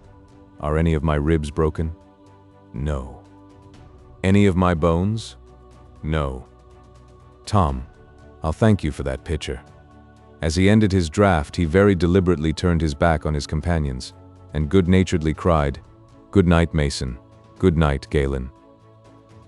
Captain Lawton entertained a profound respect for the surgical abilities of his comrade, but he was very skeptical on the subject of administering internally for the ailings of the human frame. With a full stomach, a stout heart, and a clear conscience, he often maintained that a man might bid defiance to the world and its vicissitudes. Nature provided him with the second, and, to say the truth, he strove manfully himself to keep up the other two requisites in his creed. It was a favorite maxim with him that the last thing death assailed was the eyes, and next to the last, the jaws. This he interpreted to be a clear expression of the intention of nature, that every man might regulate, by his own volition, whatever was to be admitted into the sanctuary of his mouth. Consequently, if the guest proved unpalatable, he had no one to blame but himself. The surgeon, who was well acquainted with these views of his patient, beheld him, as he cavalierly turned his back on Mason and himself, with a commiserating contempt, replaced in their leathern repository the phials he had exhibited, with a species of care that was allied to veneration, gave the saw, as he concluded, a whirl of triumph, and departed, without condescending to notice the compliment of the trooper. Mason, finding, by the breathing of the captain, that his own good night would be unheard, hastened to pay his respects to the ladies, after which he mounted and followed the troop at the top of his horse's speed. Chapter 10. On some fond breast the parting soul relies, some pious drops the closing eye requires, e'en from the tomb the voice of nature cries, and in our ashes live their wonted fires. Gray. The possessions of Mr. Wharton extended to some distance on each side of the house in which he dwelt, and most of his land was unoccupied.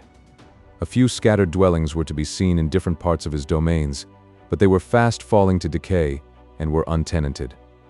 The proximity of the country to the contending armies had nearly banished the pursuits of agriculture from the land. It was useless for the husbandman to devote his time and the labor of his hands to obtain overflowing garners that the first foraging party would empty. None tilled the earth with any other view than to provide the scanty means of subsistence, except those who were placed so near to one of the adverse parties as to be safe from the inroads of the light troops of the other. To these the war offered a golden harvest, more especially to such as enjoyed the benefits of an access to the royal army. Mr. Wharton did not require the use of his lands for the purposes of subsistence, and he willingly adopted the guarded practice of the day, limiting his attention to such articles as were soon to be consumed within his own walls, or could be easily secreted from the prying eyes of the foragers. In consequence, the ground on which the action was fought had not a single inhabited building, besides the one belonging to the father of Harvey Birch. This house stood between the place where the cavalry had met and that where the charge had been made on the party of Wellmere. To Katy Haynes it had been a day fruitful of incidents. The prudent housekeeper had kept her political feelings in a state of rigid neutrality. Her own friends had espoused the cause of the country, but the maiden herself never lost sight of that important moment, when, like females of more illustrious hopes, she might be required to sacrifice her love of country on the altar of domestic harmony. And yet, notwithstanding all her sagacity, there were moments when the good woman had grievous doubts into which scale she ought to throw the weight of her eloquence, in order to be certain of supporting the cause favored by the peddler.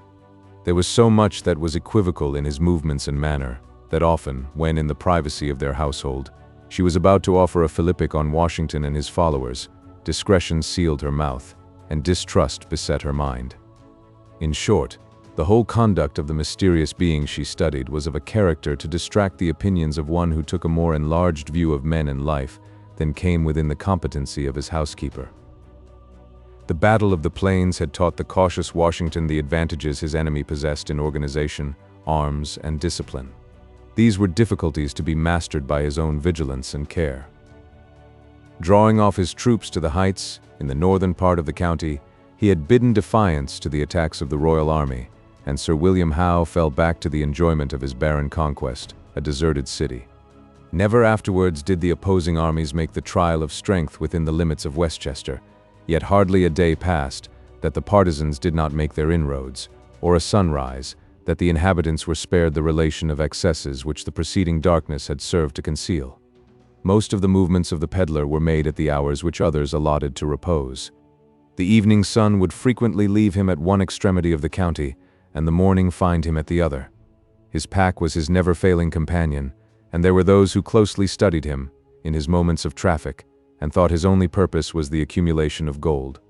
He would be often seen near the highlands, with a body bending under its load, and again near the Harlem River, traveling with lighter steps, with his face towards the setting sun, but these glances at him were uncertain and fleeting. The intermediate time no eye could penetrate. For months he disappeared, and no traces of his course were ever known. Strong parties held the heights of Harlem, and the northern end of Manhattan Island was bristling with the bayonets of the English sentinels, yet the peddler glided among them unnoticed and uninjured. His approaches to the American lines were also frequent, but generally so conducted as to baffle pursuit. Many a sentinel, placed in the gorges of the mountains, spoke of a strange figure that had been seen gliding by them in the mists of the evening. These stories reached the ears of the officers and, as we have related, in 2 instances the traitor had fallen into the hands of the Americans. The first time he had escaped from Lawton, shortly after his arrest, but the second he was condemned to die. On the morning of his intended execution, the cage was opened, but the bird had flown. This extraordinary escape had been made from the custody of a favorite officer of Washington and sentinels who had been thought worthy to guard the person of the commander-in-chief. Bribery and treason could not be imputed to men so well esteemed, and the opinion gained ground among the common soldiery that the peddler had dealings with the Dark One. Katy, however, always repelled this opinion with indignation, for within the recesses of her own bosom, the housekeeper, in ruminating on the events, concluded that the evil spirit did not pay in gold. Nor, continued the wary spinster in her cogitations, does Washington. Paper and promises were all that the leader of the American troops could dispense to his servants. After the alliance with France, when silver became more abundant in the country, although the scrutinizing eyes of Katy never let any opportunity of examining into the deerskin purse pass unimproved, she was never able to detect the image of Louis intruding into the presence of the well-known countenance of George III. In short, the secret hoard of Harvey sufficiently showed in its contents that all its contributions had been received from the British. The House of Birch had been watched at different times by the Americans, with a view to his arrest, but never with success, the reputed spy possessing a secret means of intelligence that invariably defeated their schemes.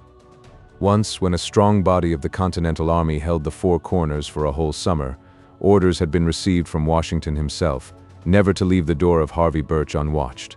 The command was rigidly obeyed, and during this long period the peddler was unseen, the detachment was withdrawn, and the following night Birch re-entered his dwelling.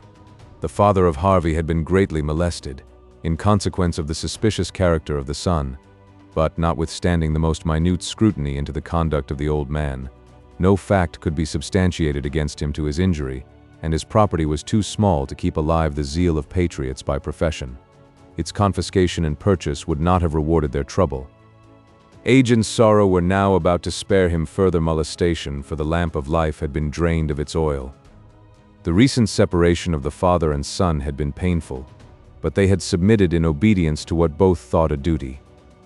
The old man had kept his dying situation a secret from the neighborhood, in the hope that he might still have the company of his child in his last moments. The confusion of the day, and his increasing dread that Harvey might be too late, helped to hasten the event he would fain arrest for a little while. As night set in, his illness increased to such a degree that the dismayed housekeepers sent a truant boy, who had shut up himself with them during the combat, to the Locusts in quest of a companion to cheer her solitude. Caesar alone could be spared, and loaded with eatables and cordials by the kind-hearted Miss Peyton, the black had been dispatched on his duty. The dying man was past the use of medicines, and his chief anxiety seemed to center in a meeting with his child. The noise of the chase had been heard by the group in the house, but its cause was not understood, and as both the black and Katy were apprised of the detachment of American horse being below them, they supposed it to proceed from the return of that party. They heard the dragoons as they moved slowly by the building, but in compliance with the prudent injunction of the black, the housekeeper forbore to indulge her curiosity. The old man had closed his eyes, and his attendants believed him to be asleep. The house contained 2 large rooms and as many small ones. One of the former served for kitchen and sitting room, in the other lay the father of Birch. Of the latter, one was the sanctuary of the Vestal, and the other contained the stock of provisions. A huge chimney of stone rose in the center, serving of itself for a partition between the larger rooms, and fireplaces of corresponding dimensions were in each apartment. A bright flame was burning in that of the common room, and within the very jambs of its monstrous jaws sat Caesar and Katy, at the time of which we write. The African was impressing his caution on the housekeeper and commenting on the general danger of indulging an idle curiosity. "Best never tempt a Satan," said Caesar, rolling up his eyes till the whites glistened by the glare of the fire. "I bury like hisself to lose an ear for carrying a little bit of a letter. Dare much mischief come of curiosity. If Dare had never been a man curious to see Africa, Dare would be no color people out of Dare own country. But I wish Harvey get back." "It is very disregardful in him to be away at such a time," said Katy imposingly. "Suppose now his father wanted to make his last will in the testament, who is there to do so solemn and awful an act for him? Harvey is a very wasteful and very disregardful man." "Perhap he make him afore?" "It would not be a wonderment if he had," returned the housekeeper. "He is whole days looking into the Bible." "Then he read a very good book," said the black solemnly. "Miss Fanny read in him to Dinah now and den." "You are right, Caesar. The Bible is the best of books, and one that reads it as often as Harvey's father should have the best of reasons for so doing. This is no more than common sense." She rose from her seat, and stealing softly to a chest of drawers in the room of the sick man, she took from it a large Bible, heavily bound, and secured with strong clasps of brass, with which she returned to the Negro. The volume was eagerly opened, and they proceeded instantly to examine its pages. Katy was far from an expert scholar, and to Caesar the characters were absolutely strangers. For some time the housekeeper was occupied in finding out the word Matthew, in which she had no sooner succeeded than she pointed out the word, with great complacency, to the attentive Caesar. "Very well, now look him, Truff," said the black, peeping over the housekeeper's shoulder, as he held a long lank candle of yellow tallow, in such a manner as to throw its feeble light on the volume. "Yes, but I must begin with the very beginning of the book," replied the other, turning the leaves carefully back, until, moving two at once, she lighted upon a page covered with writing. "Here," said the housekeeper, shaking with the eagerness of expectation, "here are the very words themselves. Now I would give the world itself to know whom he has left the big silver shoe buckles to." "Read 'em," said Caesar laconically. "And the black walnut drawers, for Harvey could never want furniture of that quality, as long as he is a bachelor. Why, he no want 'em as well as he fader. And the 6 silver tablespoons, Harvey always uses the iron." "Prap he say, without so much talk," returned the sententious black, pointing one of his crooked and dingy fingers at the open volume. Thus repeatedly advised, and impelled by her own curiosity, Katy began to read. Anxious to come to the part which most interested herself, she dipped at once into the center of the subject. Chester Birch, born September 1st, 1755. Read the spinster, with a deliberation that did no great honor to her scholarship. "Well, what he give him?" Abigail Birch, born July 12th, 1757, continued the housekeeper, in the same tone. "I think he ought to give her a spoon." June 1st, 1760. On this awful day, the judgment of an offended God lighted on my house. A heavy groan from the adjoining room made the spinster instinctively close the volume, and Caesar, for a moment, shook with fear. Neither possessed sufficient resolution to go and examine the condition of the sufferer, but his heavy breathing continued as usual. Katy dared not, however, reopen the Bible, and carefully securing its clasps, it was laid on the table in silence. Caesar took his chair again, and after looking timidly round the room, remarked, "I thought he time war come." "No," said Katy solemnly, "he will live till the tide is out, or the first cock crows in the morning." "Poor man," continued the black, nestling still farther into the chimney corner. "I hope he lay quiet after he die. Would be no astonishment to me if he didn't, for they say an unquiet life makes an uneasy grave. Johnny Birch a very good man in he way. All mankind can't be a minister, for if he do, who would be a congregation? Ah, Caesar, he is good only who does good. Can you tell me why honestly gotten gold should be hidden in the bowels of the earth? Grack, I think it must be to keep to Skinner from finding him. If he know where he be, why don't he dig him up?" "There may be reasons not comprehensible to you," said Katy, moving her chair so that her clothes covered the charmed stone, underneath which lay the secret treasures of the peddler, unable to refrain from speaking of what she would have been very unwilling to reveal, but a rough outside often holds a smooth inside. Caesar stared around the building, unable to fathom the hidden meaning of his companion, when his roving eyes suddenly became fixed, and his teeth chattered with affright. The change in the countenance of the black was instantly perceived by Katy, and turning her face, she saw the peddler himself, standing within the door of the room. "Is he alive?" asked Birch, tremulously, and seemingly afraid to receive the answer. "Surely," said Katy, rising hastily and officiously offering her chair. "He must live till day, or till the tide is down." Disregarding all but the fact that his father still lived, the peddler stole gently into the room of his dying parent. The tie which bound the father and son was of no ordinary kind. In the wide world they were all to each other. Had Katy but read a few lines further in the record, she would have seen the sad tale of their misfortunes. At one blow competence and kindred had been swept from them, and from that day to the present hour, persecution and distress had followed their wandering steps. Approaching the bedside, Harvey leaned his body forward, and in a voice nearly choked by his feelings, he whispered near the ear of the sick, "Father, do you know me?" The parent slowly opened his eyes, and a smile of satisfaction passed over his pallid features, leaving behind it the impression of death, more awful by the contrast. The peddler gave a restorative he had brought with him to the parched lips of the sick man, and for a few minutes new vigor seemed imparted to his frame. He spoke, but slowly, and with difficulty. Curiosity kept Katy silent. Awe had the same effect on Caesar, and Harvey seemed hardly to breathe as he listened to the language of the departing spirit.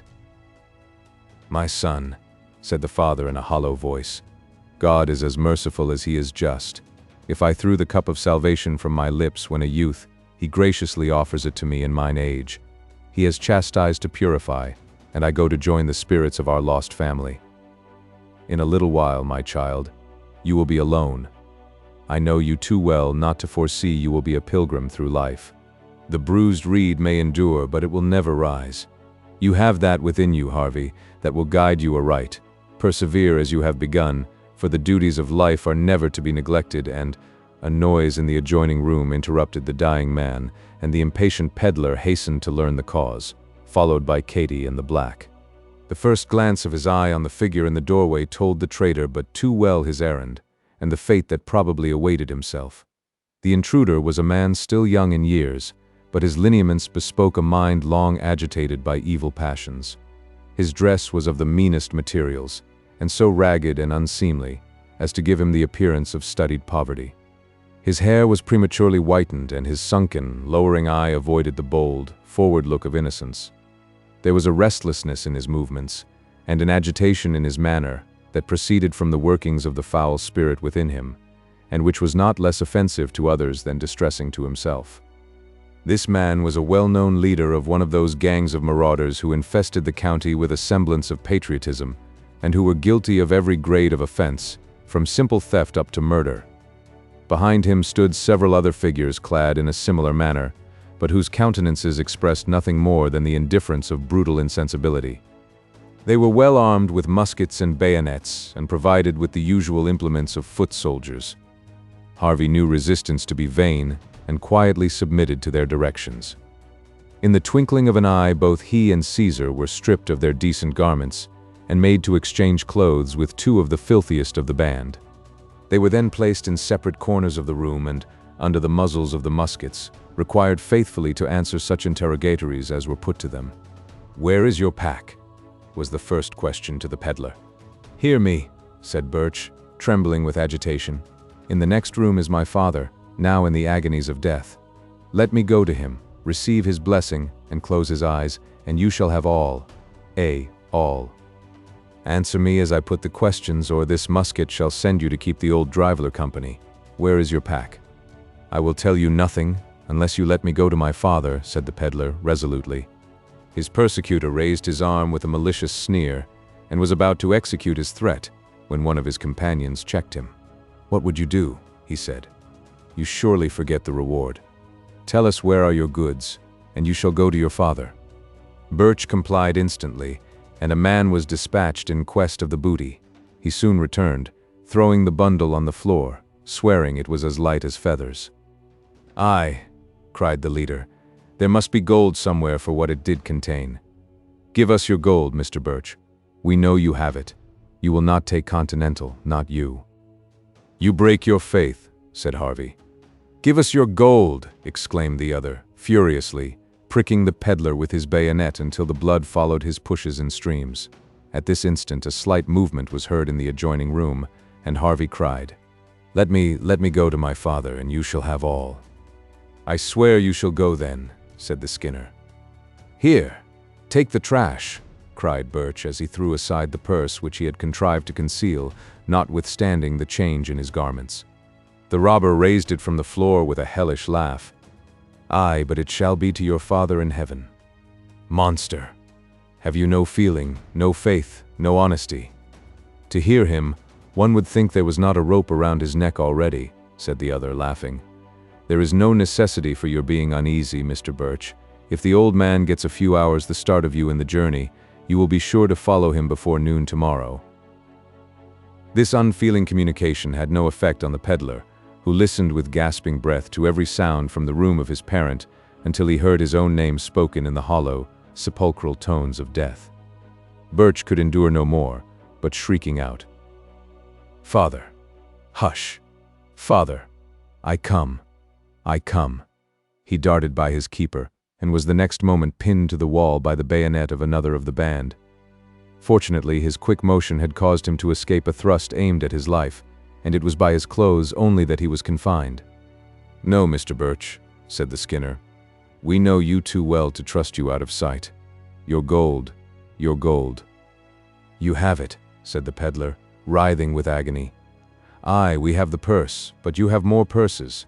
King George is a prompt paymaster, and you have done him many a piece of good service. Where is your hoard? Without it, you will never see your father." "Remove the stone underneath the woman," cried the peddler, eagerly. "Remove the stone." "He raves, he raves," said Katy, instinctively moving her position to a different stone from the one on which she had been standing. In a moment it was torn from its bed, and nothing but earth was seen beneath. "He raves. You have driven him from his right mind," continued the trembling spinster. "Would any man in his senses keep gold under a hearth?" "Peace, babbling fool," cried Harvey. "Lift the corner stone, and you will find that which will make you rich, and me a beggar." "And then you will be despisable," said the housekeeper bitterly. "A peddler without goods and without money is sure to be despisable." "There will be enough left to pay for his halter," cried the skinner, who was not slow to follow the instructions of Harvey, soon lighting upon a store of English guineas. The money was quickly transferred to a bag, notwithstanding the declarations of the spinster that her dues were unsatisfied, and that of right 10 of the guineas were her property. Delighted with a prize that greatly exceeded their expectations, the band prepared to depart, intending to take the peddler with them in order to give him up to the American troops above and to claim the reward offered for his apprehension. Everything was ready, and they were about to lift Birch in their arms, for he resolutely refused to move an inch, when a form appeared in their midst, which appalled the stoutest heart among them. The father had arisen from his bed, and he tottered forth at the cries of his son. Around his body was thrown the sheet of the bed, and his fixed eye and haggard face gave him the appearance of a being from another world. Even Katy and Caesar thought it was the spirit of the elder Birch, and they fled the house, followed by the alarmed Skinners in a body. The excitement which had given the sick man strength soon vanished, and the peddler, lifting him in his arms, reconveyed him to his bed. The reaction of the system which followed hastened to close the scene. The glazed eye of the father was fixed upon the son. His lips moved, but his voice was unheard. Harvey bent down and, with the parting breath of his parent, received his dying benediction. A life of privation and of wrongs embittered most of the future hours of the peddler. But under no sufferings, in no misfortunes, the subject of poverty and obloquy, the remembrance of that blessing never left him. It constantly gleamed over the images of the past, shedding a holy radiance around his saddest hours of despondency. It cheered the prospect of the future with the prayers of a pious spirit, and it brought the sweet assurance of having faithfully discharged the sacred offices of filial love. The retreat of Caesar and the spinster had been too precipitate to admit of much calculation, yet they themselves instinctively separated from the Skinners. After fleeing a short distance, they paused, and the maiden commenced in a solemn voice.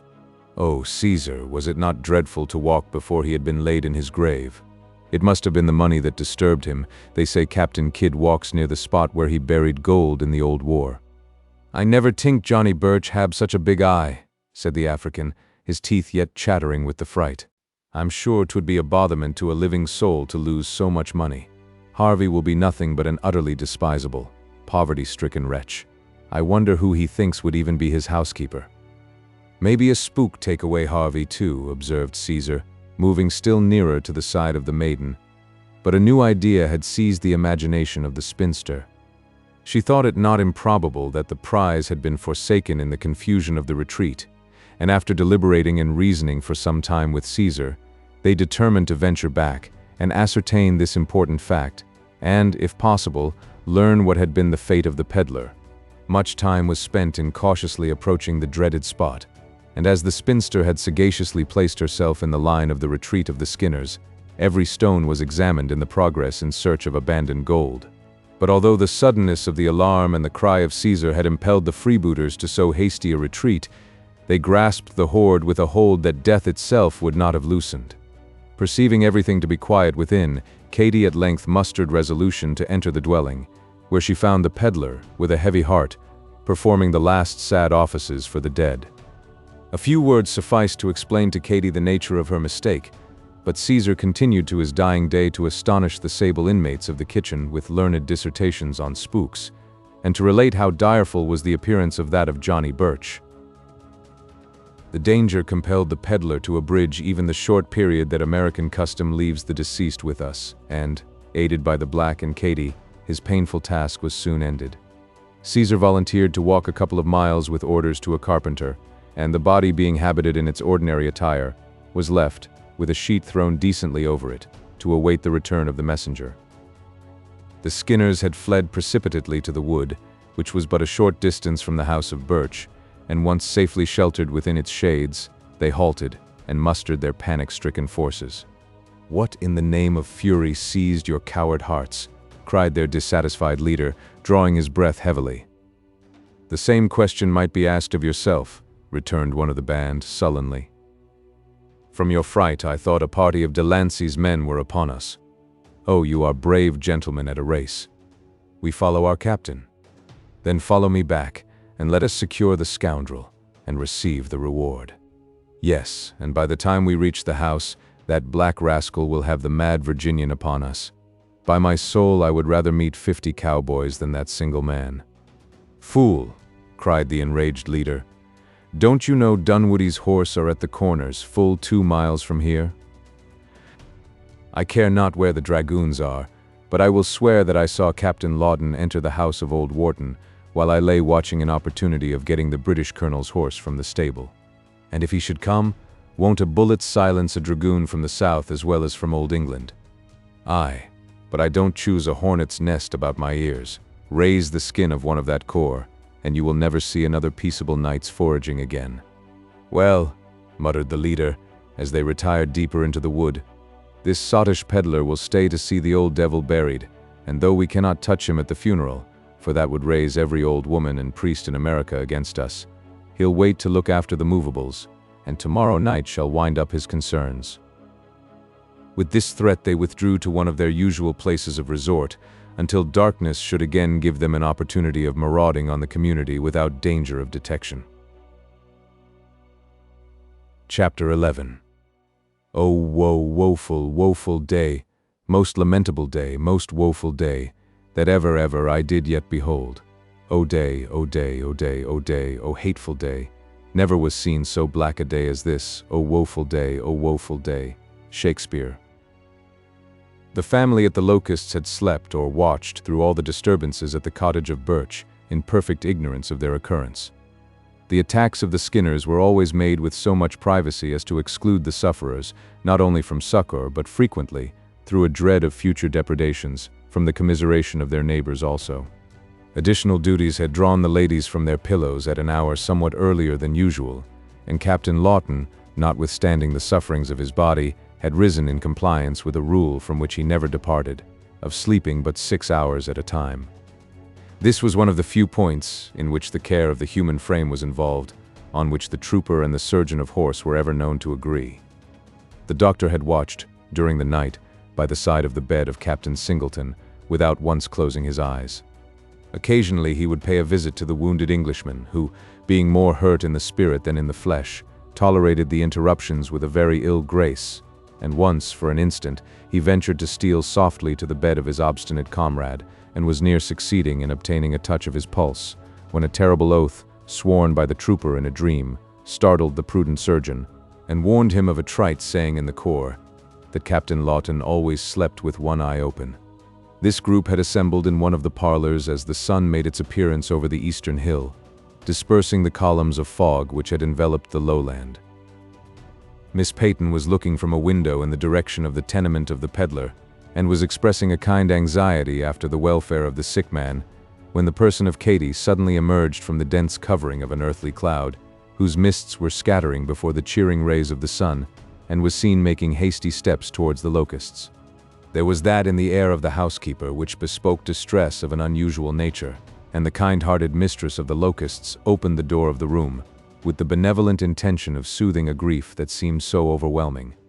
A nearer view of the disturbed features of the visitor confirmed Miss Peyton in her belief, and with the shock that gentle feelings ever experience at a sudden and endless separation from even the meanest of their associates, she said hastily, "Katy, is he gone?" "No, ma'am," replied the disturbed damsel, with great bitterness. "He is not yet gone, but he may go as soon as he pleases now, for the worst is done. I do verily believe, Miss Peyton, they haven't so much as left him money enough to buy him another suit of clothes to cover his nakedness, and those he has on are none of the best, I can tell you." "How?" exclaimed the other, astonished. could anyone have the heart to plunder a man in such distress? Hearts, repeated Katy, catching her breath. Men like them have no bowels at all. Plunder and distress indeed. Why, ma'am, there were in the iron pot in plain sight 54 guineas of gold, besides what lay underneath, which I couldn't count without handling, and I didn't like to touch it, for they say that another's gold is apt to stick, so, judging from that in sight, there wasn't less than 200 guineas besides what might have been in the deerskin purse. But Harvey is little better now than a beggar, and a beggar, Miss Jeanette, is the most awfully despisable of all earthly creatures. Poverty is to be pitied, and not despised, said the lady, still unable to comprehend the extent of the misfortune that had befallen her neighbor during the night. But how is the old man, and does this loss affect him much? The countenance of Katy changed from the natural expression of concern to the set form of melancholy as she answered, "He is happily removed from the cares of the world. The chinking of the money made him get out of his bed, and the poor soul found the shock too great for him. He died about 2 hours and 10 minutes before the cock crowed, as near as we can say." She was interrupted by the physician, who, approaching, inquired, with much interest, the nature of the disorder. Glancing her eye over the figure of this new acquaintance, Katy, instinctively adjusting her dress, replied, "'Twas the troubles of the times and the loss of property that brought him down. He wasted from day to day, and all my care and anxiety were lost. For now Harvey is no better than a beggar, and who is there to pay me for what I have done?" "God will reward you for all the good you have done," said Miss Peyton, mildly. "Yes," interrupted the spinster hastily, and with an air of reverence that was instantly succeeded by an expression that denoted more of worldly care. "But then I have left my wages for 3 years past in the hands of Harvey, and how am I to get them?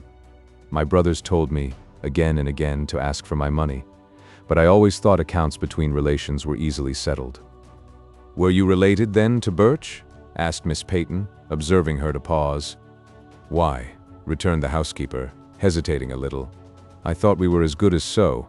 I wonder if I have no claim on the house and garden, though they say, now it is Harvey's, it will surely be confiscated." Turning to Lawton, who had been sitting in one posture, with his piercing eyes lowering at her through his thick brows, in silence, "Perhaps this gentleman knows he seems to take an interest in my story."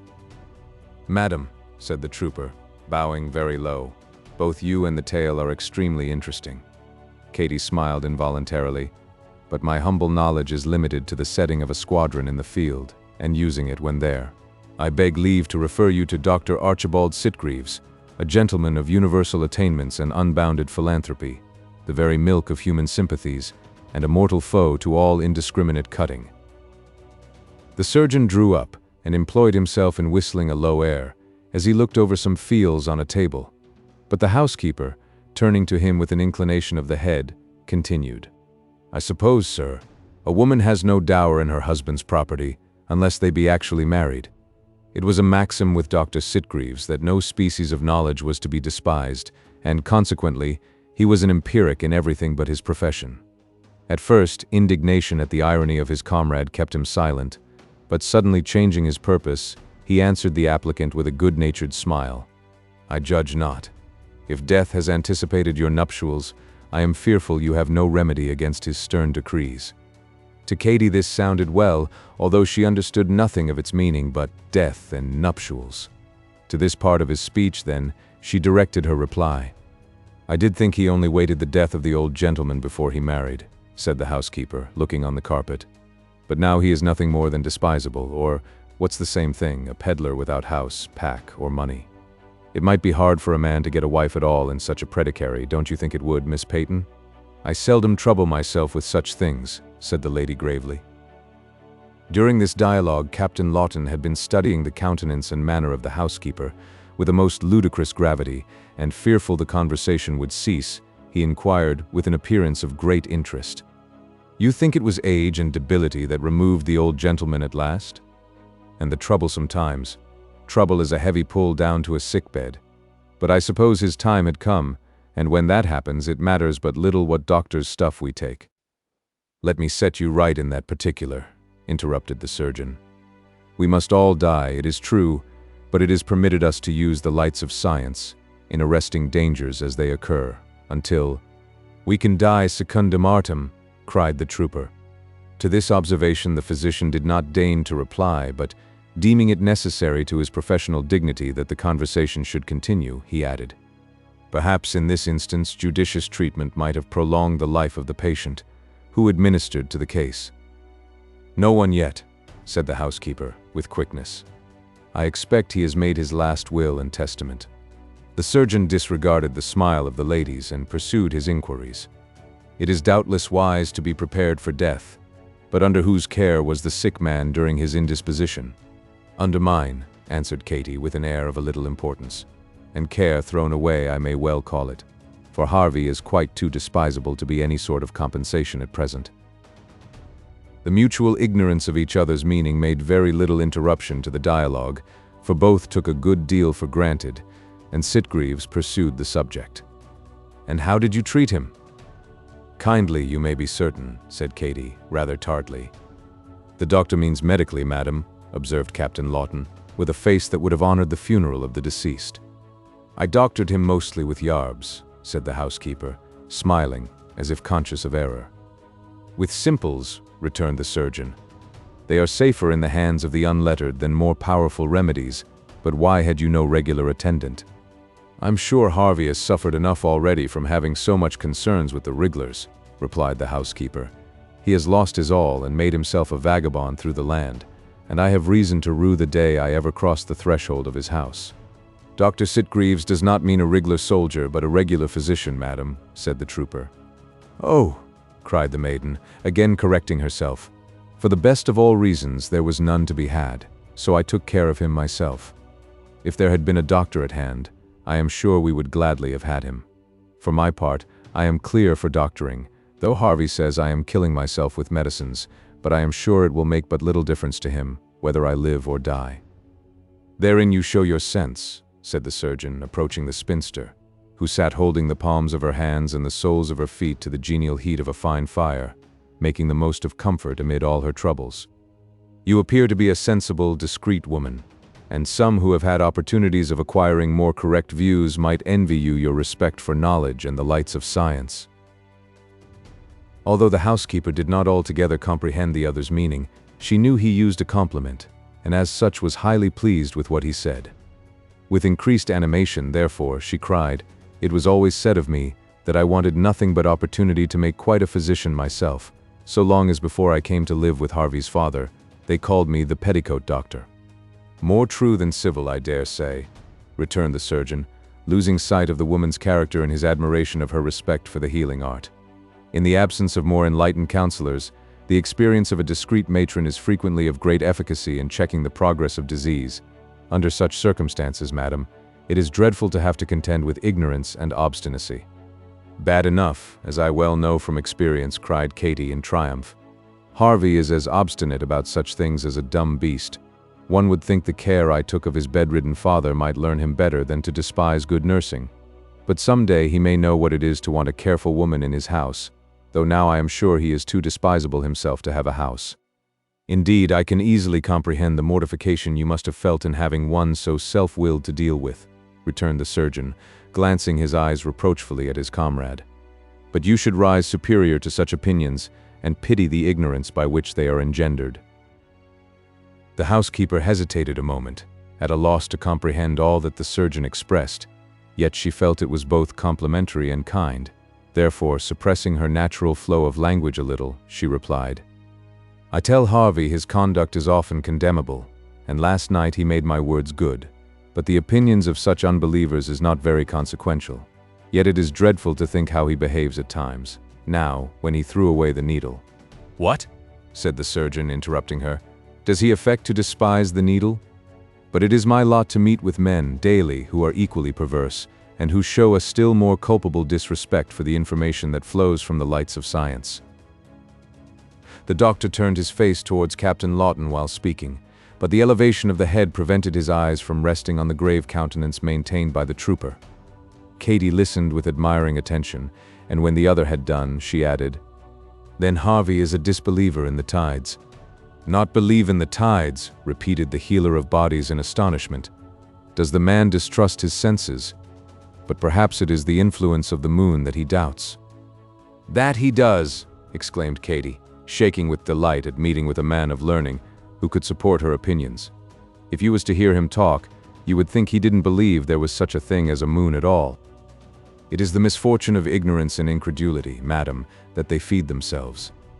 The mind, once rejecting useful information, insensibly leans to superstition and conclusions on the order of nature that are not less prejudicial to the cause of truth than they are at variance with the first principles of human knowledge. The spinster was too much awestruck to venture an undigested reply to this speech, and the surgeon, after pausing a moment in a kind of philosophical disdain, continued.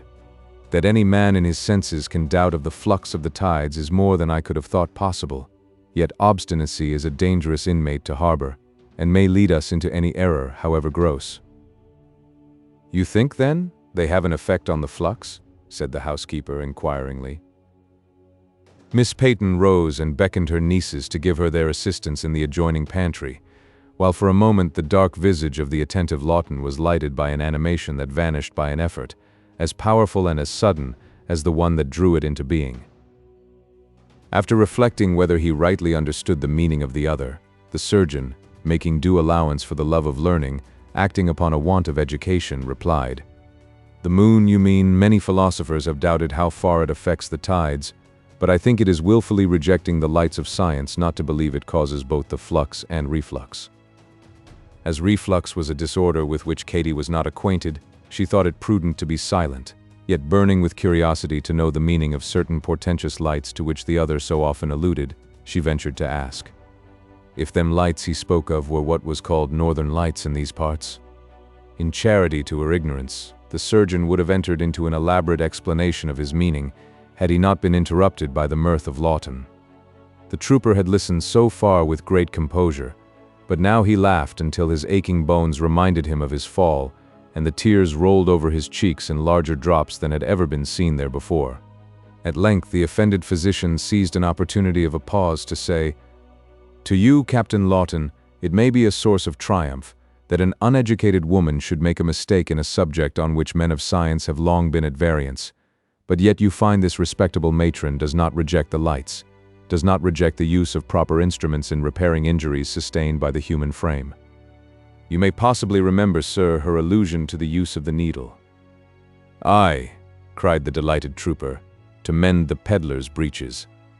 Katy drew up in evident displeasure, and prompt to vindicate her character for more lofty acquirements, she said, "'Twas not a common use that I put that needle to, but one of much greater virtue." "Explain yourself, madam," said the surgeon impatiently, "that this gentleman may see how little reason he has for exultation." Thus solicited, Katy paused to collect sufficient eloquence to garnish her narrative. The substance of her tale was that a child who had been placed by the guardians of the poor in the keeping of Harvey had, in the absence of its master, injured itself badly in the foot by a large needle. The offending instrument had been carefully greased, wrapped in woolen, and placed in a certain charmed nook of the chimney, while the foot, from a fear of weakening the incantation, was left in a state of nature. The arrival of the peddler had altered the whole of this admirable treatment, and the consequences were expressed by Katy as she concluded her narrative by saying, "'Twas no wonder the boy died of a lockjaw." Dr. Sitgreaves looked out of the window in admiration of the brilliant morning, striving all he could to avoid the basilisk's eyes of his comrade. He was impelled, by a feeling that he could not conquer, however, to look Captain Lawton in the face. The trooper had arranged every muscle of his countenance to express sympathy for the fate of the poor child, but the exultation of his eyes cut the astounded man of science to the quick. He muttered something concerning the condition of his patients, and retreated with precipitation. Miss Peyton entered into the situation of things at the house of the peddler, with all the interest of her excellent feelings. She listened patiently while Katy recounted, more particularly, the circumstances of the past night as they had occurred. The spinster did not forget to dwell on the magnitude of the pecuniary loss sustained by Harvey, and in no manner spared her invectives at his betraying a secret which might so easily have been kept. "For Miss Peyton," continued the housekeeper, after a pause to take breath, "I would have given up life before I would have given up that secret. At the most, they could only have killed him, and now a body may say that they have slain both soul and body, or, what's the same thing, they have made him a despisable vagabond. I wonder who he thinks would be his wife, or who would keep his house. For my part, my good name is too precious to be living with a lone man, though for the matter of that, he is never there. I am resolved to tell him this day that stay there a single woman, I will not an hour after the funeral, and marry him I don't think I will, unless he becomes steadier and more of a home body. The mild mistress of the Locusts suffered the exuberance of the housekeeper's feelings to expend itself, and then, by one or two judicious questions, that denoted a more intimate knowledge of the windings of the human heart in matters of Cupid than might fairly be supposed to belong to a spinster. She extracted enough from Katy to discover the improbability of Harvey's ever presuming to offer himself, with his broken fortunes, to the acceptance of Catherine Haynes. She therefore mentioned her own want of assistance in the present state of her household, and expressed a wish that Katy would change her residence to the Locusts, in case the peddler had no further use for her services. After a few preliminary conditions on the part of the wary housekeeper, the arrangement was concluded, and making a few more piteous lamentations on the weight of her own losses and the stupidity of Harvey, united with some curiosity to know the future fate of the peddler, Katy withdrew to make the necessary preparations for the approaching funeral, which was to take place that day. During the interview between the two females, Lawton, through delicacy, had withdrawn. Anxiety took him to the room of Captain Singleton. The character of this youth, it has already been shown, endeared him in a peculiar manner to every officer in the corps. The singularly mild deportment of the young dragoon had on so many occasions been proved not to proceed from want of resolution that his almost feminine softness of manner and appearance had failed to bring him into disrepute, even in that band of partisan warriors. To the major he was as dear as a brother, and his easy submission to the directions of his surgeon had made him a marked favorite with Dr. Sitgreaves. The rough usage the corps often received in its daring attacks had brought each of its officers, in succession, under the temporary keeping of the surgeon. To Captain Singleton, the man of science, had decreed the palm of docility on such occasions, and Captain Lawton he had fairly blackballed. He frequently declared, with unconquerable simplicity and earnestness of manner, that it gave him more pleasure to see the former brought in wounded than any officer in the squadron, and that the latter afforded him the least, a compliment and condemnation that were usually received by the first of the parties with a quiet smile of good nature, and by the last with a grave bow of thanks. On the present occasion, the mortified surgeon and exulting trooper met in the room of Captain Singleton, as a place where they could act on common ground. Some time was occupied in joint attentions to the comfort of the wounded officer, and the doctor retired to an apartment prepared for his own accommodation. Here, within a few minutes, he was surprised by the entrance of Lawton. The triumph of the trooper had been so complete that he felt he could afford to be generous, and commencing by voluntarily throwing aside his coat, he cried carelessly, "Sitgreaves, administer a little of the aid of the lights of science to my body, if you please." The surgeon was beginning to feel this was a subject that was intolerable, but venturing a glance towards his comrade, he saw with surprise the preparations he had made, and an air of sincerity about him that was unusual to his manner when making such a request. Changing his intended burst of resentment to a tone of civil inquiry, he said, "Does Captain Lawton want anything at my hands?" "Look for yourself, my dear sir," said the trooper mildly. "Here seem to be most of the colors of the rainbow, on this shoulder." "You have reason for saying so," said the other, handling the part with great tenderness and consummate skill. "But happily nothing is broken. It is wonderful how well you escaped. I have been a tumbler from my youth, and I am past minding a few falls from a horse. But Sitgreaves," he added with affection, and pointing to a scar on his body, "do you remember this bit of work?" "Perfectly well, Jack. It was bravely obtained and neatly extracted. But don't you think I had better apply an oil to these bruises?" "Certainly," said Lawton, with unexpected condescension. "Now, my dear boy," cried the doctor, exultantly, as he busied himself in applying the remedy to the hurts, "do you not think it would have been better to have done all this last night?"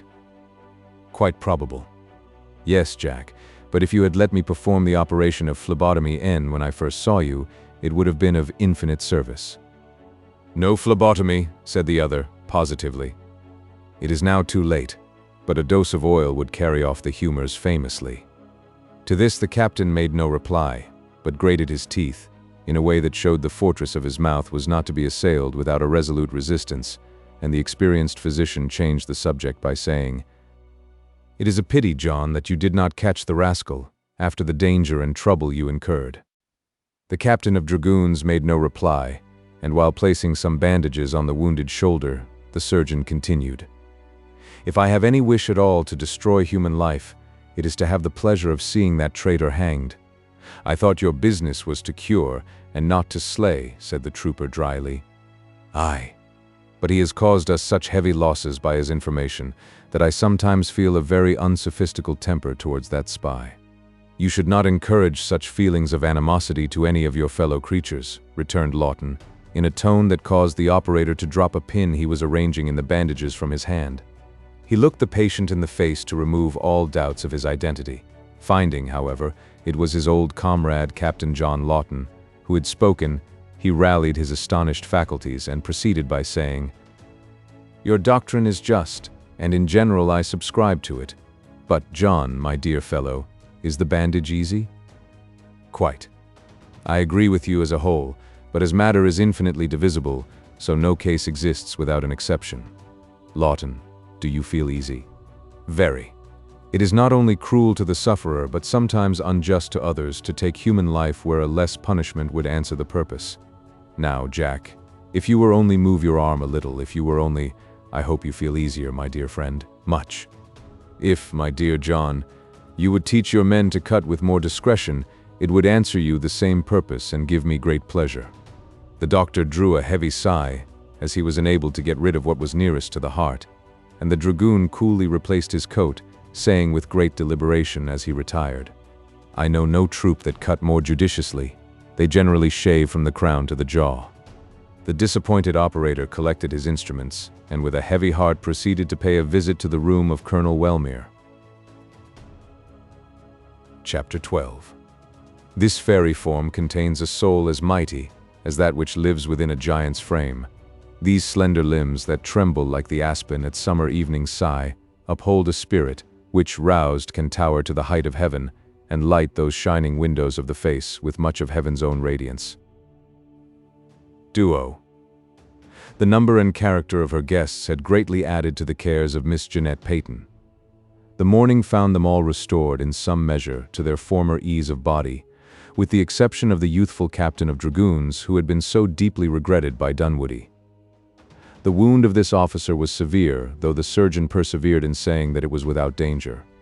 His comrade, we have shown, had deserted his couch, and Henry Wharton awoke from a sleep that had been undisturbed by anything but a dream of suffering amputation under the hands of a surgical novice. As it proved, however, to be nothing but a dream, the youth found himself much refreshed by his slumbers, and Dr. Sitgreaves removed all further apprehensions by confidently pronouncing that he would be a well man within a fortnight. During all this time, Colonel Wellmere did not make his appearance. He breakfasted in his own room, and notwithstanding certain significant smiles of the man of science, declared himself too much injured to rise from his bed. Leaving him, therefore, endeavoring to conceal his chagrin in the solitude of his chamber, the surgeon proceeded to the more grateful task of sitting an hour by the bedside of George Singleton. A slight flush was on the face of the patient as the doctor entered the room, and the latter advanced promptly and laid his fingers on the pulse of the youth, beckoning to him to be silent, while he muttered, "Growing symptoms of a febrile pulse? No, no, my dear George. You must remain quiet and dumb, though your eyes look better, and your skin has even a moisture." "Nay, my dear Sitgreaves," said the youth, taking his hand. "You see there is no fever about me. Look, is there any of Jack Lawton's hoarfrost on my tongue?" "No, indeed," said the surgeon, clapping a spoon in the mouth of the other, forcing it open, and looking down his throat as if disposed to visit the interior in person. "The tongue is well, and the pulse begins to lower again. Ah, the bleeding did you good. Phlebotomy is a sovereign specific for southern constitutions. But that madcap Lawton absolutely refused to be blooded for a fall he had from his horse last night. Why, George, your case is becoming singular," continued the doctor, instinctively throwing aside his wig. "Your pulse even and soft, your skin moist, but your eye fiery, and cheek flushed. Oh, I must examine more closely into these symptoms." "Softly, my good friend, softly," said the youth, falling back on his pillow and losing some of that color which alarmed his companion. I believe in extracting the ball you did for me all that is required.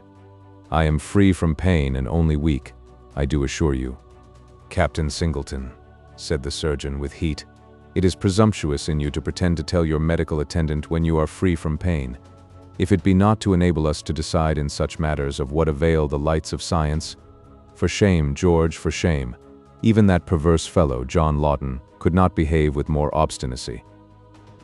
His patient smiled as he gently repulsed his physician in an attempt to undo the bandages, and with a returning glow to his cheeks, inquired, "Do, Archibald," a term of endearment that seldom failed to soften the operator's heart. "Tell me what spirit from heaven has been gliding around my apartment while I lay pretending to sleep." "If anyone interferes with my patients," cried the doctor hastily, "I will teach them, spirit or no spirit, what it is to meddle with another man's concerns." "Tut, my dear fellow, there was no interference made, nor any intended. See," exhibiting the bandages, "everything is as you left it, but it glided about the room with the grace of a fairy and the tenderness of an angel." The surgeon, having satisfied himself that everything was as he had left it, very deliberately resumed his seat and replaced his wig, as he inquired with a brevity that would have honored Lieutenant Mason, "Had it petticoats, George?" "I saw nothing but its heavenly eyes, its bloom, its majestic step, its grace," replied the young man, with rather more ardor than his surgeon thought consistent with his debilitated condition, and he laid his hand on his mouth to stop him, saying himself, "It must have been Miss Jeanette Peyton, a lady of fine accomplishments, with something of the kind of step you speak of, a very complacent eye. And as to the bloom, I dare say offices of charity can summon as fine a color to her cheeks as glows in the faces of her more youthful nieces." "Nieces? Has she nieces, then?" "The angel I saw may be a daughter, a sister, or a niece, but never an aunt." "Hush, George, hush. Your talking has brought your pulse up again. You must observe quiet, and prepare for a meeting with your own sister, who will be here within an hour." "What, Isabella? And who sent for her?" "The Major." "Considerate Dunwoody," murmured the exhausted youth, sinking again on his pillow, where the commands of his attendant compelled him to remain silent. Even Captain Lawton had been received with many and courteous inquiries after the state of his health, from all the members of the family, when he made his morning entrance. But an invisible spirit presided over the comforts of the English colonel. Sarah had shrunk with consciousness from entering the room, yet she knew the position of every glass, and had, with her own hands, supplied the contents of every bowl that stood on his table. At the time of our tale, we were a divided people, and Sarah thought it was no more than her duty to cherish the institutions of that country to which she yet clung as the land of her forefathers. But there were other and more cogent reasons for the silent preference she was giving to the Englishman. His image had first filled the void in her youthful fancy, and it was an image that was distinguished by many of those attractions that can enchain a female heart. It is true, he wanted the personal excellence of Peyton Dunwoody, but his pretensions were far from contemptible. Sarah had moved about the house during the morning, casting frequent and longing glances at the door of Wellmere's apartment, anxious to learn the condition of his wounds, and yet ashamed to inquire. Conscious interest kept her tongue tied until her sister, with the frankness of innocence, had put the desired question to Dr. Sitgreaves. "Colonel Wellmere," said the operator gravely, "is in what I call a state of free will, madam. He is ill or he is well as he pleases. His case, young lady, exceeds my art to heal, and I take it Sir Henry Clinton is the best adviser he can apply to, though Major Dunwoody has made the communication with his leech rather difficult." Frances smiled but averted her face, while Sarah moved, with the grace of an offended Juno, from the apartment. Her own room, however, afforded her but little relief, and in passing through the long gallery that communicated with each of the chambers of the building, she noticed the door of Singleton's room to be open. The wounded youth seemed sleeping, and was alone. She had ventured lightly into the apartment, and busied herself for a few minutes in arranging the tables and the nourishment provided for the patient, hardly conscious of what she was doing, and possibly dreaming that these little feminine offices were performed for another. Her natural bloom was heightened by the insinuation of the surgeon, nor was the luster of her eye in any degree diminished. The sound of the approaching footsteps of Sitgreaves hastened her retreat down a private stairway to the side of her sister. The sisters then sought the fresh air on the piazza, and as they pursued their walk, arm in arm, the following dialogue took place. "There is something disagreeable about this surgeon of Dunwoody," said Sarah, "that causes me to wish him away most heartily." Frances fixed her laughing eyes on her sister, but forbearing to speak, the other readily construed their expression, and hastily added, "But I forget he is one of your renowned corps of Virginians, and must be spoken of reverently." "As respectfully as you please, my dear sister. There is but little danger of exceeding the truth." "Not in your opinion," said the elder, with a little warmth. "But I think Mr. Dunwoody has taken a liberty that exceeds the rights of consanguinity. He has made our father's house a hospital. We ought to be grateful that none of the patients it contains are dearer to us." "Your brother is one." "True, true," interrupted Frances, blushing to the eyes. "But he leaves his room, and thinks his wound lightly purchased by the pleasure of being with his friends. If," she added, with a tremulous lip, "this dreadful suspicion that is affixed to his visit were removed, I could consider his wound of little moment. You now have the fruits of rebellion brought home to you, a brother wounded and a prisoner, and perhaps a victim. Your father distressed, his privacy interrupted, and not improbably his estates torn from him on account of his loyalty to his king." Frances continued her walk in silence. While facing the northern entrance to the vale, her eyes were uniformly fastened on the point where the road was suddenly lost by the intervention of a hill, and at each turn, as she lost sight of the spot, she lingered until an impatient movement of her sister quickened her pace to an even motion with that of her own. At length, a single-horse chaise was seen making its way carefully among the stones which lay scattered over the country road that wound through the valley, and approached the cottage. The color of Frances changed as the vehicle gradually drew nearer, and when she was enabled to see a female form in it by the side of a black in livery, her limbs shook with an agitation that compelled her to lean on Sarah for support. In a few minutes the travelers approached the gate. It was thrown open by a dragoon who followed the carriage, and who had been the messenger dispatched by Dunwoody to the father of Captain Singleton. Miss Peyton advanced to receive their guest, and the sisters united in giving her the kindest welcome. Still Frances could with difficulty withdraw her truant eyes from the countenance of their visitor. She was young, and of a light and fragile form, but of exquisite proportions. Her eyes were large, full, black, piercing, and at times a little wild. Her hair was luxuriant, and as it was without the powder it was then the fashion to wear, it fell in raven blackness. A few of its locks had fallen on her cheek, giving its chilling whiteness by the contrast a more deadly character. Dr. Sitgreaves supported her from the chaise, and when she gained the floor of the piazza, she turned an expressive look on the face of the practitioner. "Your brother is out of danger and wishes to see you, Miss Singleton," said the surgeon. The lady burst into a flood of tears. Frances had stood contemplating the action and face of Isabella with a kind of uneasy admiration, but she now sprang to her side with the ardor of a sister, and kindly drawing her arm within her own, led the way to a retired room. The movement was so ingenuous, so considerate, and so delicate that even Miss Peyton withheld her interference, following the youthful pair with only her eyes and a smile of complacency. The feeling was communicated to all the spectators, and they dispersed in pursuit of their usual avocations. Isabella yielded to the gentle influence of Frances without resistance, and, having gained the room where the latter conducted her, wept in silence on the shoulder of the observant and soothing girl, until Frances thought her tears exceeded the emotion natural to the occasion. The sobs of Miss Singleton for a time were violent and uncontrollable, until, with an evident exertion, she yielded to a kind observation of her companion, and succeeded in suppressing her tears. Raising her face to the eyes of Frances, she rose, while a smile of beautiful radiance passed over her features, and making a hasty apology for the excess of her emotion, she desired to be conducted to the room of the invalid. The meeting between the brother and sister was warm, but, by an effort on the part of the lady, more composed than her previous agitation had given reason to expect. Isabella found her brother looking better, and in less danger than her sensitive imagination had led her to suppose. Her spirits rose in proportion. From despondency, she passed to something like gaiety. Her beautiful eyes sparkled with renovated brilliancy, and her face was lighted with smiles so fascinating that Frances, who, in compliance with her earnest entreaties, had accompanied her to the sick chamber, sat gazing on a countenance that possessed so wonderful variability, impelled by a charm that was beyond her control. The youth had thrown an earnest look at Francis as soon as his sister raised herself from his arms, and perhaps it was the first glance at the lovely lineaments of our heroine when the gazer turned his eyes from the view in disappointment. He seemed bewildered, rubbed his forehead like a man awaking from a dream, and mused. "Where is Dunwoodie, Isabella?" he said.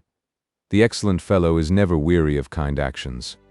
After a day of such service as that of yesterday, he has spent the night in bringing me a nurse, whose presence alone is able to raise me from my couch." The expression of the lady's countenance changed. Her eye roved around the apartment with a character of wildness in it that repelled the anxious Francis, who studied her movements with unabated interest. "Dunwoodie? Is he then not here? I thought to have met him by the side of my brother's bed. He has duties that require his presence elsewhere. The English are said to be out by the way of the Hudson, and they give us light troops but little rest. Surely nothing else could have kept him so long from a wounded friend. But, Isabella, the meeting has been too much for you. You tremble." Isabella made no reply. She stretched her hand towards the table which held the nourishment of the captain, and the attentive Francis comprehended her wishes in a moment. A glass of water in some measure revived the sister, who was enabled to say, "Doubtless it is his duty. 'Twas said above, a royal party was moving on the river, though I passed the troops but 2 miles from this spot."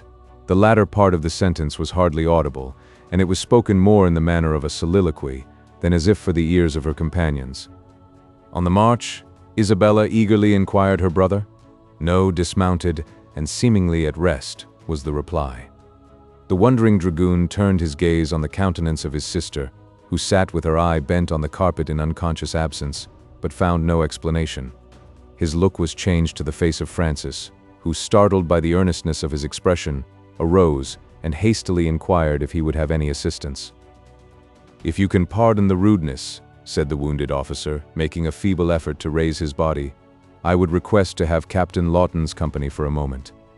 Francis hastened instantly to communicate his wish to that gentleman, and impelled by an interest she could not control, she returned again to her seat by the side of Miss Singleton. "Lawton," said the youth impatiently as the trooper entered. "Hear you from the major?" The eye of the sister was now bent on the face of the trooper, who made his salutations to the lady with ease, blended with the frankness of a soldier. "His man has been here twice," he said, "to inquire how we fared in the lazaretto." "And why not himself?" "That is a question the major can answer best, but you know the redcoats are abroad, and Dunwoodie commands in the county. These English must be looked to." "True," said Singleton slowly, as if struck with the other's reasons. "But how is it that you are idle when there is work to do?" "My sword arm is not in the best condition, and Roanoke has but a shambling gait this morning. Besides, there is another reason I could mention, if it were not that Miss Wharton would never forgive me." "Speak, I beg, without dread of my displeasure," said Francis, returning the good-humored smile of the trooper, with the archness natural to her own sweet face. "The odors of your kitchen, then," cried Lawton bluntly, "forbid my quitting the domains until I qualify myself to speak with more certainty concerning the fatness of the land. Oh, Aunt Jeanette is exerting herself to do credit to my father's hospitality," said the laughing girl, "and I am a truant from her labors, as I shall be a stranger to her favor, unless I proffer my assistance." Francis withdrew to seek her aunt, musing deeply on the character and extreme sensibility of the new acquaintance chance had brought to the cottage. The wounded officer followed her with his eyes as she moved with infantile grace through the door of his apartment, and as she vanished from his view, he observed, "Such an aunt and niece are seldom to be met with, Jack. This seems a fairy, but the aunt is angelic." "You are doing well, I see. Your enthusiasm for the sex holds its own. I should be ungrateful as well as insensible did I not bear testimony to the loveliness of Miss Peyton. A good motherly lady, but as to love, that is a matter of taste.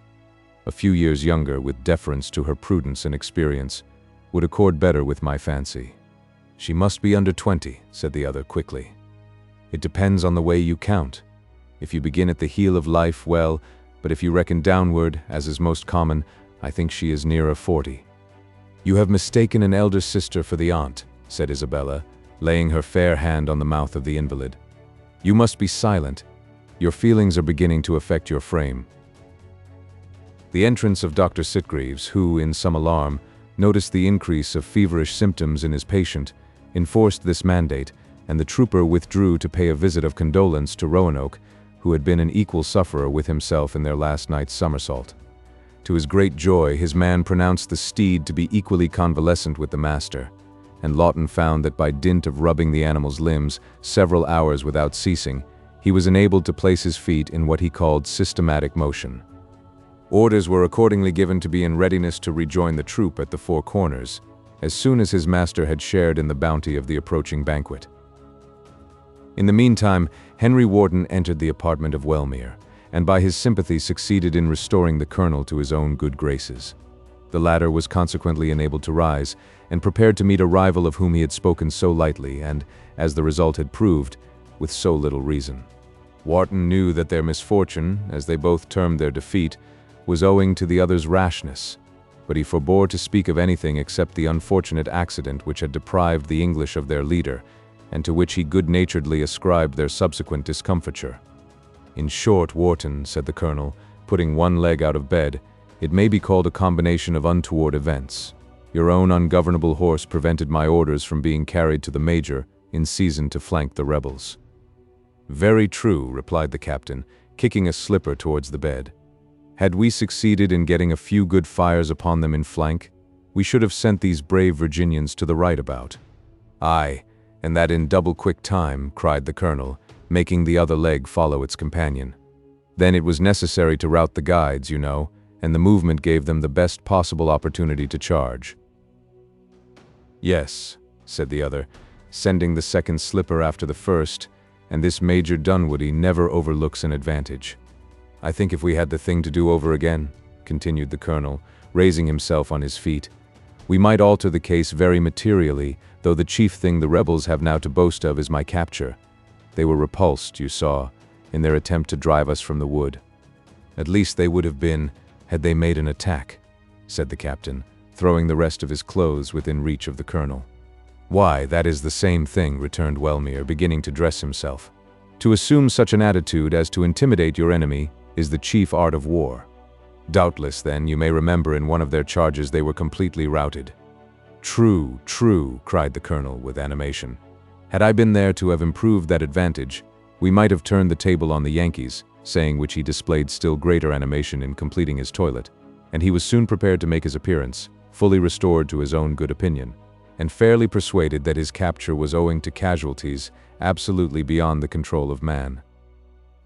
The knowledge that Colonel Wellmere was to be a guest at the table in no degree diminished the preparations which were already making for the banquet, and Sarah, after receiving the compliments of the gentleman, and making many kind inquiries after the state of his wounds, proceeded in person to lend her counsel and taste to one of those labored entertainments, which, at that day, were so frequent in country life, and which are not entirely banished from our domestic economy at the present moment. Chapter 13. I will stand to and feed, although my last. Tempest. The savor of preparation which had been noticed by Captain Lawton began to increase within the walls of the cottage. Certain sweet-smelling odors that arose from the subterranean territories of Caesar gave to the trooper the most pleasing assurances that his olfactory nerves, which on such occasions were as acute as his eyes on others, had faithfully performed their duty.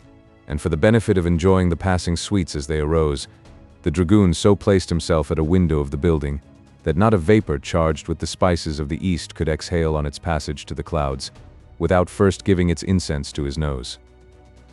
Lawton, however, by no means indulged himself in this comfortable arrangement, without first making such preparations to do meet honor to the feast, as his scanty wardrobe would allow. The uniform of his corps was always a passport to the best tables, and this, though somewhat tarnished by faithful service and unceremonious usage, was properly brushed and decked out for the occasion. His head, which nature had ornamented with the blackness of a crow, now shone with the whiteness of snow, and his bony hand, that so well became the saber, peered from beneath a ruffle with something like maiden coyness. The improvements of the dragoon went no further, excepting that his boots shone with more than holiday splendor, and his spurs glittered in the rays of the sun, as became the pure ore of which they were composed. Caesar moved through the apartments with a face charged with an importance exceeding even that which had accompanied him in his melancholy task of the morning. The black had early returned from the errand on which he had been dispatched by the peddler, and, obedient to the commands of his mistress, promptly appeared to give his services where his allegiance was due. So serious, indeed, was his duty now becoming, that it was only at odd moments he was enabled to impart to his sable brother, who had been sent in attendance on Miss Singleton to the Locusts, any portion of the wonderful incidents of the momentous night he had so lately passed.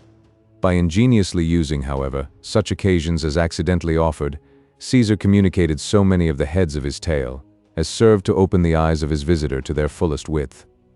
The gusto for the marvelous was innate in these sable worthies, and Miss Peyton found it necessary to interpose her authority in order to postpone the residue of the history to a more befitting opportunity. "Ah, Miss Jeanette," said Caesar, shaking his head, and looking all that he expressed. "'Twas awful to see Johnny Birch walk on a feet when he lie dead." This concluded the conversation, though the black promised himself the satisfaction, and did not fail to enjoy it, of having many a gossip on the subject at a future period. The ghost thus happily laid, the department of Miss Peyton flourished, and by the time the afternoon sun had traveled a 2 hours' journey from the meridian, the formal procession from the kitchen to the parlor commenced, under the auspices of Caesar, who led the van, supporting a turkey on the palms of his withered hands, with the dexterity of a balance master. Next followed the servant of Captain Lawton, bearing as he marched stiffly, and walking wide, as if allowing room for his steed, a ham of true Virginian flavor, a present from the spinster's brother in a komack. The supporter of this savory dish kept his eye on his trust with military precision, and by the time he reached his destination, it might be difficult to say which contained the most juice, his own mouth or the Accomac bacon. Third in the line was to be seen the valet of Colonel Wellmere, who carried in either hand chickens fricasseed and oyster patties. After him marched the attendant of Dr. Sitgreaves, who had instinctively seized an enormous tureen, as most resembling matters he understood, and followed on in place, until the steams of the soup so completely bedimmed the spectacles he wore as a badge of office, that, on arriving at the scene of action, he was compelled to deposit his freight on the floor, until, by removing the glasses, he could see his way through the piles of reserved china and plate warmers.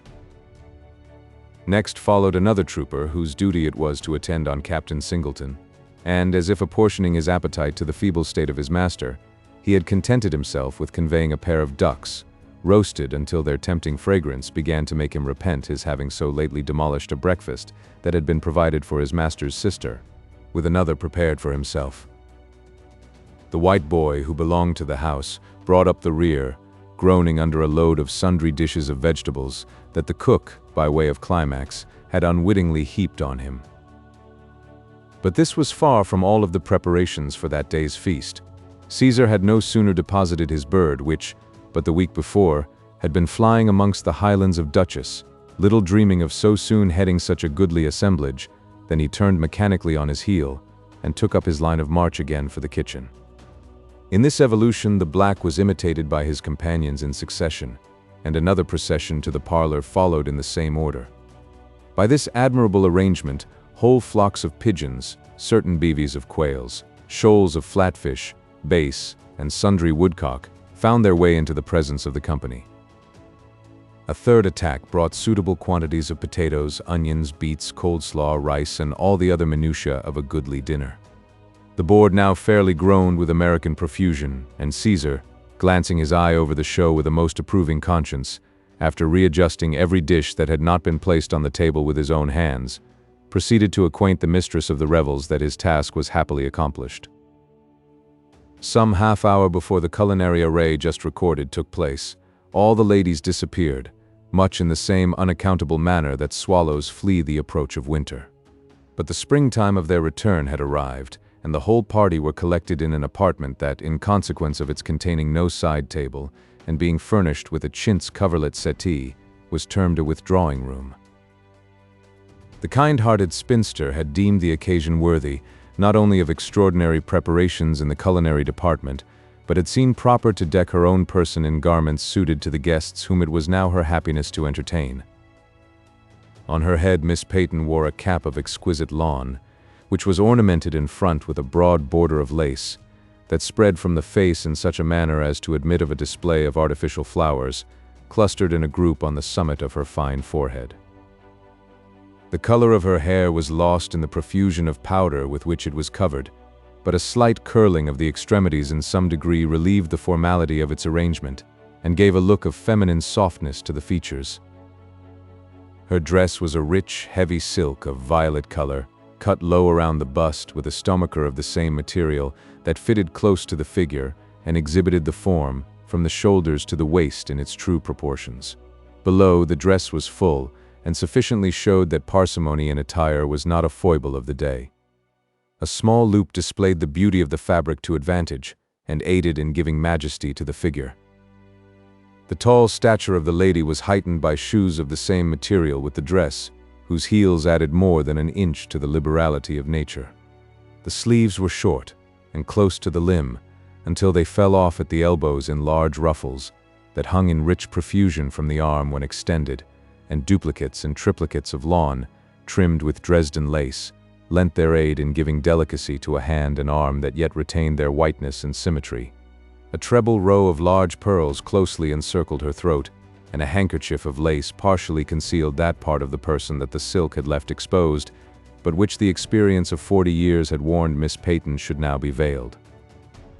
Thus attired, and standing erect with the lofty grace that distinguished the manners of that day, the maiden would have looked into nothingness a bevy of modern belles.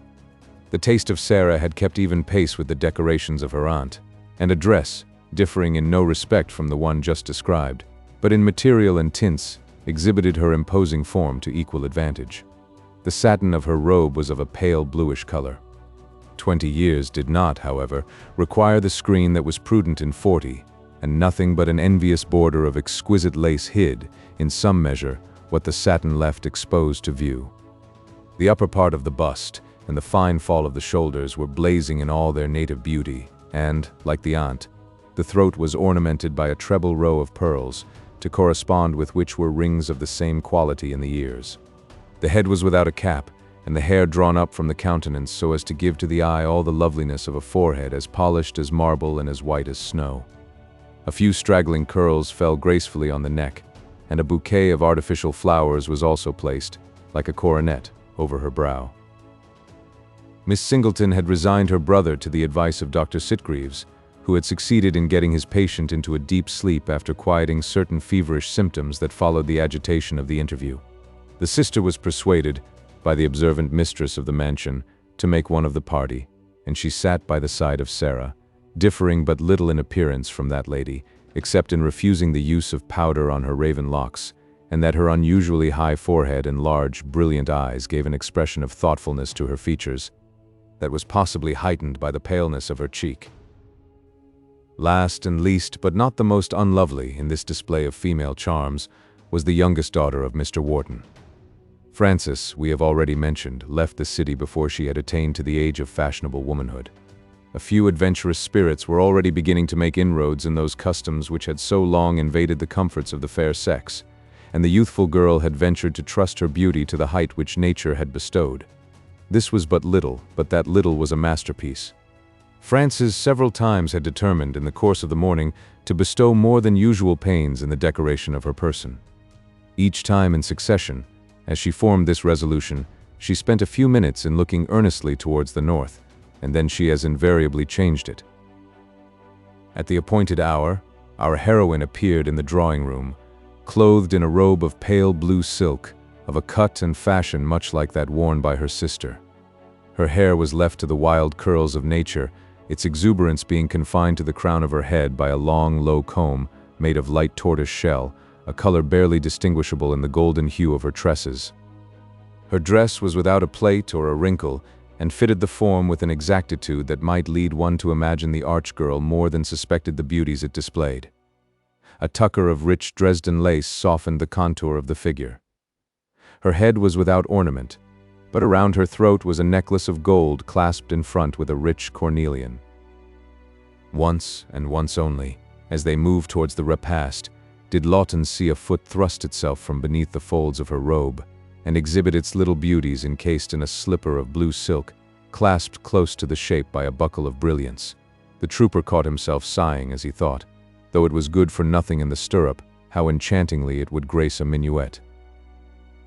As the black appeared on the threshold of the room, making a low reverence which has been interpreted for some centuries into dinner waits, Mr. Wharton, clad in a dress of drab, bedecked with enormous buttons, advanced formally to Miss Singleton, and bending his powdered head nearly to the level of the hand he extended, received hers in return.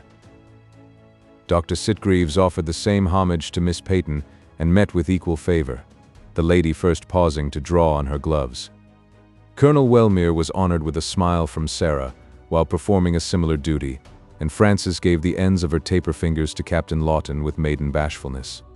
Much time and some trouble were expended before the whole party were, to the great joy of Caesar, comfortably arranged around the table, with proper attention to all points of etiquette and precedence. The black well knew the viands were not improving, and though abundantly able to comprehend the disadvantage of eating a cold dinner, it greatly exceeded his powers of philosophy to weigh all the latent consequences to society which depend on social order. For the first 10 minutes all but the captain of dragoons found themselves in a situation much to their liking. Even Lawton would have been perfectly happy, had not excess of civility on the part of his host and Miss Jeanette Peyton kept him from the more agreeable occupation of tasting dishes he did want, in order to decline those he did not. At length, however, the repast was fairly commenced, and a devoted application to the viands was more eloquent than 1,000 words in favor of Dinah's skill. Next came drinking with the ladies, but as the wine was excellent, and the glasses ample, the trooper bore this interruption with consummate good nature. Nay, so fearful was he of giving offense, and of omitting any of the nicer points of punctilio, that having commenced this courtesy with the lady who sat next him, he persevered until not one of his fair companions could, with justice, reproach him with partiality in this particular. Long abstemiousness from anything like generous wine might plead the excuse of Captain Lawton, especially when exposed to so strong a temptation as that now before him.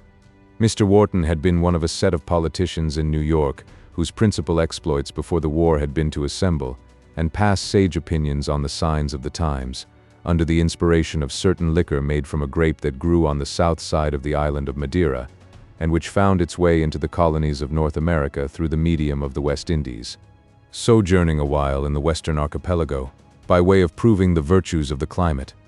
A large supply of this cordial had been drawn from his storehouse in the city, and some of it now sparkled in a bottle before the captain, blushing in the rays of the sun, which were passing obliquely through it, like amber.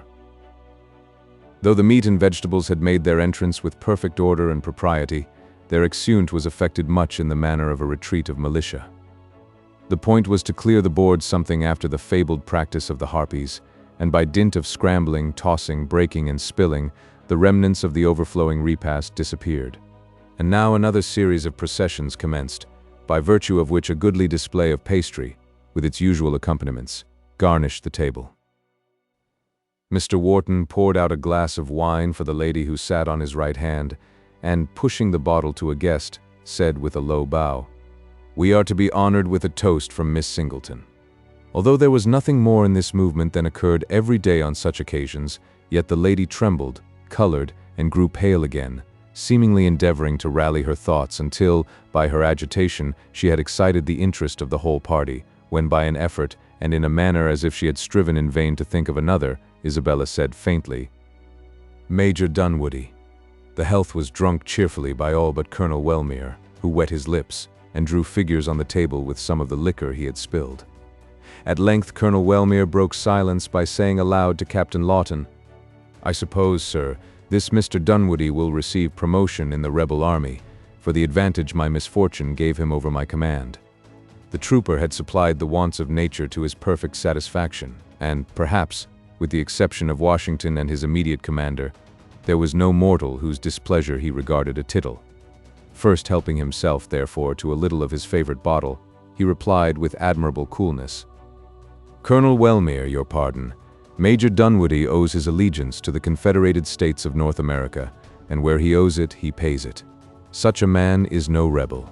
Promoted I hope he may be, both because he deserves it, and because I am next in rank in the corps, and I know not what you call a misfortune, unless you deem meeting the Virginia horse as such."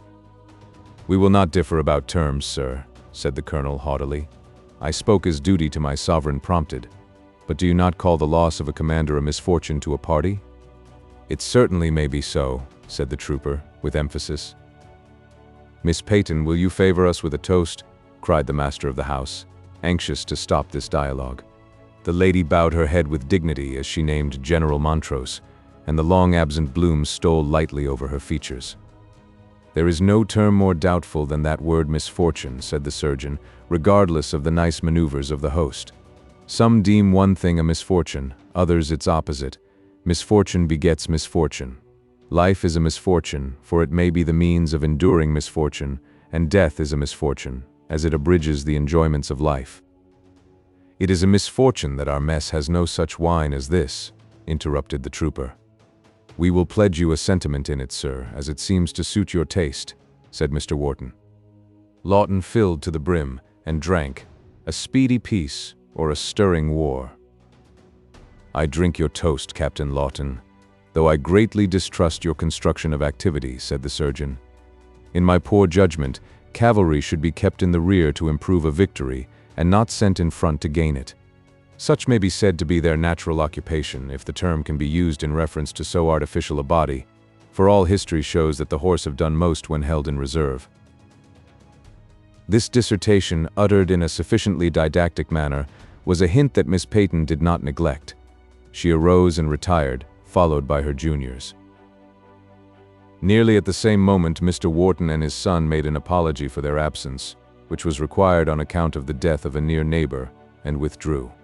The retreat of the ladies was the signal for the appearance of the surgeon's cigar, which, being established in a corner of his mouth, in a certain knowing way, caused not the slightest interruption to his discourse. If anything can sweeten captivity and wounds, it must be the happiness of suffering in the society of the ladies who have left us, gallantly observed the colonel, as he resumed his seat after closing the door. "Sympathy and kindness have their influence on the human system," returned the surgeon, knocking the ashes from his cigar, with the tip of a little finger, in the manner of an adept. "The connection is intimate between the moral and physical feelings, but still, to accomplish a cure, and restore nature to the healthy tone it has lost from disease or accident, requires more than can flow from unguided sympathies. In such cases, the lights—" The surgeon accidentally caught the eye of the trooper and he paused. Taking 2 or 3 hasty puffs, he essayed to finish the sentence, "In such cases, the knowledge that flows from the lights." "You were saying, sir?" said Colonel Wellmere, sipping his wine. "The purport of my remark went to say," continued Sitgreaves, turning his back on Lawton, "that a bread poultice would not set a broken arm." "More is the pity," cried the trooper, "for next to eating, the nourishment could not be more innocently applied." "To you, Colonel Wellmere," said the surgeon, "as a man of education, I can with safety appeal." The colonel bowed. "You must have observed the dreadful havoc made in your ranks by the men who were led by this gentleman." The colonel looked grave again. How, when blows lighted on their frames, life was invariably extinguished, beyond all hope of scientific reparation. How certain yawning wounds were inflicted, that must set at defiance the art of the most experienced practitioner. Now, sir, to you I triumphantly appeal, therefore, to know whether your detachment would not have been as effectually defeated if the men had all lost a right arm, for instance, as if they had all lost their heads. "The triumph of your appeal is somewhat hasty, sir," said Wellmere. "Is the cause of liberty advanced a step by such injudicious harshness in the field?" continued the surgeon, bent on the favorite principle of his life. "I am yet to learn that the cause of liberty is in any manner advanced by the services of any gentleman in the rebel army," rejoined the colonel. "Not liberty. Good God, for what then are we contending? Slavery, sir. Yes, even slavery. You are putting the tyranny of a mob on the throne of a kind and lenient prince. Where is the consistency of your boasted liberty?" "Consistency," repeated the surgeon, looking about him a little wildly at hearing such sweeping charges against a cause he had so long thought holy. "Aye, sir, your consistency. Your Congress of Sages have published a manifesto wherein they set forth the equality of political rights. 'Tis true, and it is done most ably. I say nothing of its ability, but if true, why not set your slaves at liberty? This argument, which is thought by most of the colonel's countrymen a triumphant answer to 1,000 eloquent facts, lost none of its weight by the manner in which it was uttered.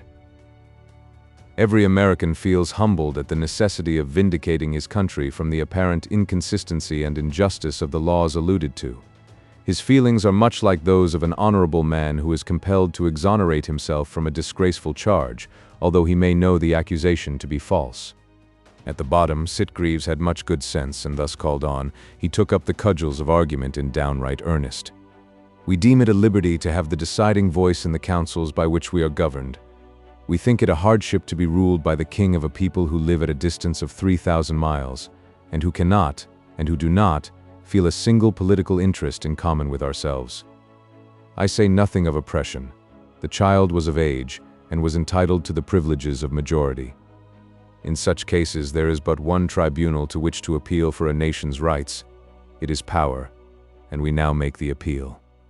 Such doctrines may suit your present purposes, said Wellmere with a sneer, but I apprehend it is opposed to all the opinions and practices of civilized nations. It is in conformity with the practices of all nations, said the surgeon, returning the nod and smile of Lawton, who enjoyed the good sense of his comrade as much as he disliked what he called his medical talk. Who would be ruled when he can rule? The only rational ground to take is that every community has a right to govern itself, so that in no manner it violates the laws of God. And is holding your fellow creatures in bondage in conformity to those laws? Asked the colonel impressively. The surgeon took another glass, and hemming once, returned to the combat. Sir, said he, slavery is of very ancient origin, and it seems to have been confined to no particular religion or form of government. Every nation of civilized Europe does, or has held their fellow creatures in this kind of duress. You will accept Great Britain, cried the colonel proudly. No, sir, continued the surgeon, confidently, feeling that he was now carrying the war out of his own country. I cannot accept Great Britain. It was her children, her ships, and her laws that first introduced the practice into these states, and on her institutions the judgment must fall. There is not a foot of ground belonging to England in which a Negro would be useful that has not its slave. England herself has none, but England is overflowing with physical force, a part of which she is obliged to maintain in the shape of paupers. The same is true of France and most other European countries. So long as we were content to remain colonies, nothing was said of our system of domestic slavery. But now, when we are resolute to obtain as much freedom as the vicious system of metropolitan rule has left us, that which is England's gift has become our reproach. Will your master liberate the slaves of his subjects should he succeed in subduing the new states, or will he condemn the whites to the same servitude as that in which he has been so long content to see the blacks? It is true, we continue the practice, but we must come gradually to the remedy, or create an evil greater than that which we endure at present. Doubtless, as we advance, the manumission of our slaves will accompany us, until happily these fair regions shall exist, without a single image of the Creator that is held in a state which disqualifies him to judge of that Creator's goodness. It will be remembered that Dr. Sitgreaves spoke 40 years ago, and Wellmere was unable to contradict his prophetic assertion.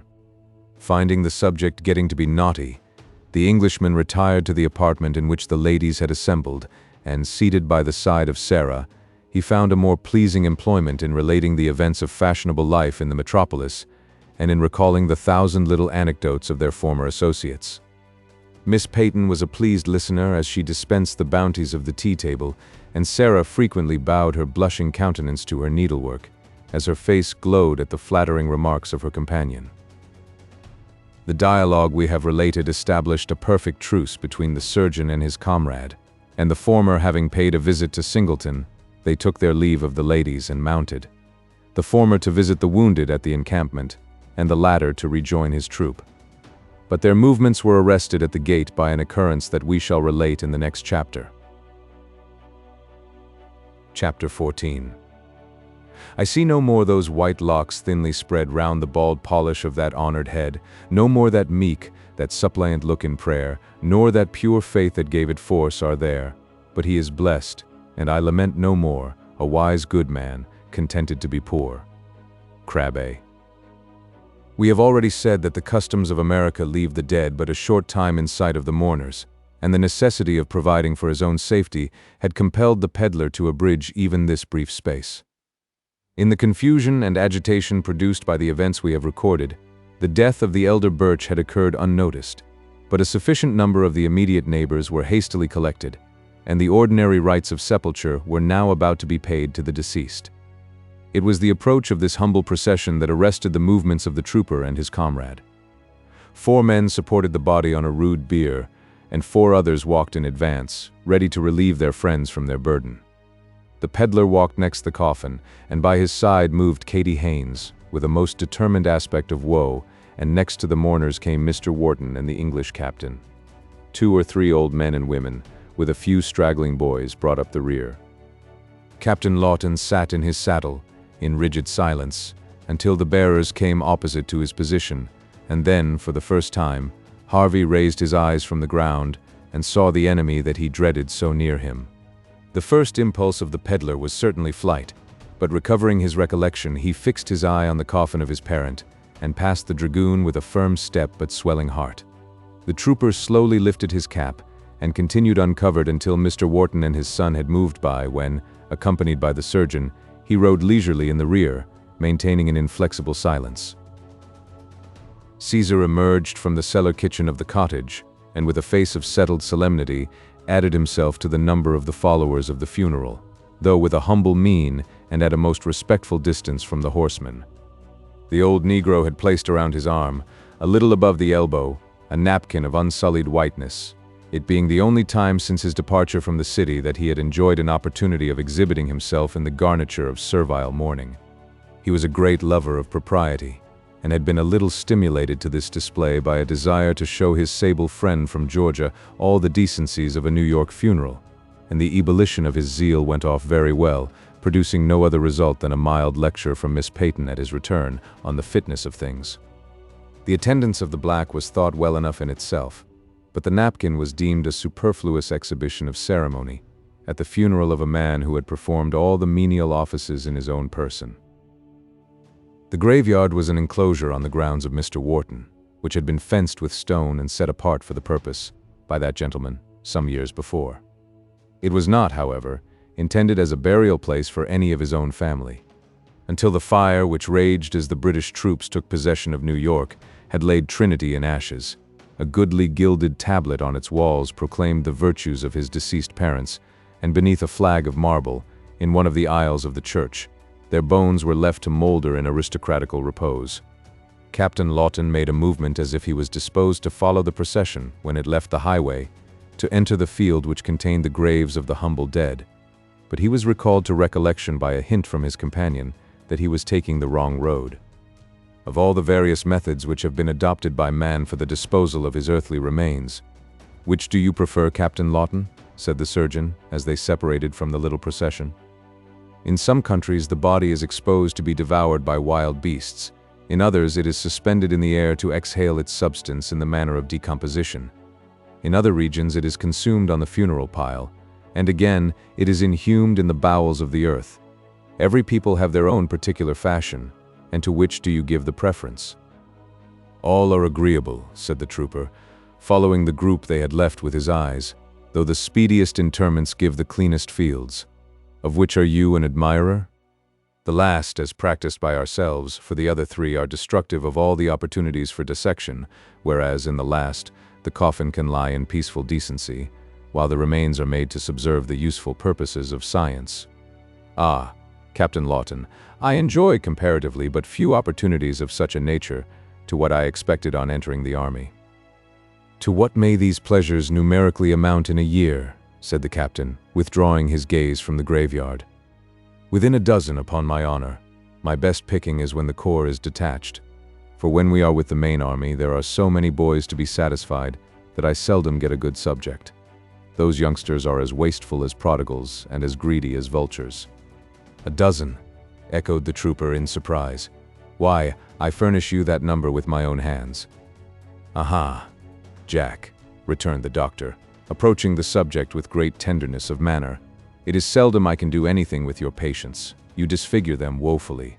Believe me, John, when I tell you as a friend that your system is all wrong. You unnecessarily destroy life, and then you injure the body so that it is unfit for the only use that can be made of a dead man.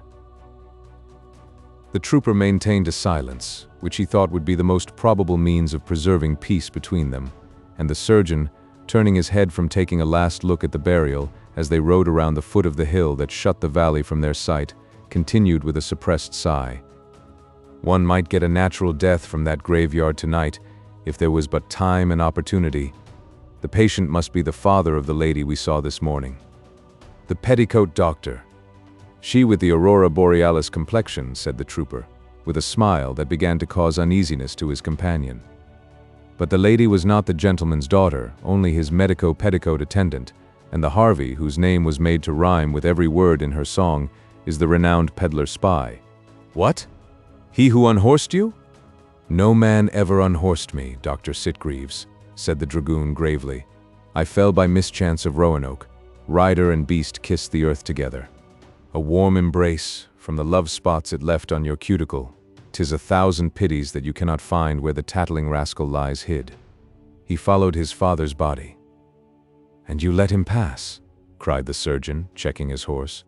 Let us return immediately, and take him. Tomorrow you shall have him hanged, Jack, and damn him, I'll dissect him.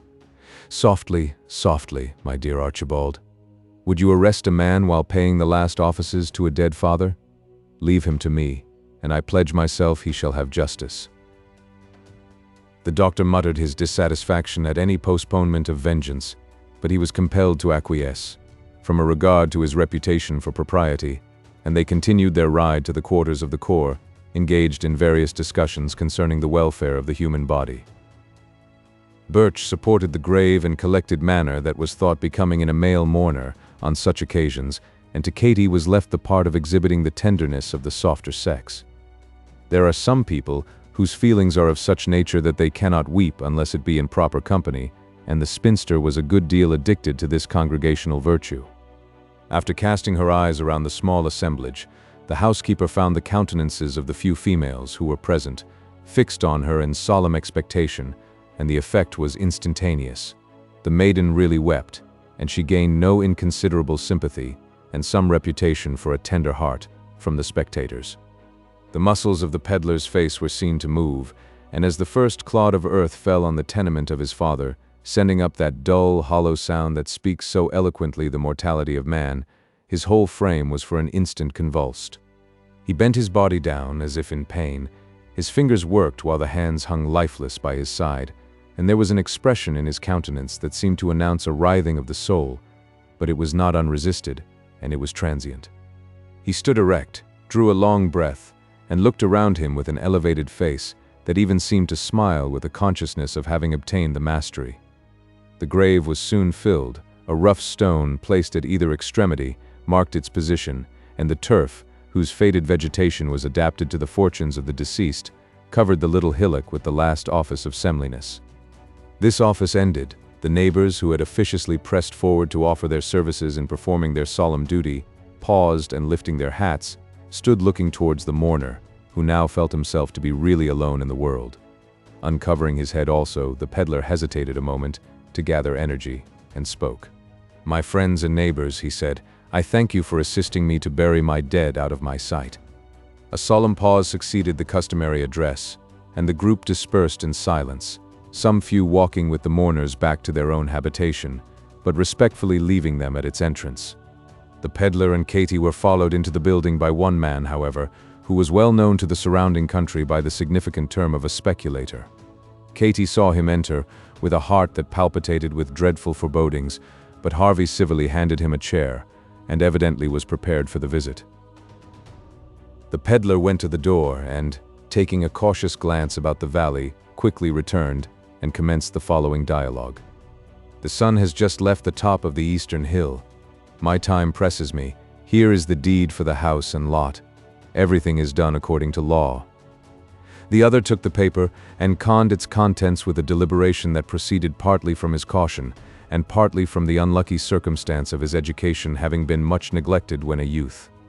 The time occupied in this tedious examination was employed by Harvey in gathering together certain articles which he intended to include in the stores that were to leave the habitation with himself. Katie had already inquired of the peddler whether the deceased had left a will, and she saw the Bible placed in the bottom of a new pack, which she had made for his accommodation with a most stoical indifference, but as the 6 silver spoons were laid carefully by its side, a sudden twinge of her conscience objected to such a palpable waste of property, and she broke silence.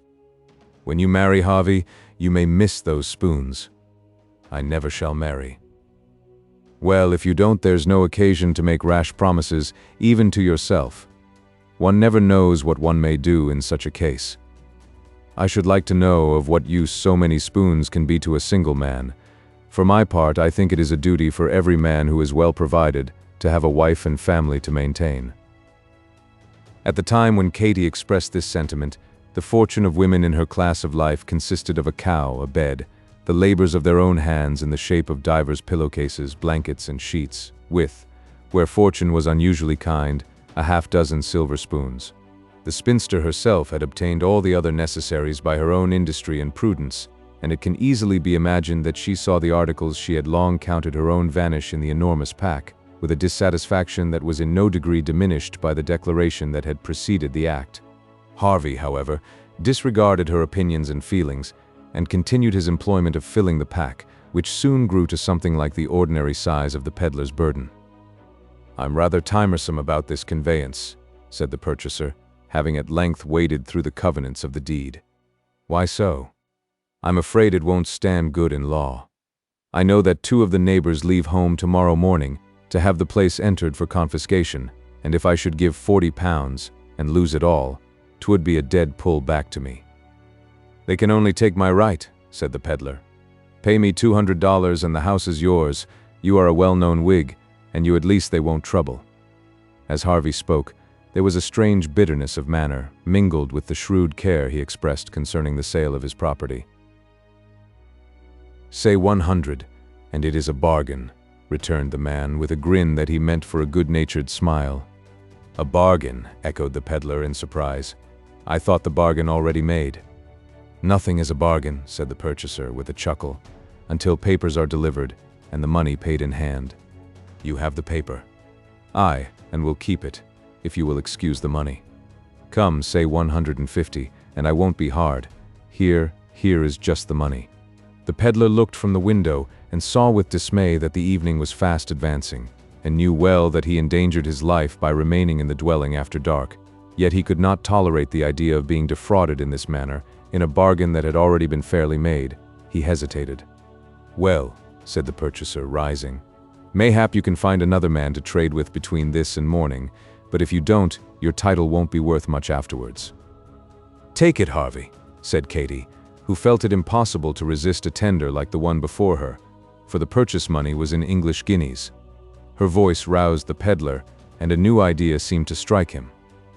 "I agree to the price," he said, and turning to the spinster, he placed part of the money in her hand as he continued, "Had I other means to pay you, I would have lost all, rather than suffer myself to be defrauded of part."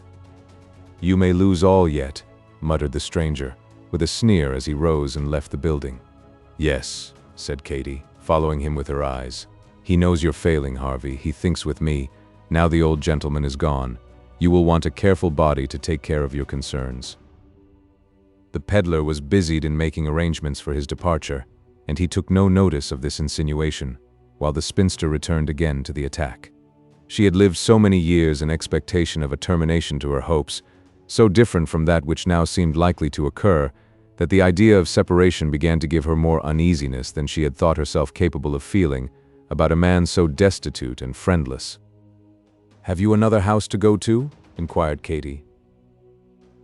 "Providence will provide me with a home." "Yes," said the housekeeper, "but maybe 'twill not be to your liking. The poor must not be difficult." "I'm sure I'm anything but a difficult body," cried the spinster, very hastily. "But I love to see things becoming and in their places, yet I wouldn't be hard to persuade to leave this place myself. I can't say I altogether like the ways of the people hereabouts." "The valley is lovely," said the peddler with fervor, "and the people like all the race of man. But to me it matters nothing. All places are now alike, and all faces equally strange." As he spoke, he dropped the article he was packing from his hand and seated himself on a chest, with a look of vacant misery.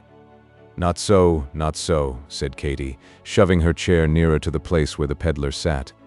"Not so, Harvey. You must know me at least. My face cannot be strange to you." Birch turned his eyes slowly on her countenance, which exhibited more of feeling and less of self than he had ever seen there before. He took her hand kindly, and his own features lost some of their painful expression as he said, "Yes, good woman, you, at least, are not a stranger to me. You may do me partial justice. When others revile me, possibly your feelings may lead you to say something in my defense." "That I will, that I would," said Katy eagerly. "I will defend you, Harvey, to the last drop. Let me hear them that dare to revile you. You say true, Harvey, I am partial and just to you. What if you do like the king? I have often heard it said he was at the bottom a good man. But there's no religion in the old country, for everybody allows the ministers are desperate bad." The peddler paced the floor in evident distress of mind.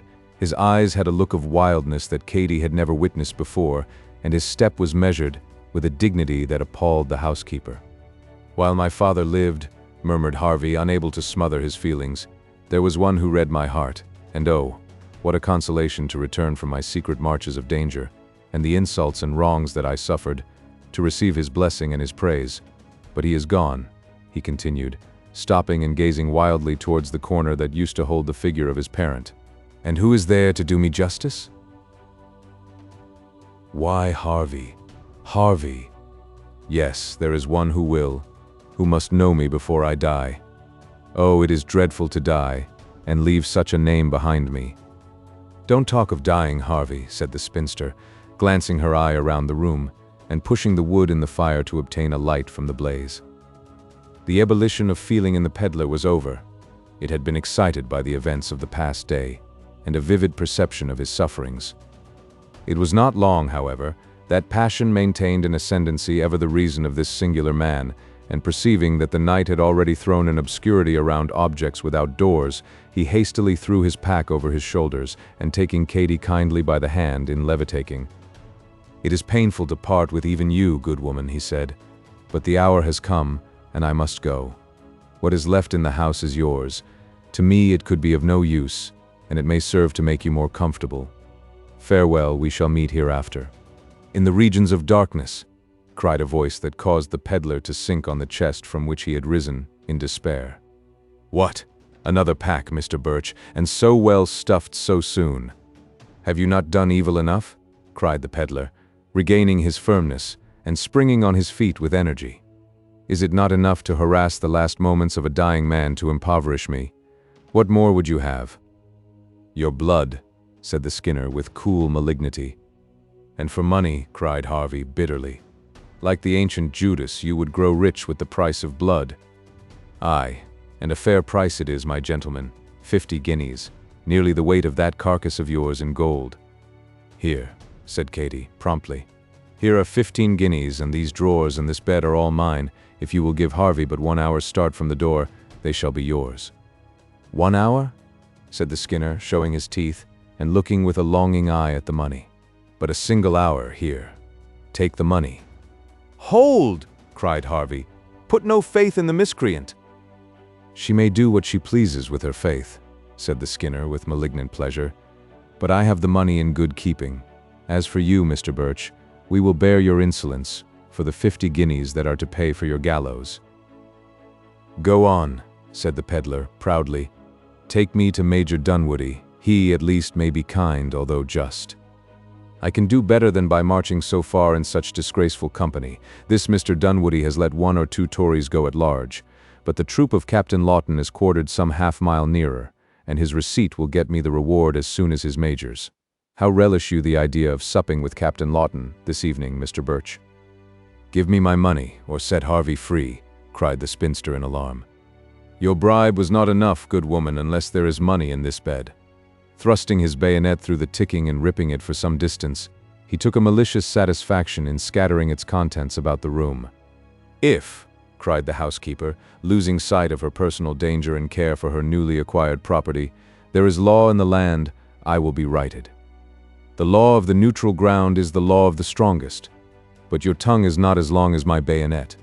You had therefore best not set them at loggerheads, or you might be the loser." A figure stood in the shadow of the door, as if afraid to be seen in the group of Skinners, but a blaze of light, raised by some articles thrown in the fire by his persecutors, showed the peddler the face of the purchaser of his little domain. Occasionally there was some whispering between this man and the skinner nearest him that induced Harvey to suspect he had been the dupe of a contrivance in which that wretch had participated. It was, however, too late to repine, and he followed the party from the house with a firm and collected tread, as if marching to a triumph and not to a gallows. In passing through the yard, the leader of the band fell over a billet of wood and received a momentary hurt from the fall. Exasperated at the incident, the fellow sprang on his feet, filling the air with execrations. "The curse of heaven light on the log," he exclaimed. "The night is too dark for us to move in. Throw that brand of fire in yon pile of tow to light up the scene." "Hold," roared the speculator. "You'll fire the house." "And see the farther," said the other, hurling the brand in the midst of the combustibles. In an instant the building was in flames. "Come on, let us move towards the heights while we have light to pick our road." "Villain!" cried the exasperated purchaser. "Is this your friendship? This my reward for kidnapping the peddler? 'Twould be wise to move more from the light if you mean to entertain us with abuse, or we may see too well to miss our mark," cried the leader of the gang. The next instant he was as good as his threat, but happily missed the terrified speculator and equally appalled spinster, who saw herself again reduced from comparative wealth to poverty by the blow. Prudence dictated to the pair a speedy retreat, and the next morning the only remains of the dwelling of the peddler was the huge chimney we have already mentioned.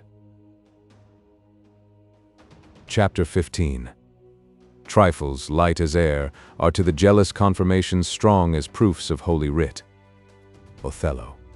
The weather, which had been mild and clear since the storm, now changed with the suddenness of the American climate.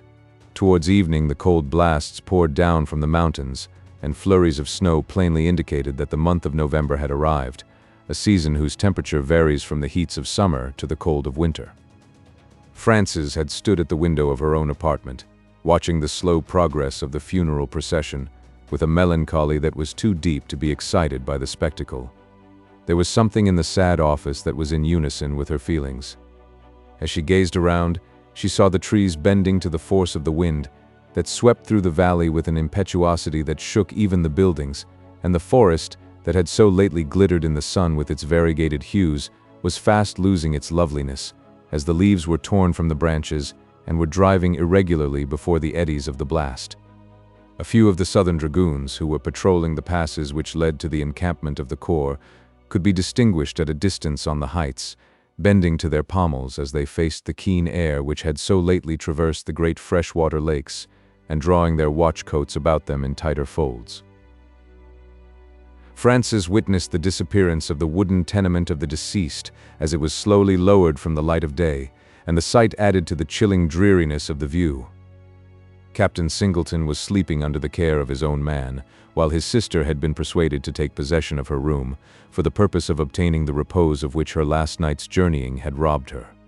The apartment of Miss Singleton communicated with the room occupied by the sisters through a private door, as well as through the ordinary passage of the house. This door was partly open, and Frances moved towards it, with the benevolent intention of ascertaining the situation of her guest, when the surprised girl saw her whom she had thought to be sleeping, not only awake, but employed in a manner that banished all probability of present repose. The black tresses that during the dinner had been drawn in close folds over the crown of the head were now loosened, and fell in profusion over her shoulders and bosom, imparting a slight degree of wildness to her countenance. The chilling white of her complexion was strongly contrasted with eyes of the deepest black, that were fixed in rooted attention on a picture she held in her hand. Frances hardly breathed, as she was enabled, by a movement of Isabella, to see that it was the figure of a man in the well-known dress of the Southern horse. But she gasped for breath, and instinctively laid her hand on her heart to quell its throbbings, as she thought she recognized the lineaments that were so deeply seated in her own imagination. Frances felt she was improperly prying into the sacred privacy of another, but her emotions were too powerful to permit her to speak, and she drew back to a chair where she still retained a view of the stranger, from whose countenance she felt it to be impossible to withdraw her eyes. Isabella was too much engrossed by her own feelings to discover the trembling figure of the witness to her actions, and she pressed the inanimate image to her lips with an enthusiasm that denoted the most intense passion. The expression of the countenance of the fair stranger was so changeable, and the transitions were so rapid, that Francis had scarcely time to distinguish the character of the emotion before it was succeeded by another, equally powerful and equally attractive. Admiration and sorrow were, however, the preponderating passions. The latter was indicated by large drops that fell from her eyes on the picture, and which followed each other over her cheek at such intervals as seemed to pronounce the grief too heavy to admit of the ordinary demonstrations of sorrow. Every movement of Isabella was marked by an enthusiasm that was peculiar to her nature, and every passion in its turn triumphed in her breast. The fury of the wind, as it whistled round the angles of the building, was in consonance with those feelings, and she rose and moved to a window of her apartment. Her figure was now hid from the view of Francis, who was about to rise and approach her guest, when tones of a thrilling melody chained her in breathless silence to the spot. The notes were wild, and the voice not powerful, but the execution exceeded anything that Francis had ever heard, and she stood, endeavoring to stifle the sounds of her own gentle breathing, until the following song was concluded. Cold blow the blasts o'er the tops of the mountain, and bare is the oak on the hill. Slowly the vapors exhale from the fountain, and bright gleams the ice-bordered rill. All nature is seeking its annual rest, but the slumbers of peace have deserted my breast. Long has the storm poured its weight on my nation, and long have her braves stood the shock. Long has her chieftain ennobled his station, a bulwark on liberty's rock. Unlicensed ambition relaxes its toil, yet blighted affection represses my smile. Abroad the wild fury of winter is lowering, and leafless and drear is the tree, but the vertical sun of the south appears pouring its fierce, killing heats upon me. Without, all the season's chill symptoms begin, but the fire of passion is raging within. Frances abandoned her whole soul to the suppressed melody of the music, though the language of the song expressed a meaning, which, united with certain events of that and the preceding day, left a sensation of uneasiness in the bosom of the warm-hearted girl, to which she had hitherto been a stranger. Isabella moved from the window as her last tones melted on the ear of her admiring listener, and for the first time her eye rested on the pallid face of the intruder. A glow of fire lighted the countenance of both at the same instant, and the blue eye of Frances met the brilliant black one of her guest for a single moment, and both fell in abashed confusion on the carpet. They advanced, however, until they met and had taken each other's hand, before either ventured again to look her companion in the face. This sudden change in the weather, and perhaps the situation of my brother, have united to make me melancholy, Miss Wharton, said Isabella in a low tone, and in a voice that trembled as she spoke. "'Tis thought you have little to apprehend for your brother," said Francis, in the same embarrassed manner. "Had you seen him when he was brought in by Major Dunwoodie?" Frances paused with a feeling of conscious shame, for which she could not account, and in raising her eyes she saw Isabella studying her countenance with an earnestness that again drove the blood tumultuously to her temples. "You were speaking of Major Dunwoodie," said Isabella faintly. "He was with Captain Singleton. Do you know Dunwoodie? Have you seen him often?" Once more Frances ventured to look her guest in the face, and again she met the piercing eyes bent on her, as if to search her inmost heart. "Speak, Miss Wharton. Is Major Dunwoodie known to you?" "He is my relative," said Frances, appalled at the manner of the other. "A relative," echoed Miss Singleton. "In what degree? Speak, Miss Wharton. I conjure you to speak."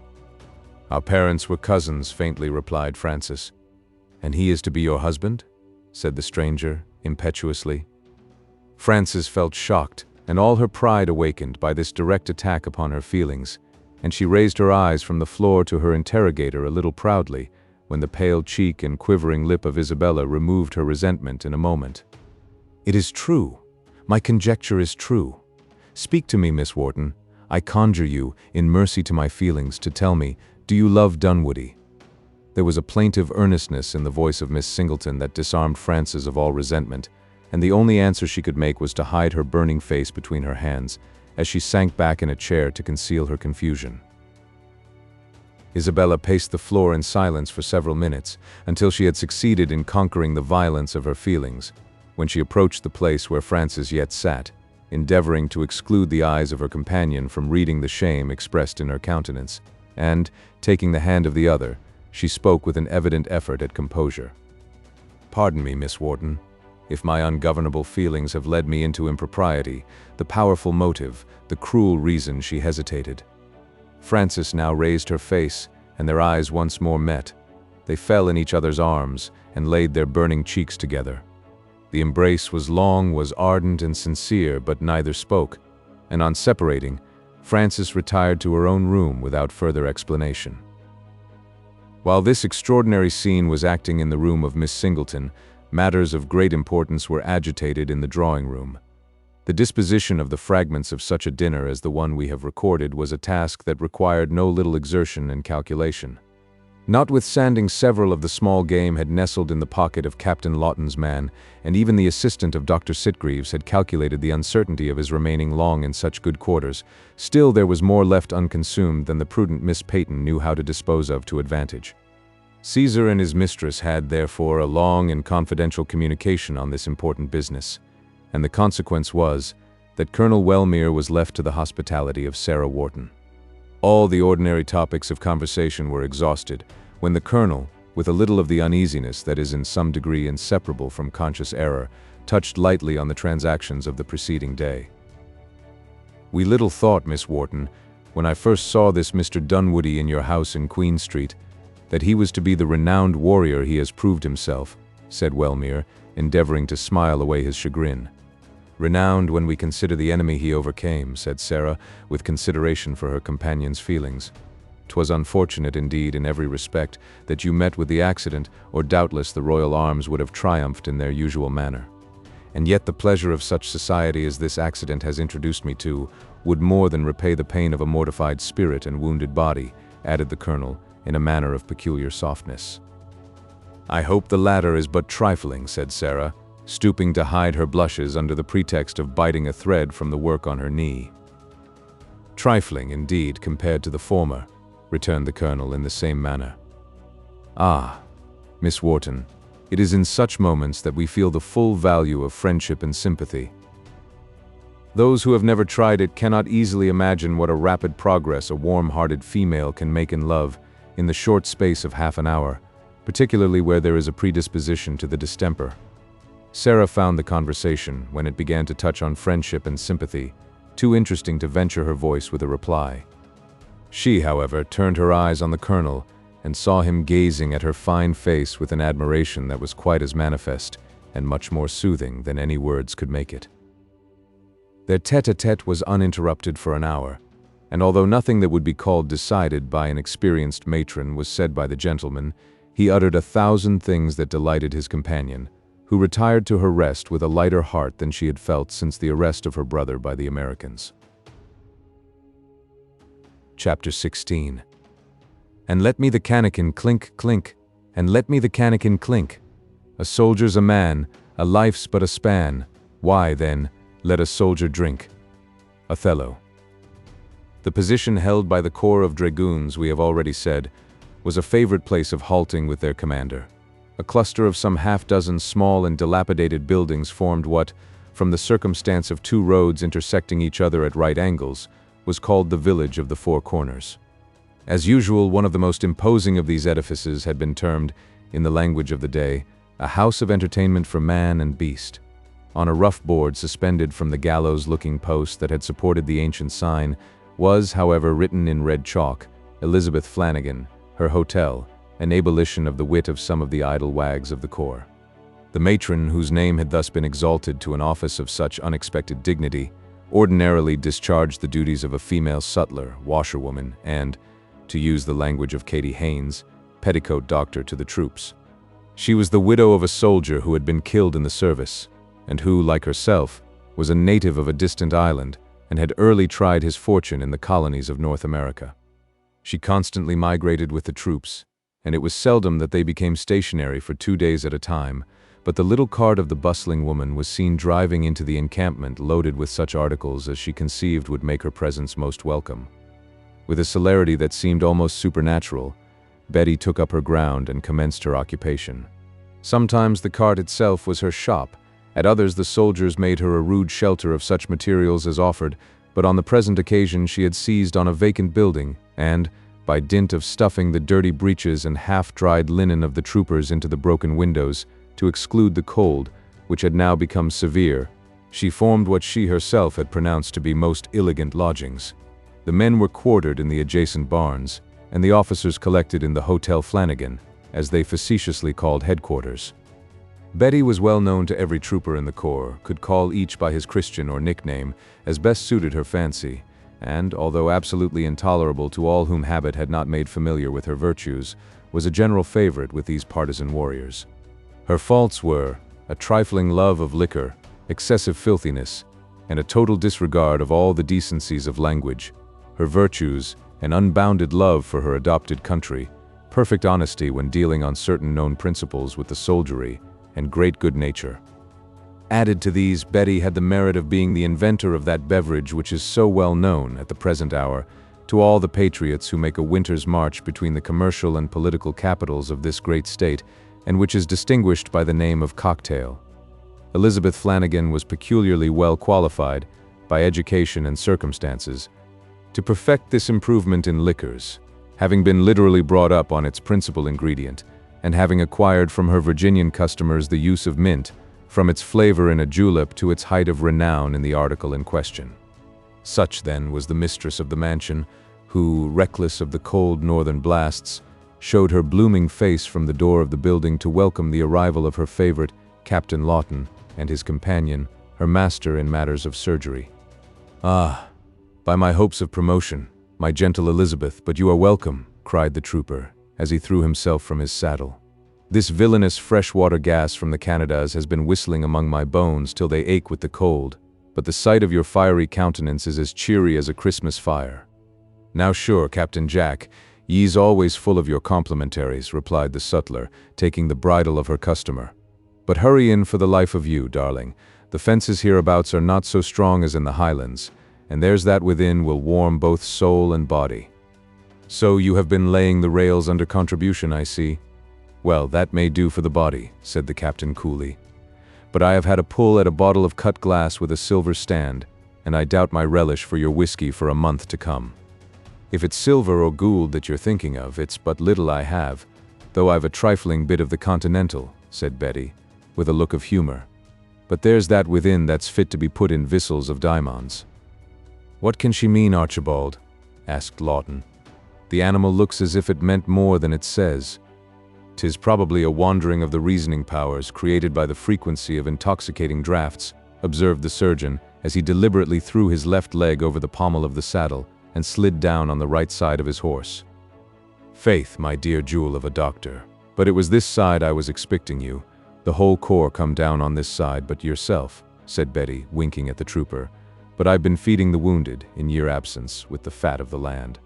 "Barbarous stupidity," cried the panic-stricken physician, "to feed men laboring under the excitement of fever with powerful nutriment. Woman, you are enough to defeat the skill of Hippocrates." "Pooh," said Betty, with infinite composure. "What a botheration ye make about a little whiskey.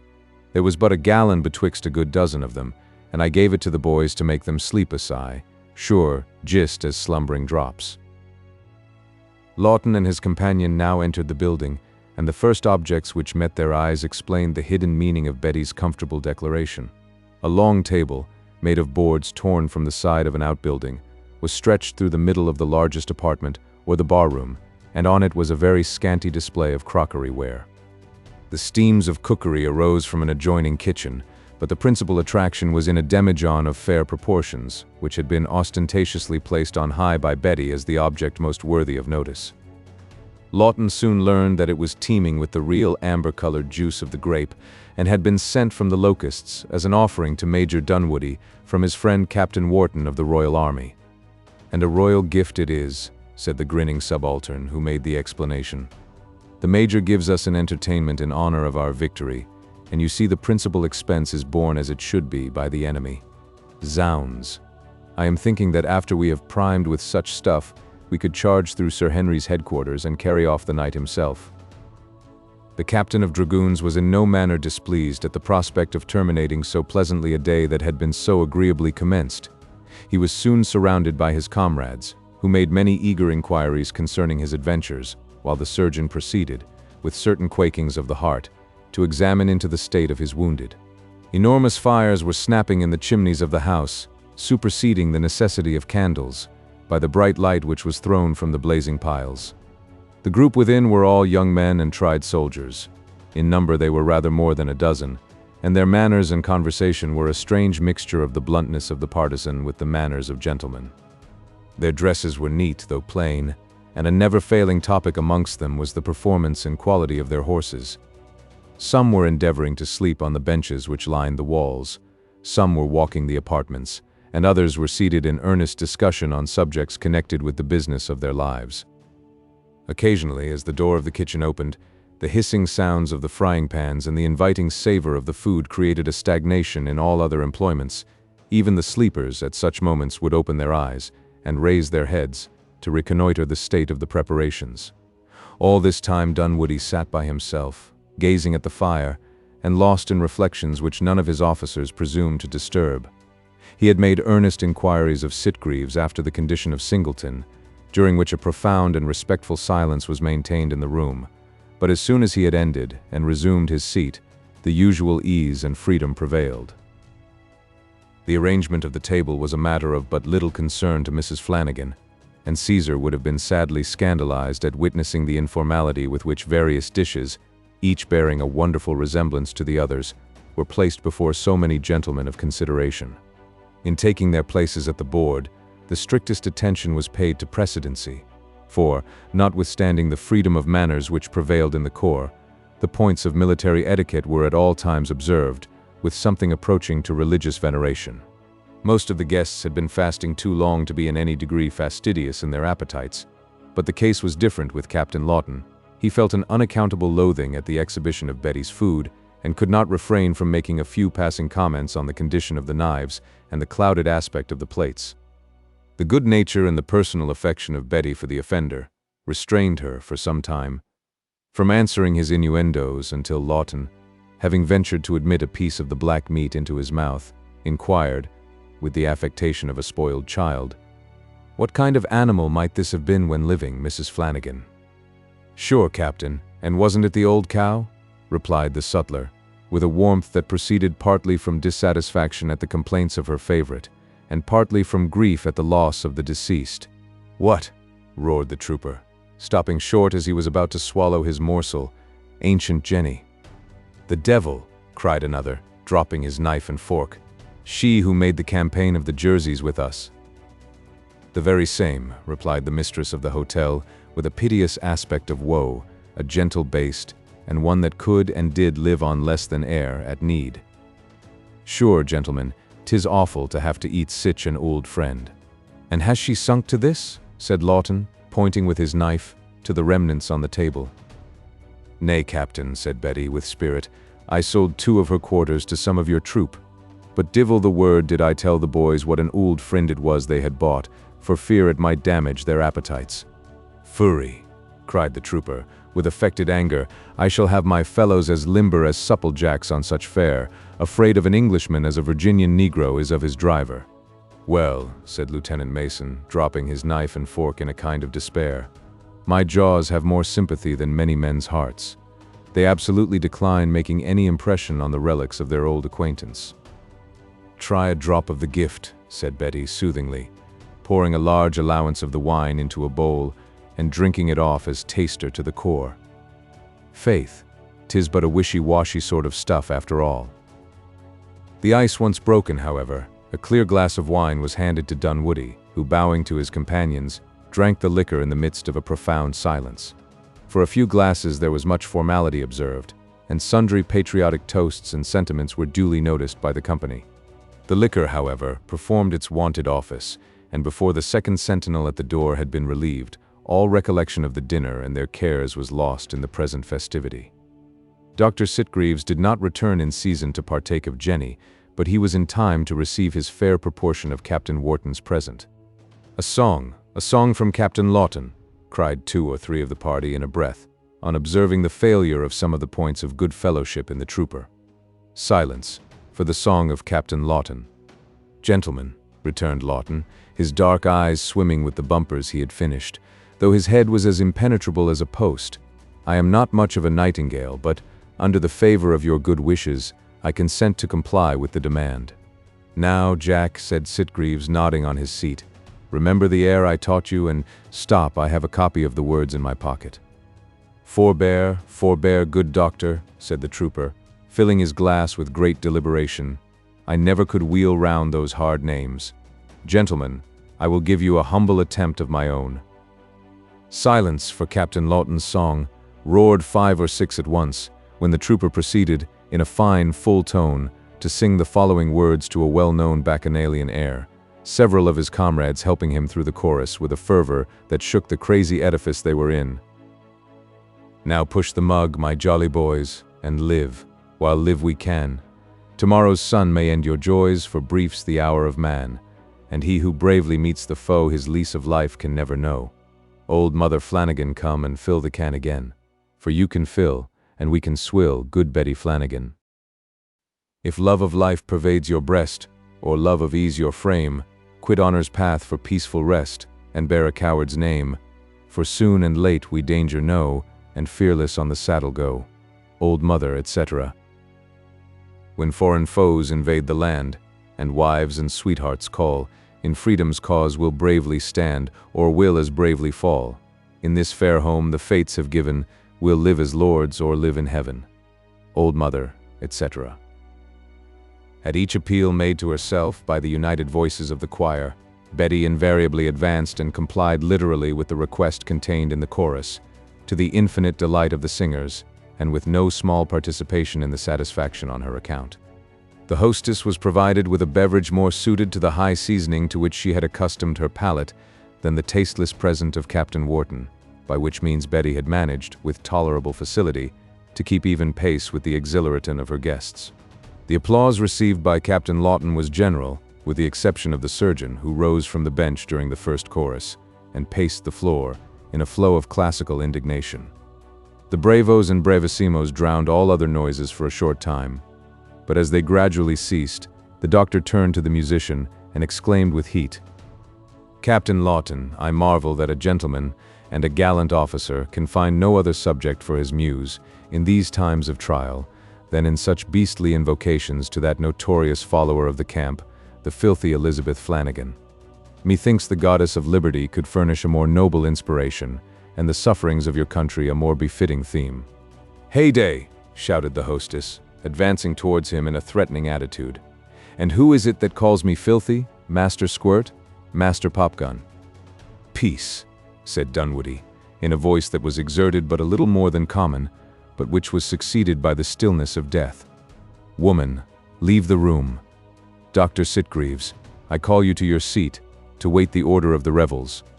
"Proceed, proceed," said the surgeon, drawing himself up in an attitude of dignified composure. "I trust, Major Dunwoody, I am not unacquainted with the rules of decorum, nor ignorant of the bylaws of good fellowship." Betty made a hasty but somewhat devious retreat to her own dominions, being unaccustomed to dispute the orders of the commanding officer.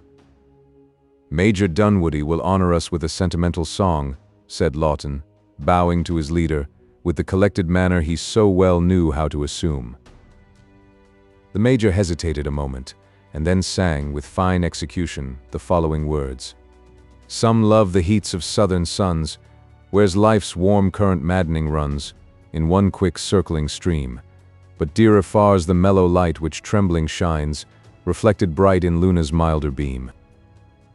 Some love the tulip's gaudier dyes, where deepening blue with yellow V's and gorgeous beauty glows, but happier he whose bridal wreath, by love entwined, is found to breathe the sweetness of the rose." The voice of Dunwoody never lost its authority with his inferiors, and the applause which followed his song, though by no means so riotous as that which succeeded the effort of the captain, was much more flattering. "If, sir," said the doctor, after joining in the plaudits of his companions, "you would but learn to unite classical allusions with your delicate imagination, you would become a pretty amateur poet." "He who criticizes ought to be able to perform," said Dunwoody with a smile. "I call on Dr. Sitgreaves for a specimen of the style he admires." "Dr. Sitgreaves' song, Dr. Sitgreaves' song," echoed all at the table with delight. A classical ode from Dr. Sitgreaves. The surgeon made a complacent bow, took the remnant of his glass, and gave a few preliminary hems, that served hugely to delight 3 or 4 young cornets at the foot of the table.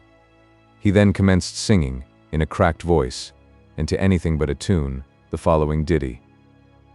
Hast thou ever felt love's dart, dearest, or breathed his trembling sigh, thought him, afar, was ever nearest, before that sparkling eye, then hast thou known what 'tis to feel the pain that Galen could not heal. Hurrah! Shouted Lawton. Archibald eclipses the muses themselves.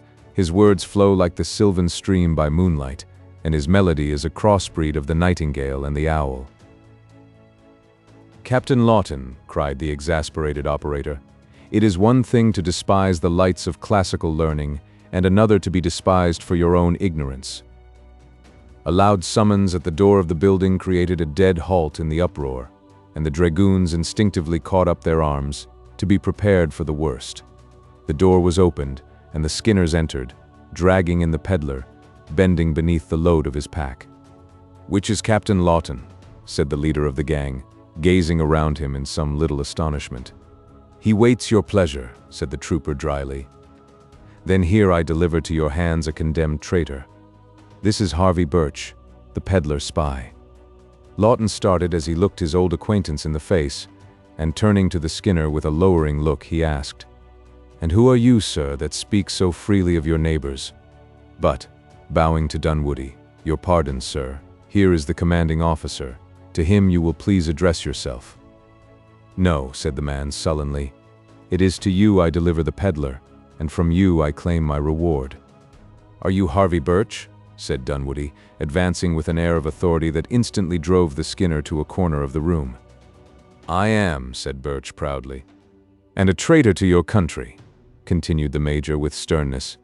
"Do you know that I should be justified in ordering your execution this night?"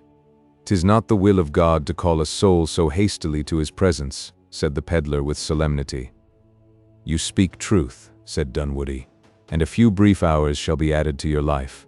But as your offense is most odious to a soldier, so it will be sure to meet with the soldier's vengeance. You die tomorrow. 'Tis as God wills."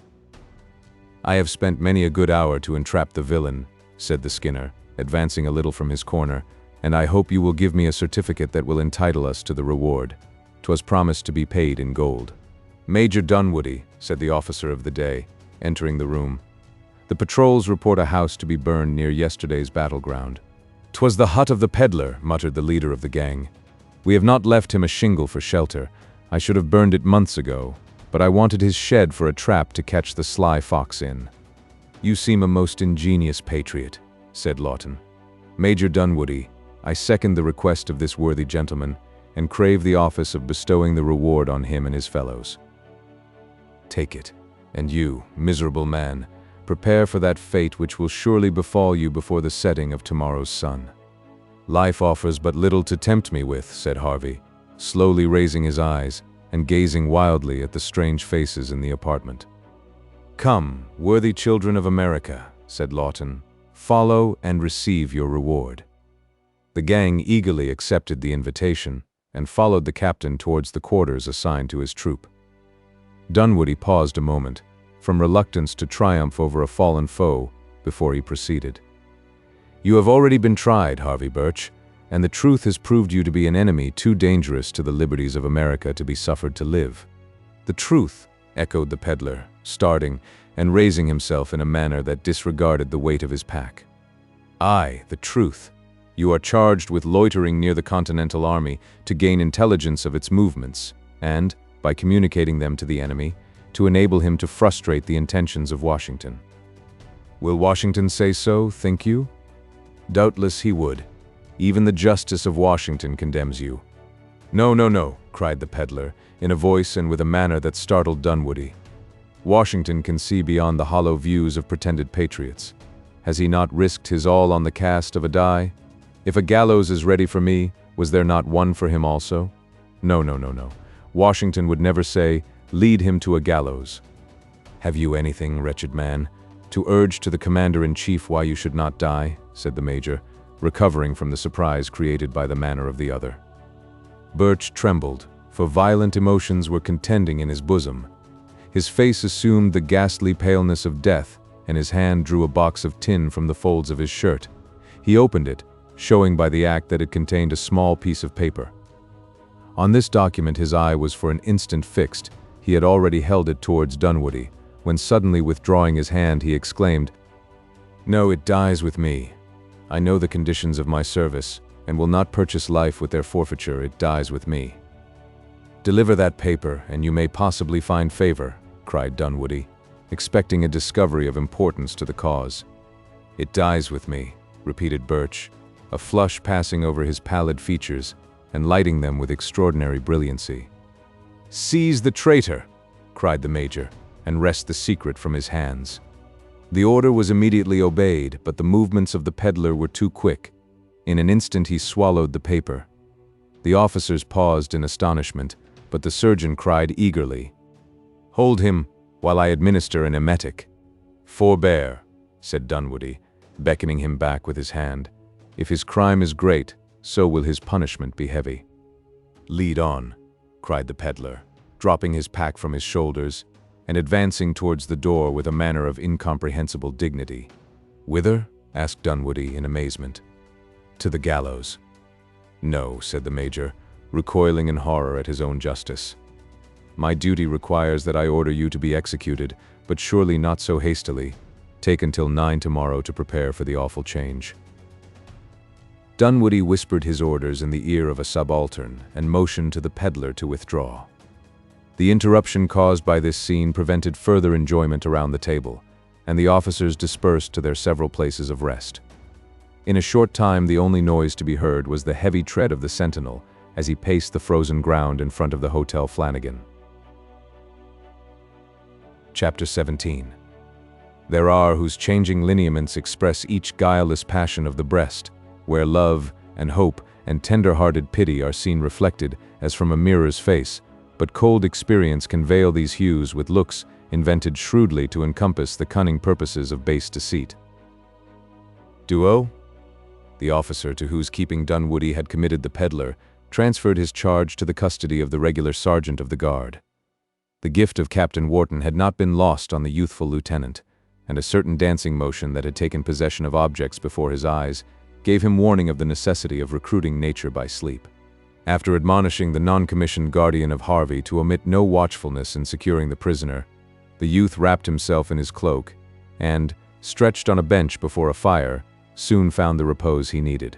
A rude shed extended the whole length of the rear of the building, and from off one of its ends had been partitioned a small apartment that was intended as a repository for many of the lesser implements of husbandry. The lawless times had, however, occasioned its being stripped of everything of value, and the searching eyes of Betty Flanagan selected this spot, on her arrival, as the storehouse for her movables and a sanctuary for her person. The spare arms and baggage of the corps had also been deposited here, and the united treasures were placed under the eye of the sentinel who paraded the shed as a guardian of the rear of the headquarters.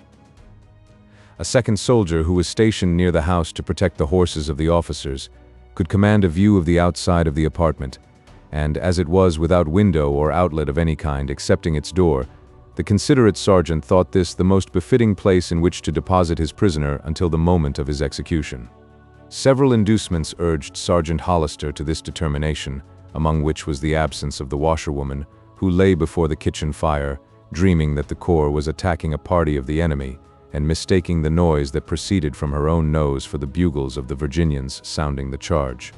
Another was the peculiar opinions that the veteran entertained of life and death, and by which he was distinguished in the corps as a man of most exemplary piety and holiness of life. The sergeant was more than 50 years of age, and for half that period he had borne arms. The constant recurrence of sudden deaths before his eyes had produced an effect on him differing greatly from that which was the usual moral consequence of such scenes, and he had become not only the most steady, but the most trustworthy soldier in his troop. Captain Lawton had rewarded his fidelity by making him its orderly. Followed by Birch, the sergeant proceeded in silence to the door of the intended prison, and throwing it open with one hand, he held a lantern with the other to light the peddler to his prison. Seating himself on a cask that contained some of Betty's favorite beverage, the sergeant motioned to Birch to occupy another in the same manner. The lantern was placed on the floor when the dragoon, after looking his prisoner steadily in the face, observed, "You look as if you would meet death like a man, and I have brought you to a spot where you can tranquilly arrange your thoughts and be quiet and undisturbed." "'Tis a fearful place to prepare for the last change in," said Harvey, gazing around his little prison with a vacant eye. "Why, for the matter of that," returned the veteran, "it can reckon but little in the great account, where a man parades his thoughts for the last review, so that he finds them fit to pass the muster of another world.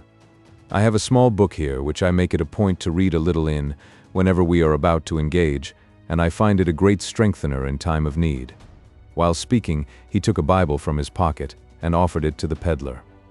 Birch received the volume with habitual reverence, but there was an abstracted air about him, and a wandering of the eye that induced his companion to think that alarm was getting the mastery of the peddler's feelings.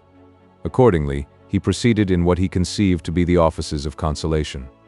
"If anything lies heavy on your mind, now is the best time to get rid of it. If you have done any wrong to anyone, I promise you, on the word of an honest dragoon, to see them righted." "There are few who have not done so," said the peddler, turning his vacant gaze once more on his companion. "True, 'tis natural to sin, but it sometimes happens that a man does what at other times he may be sorry for. One would not wish to die with any very heavy sin on his conscience after all." Harvey had by this time thoroughly examined the place in which he was to pass the night, and saw no means of escape.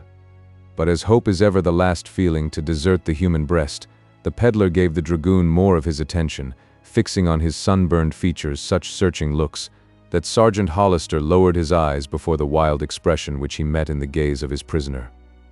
"I have been taught to lay the burden of my sins at the feet of my Savior," replied the peddler. "Why, yes, all that is well enough," returned the other. "But justice should be done while there is opportunity. There have been stirring times in this country since the war began, and many have been deprived of their rightful goods. I oftentimes find it hard to reconcile even my lawful plunder to a tender conscience. These hands," said the peddler, stretching forth his meager, bony fingers, "have spent years in toil, but not a moment in pilfering."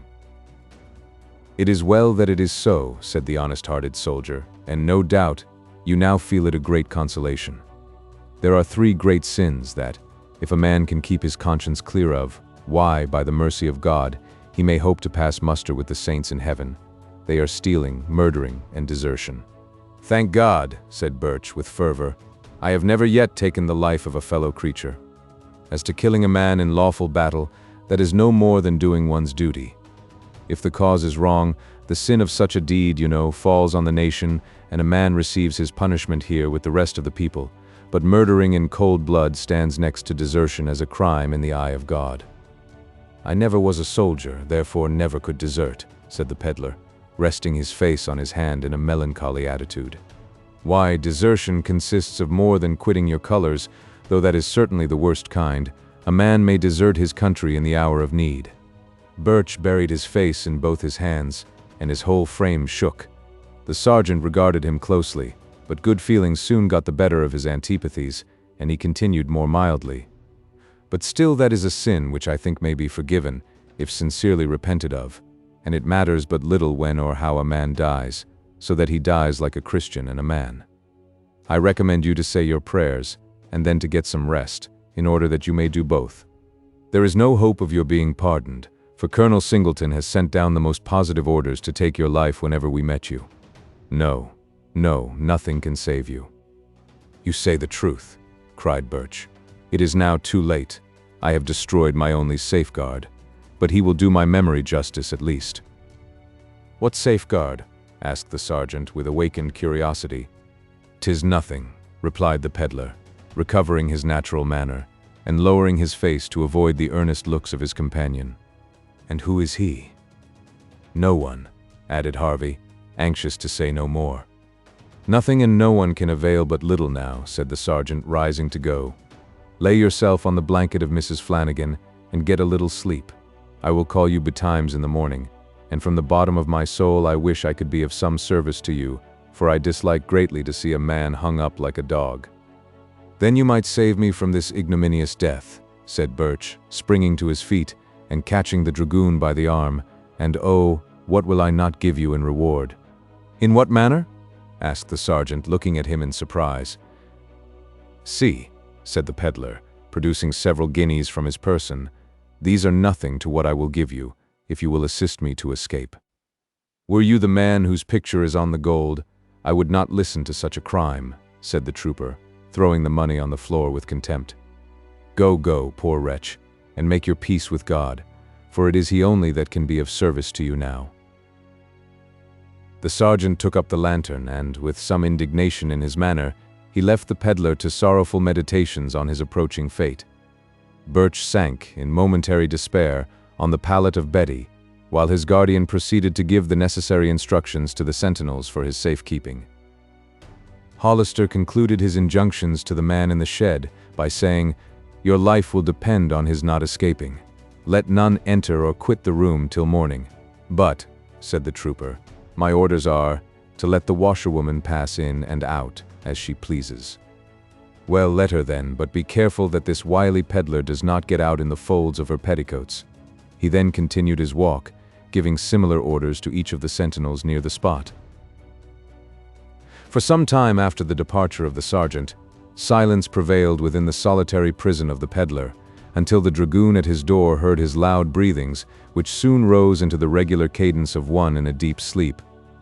The man continued walking his post, musing on an indifference to life which could allow nature its customary rest, even on the threshold of the grave.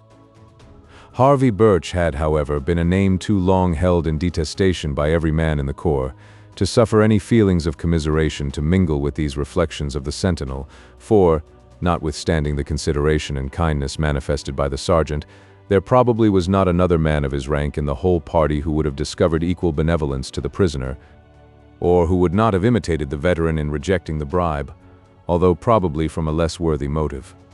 There was something of disappointed vengeance in the feelings of the man who watched the door of the room on finding his prisoner enjoying a sleep of which he himself was deprived, and at his exhibiting such obvious indifference to the utmost penalty that military rigor could inflict on all his treason to the cause of liberty in America. More than once he felt prompted to disturb the repose of the peddler by taunts and revilings, but the discipline he was under, and a secret sense of shame at the brutality of the act, held him in subjection. His meditations were, however, soon interrupted by the appearance of the washerwoman, who came staggering through the door that communicated with the kitchen, muttering execrations against the servants of the officers, who, by their waggery, had disturbed her slumbers before the fire. The sentinel understood enough of her maledictions to comprehend the case, but all his efforts to enter into conversation with the enraged woman were useless, and he suffered her to enter her room without explaining that it contained another inmate. The noise of her huge frame falling on the bed was succeeded by a silence that was soon interrupted by the renewed respiration of the peddler, and within a few minutes Harvey continued to breathe aloud, as if no interruption had occurred.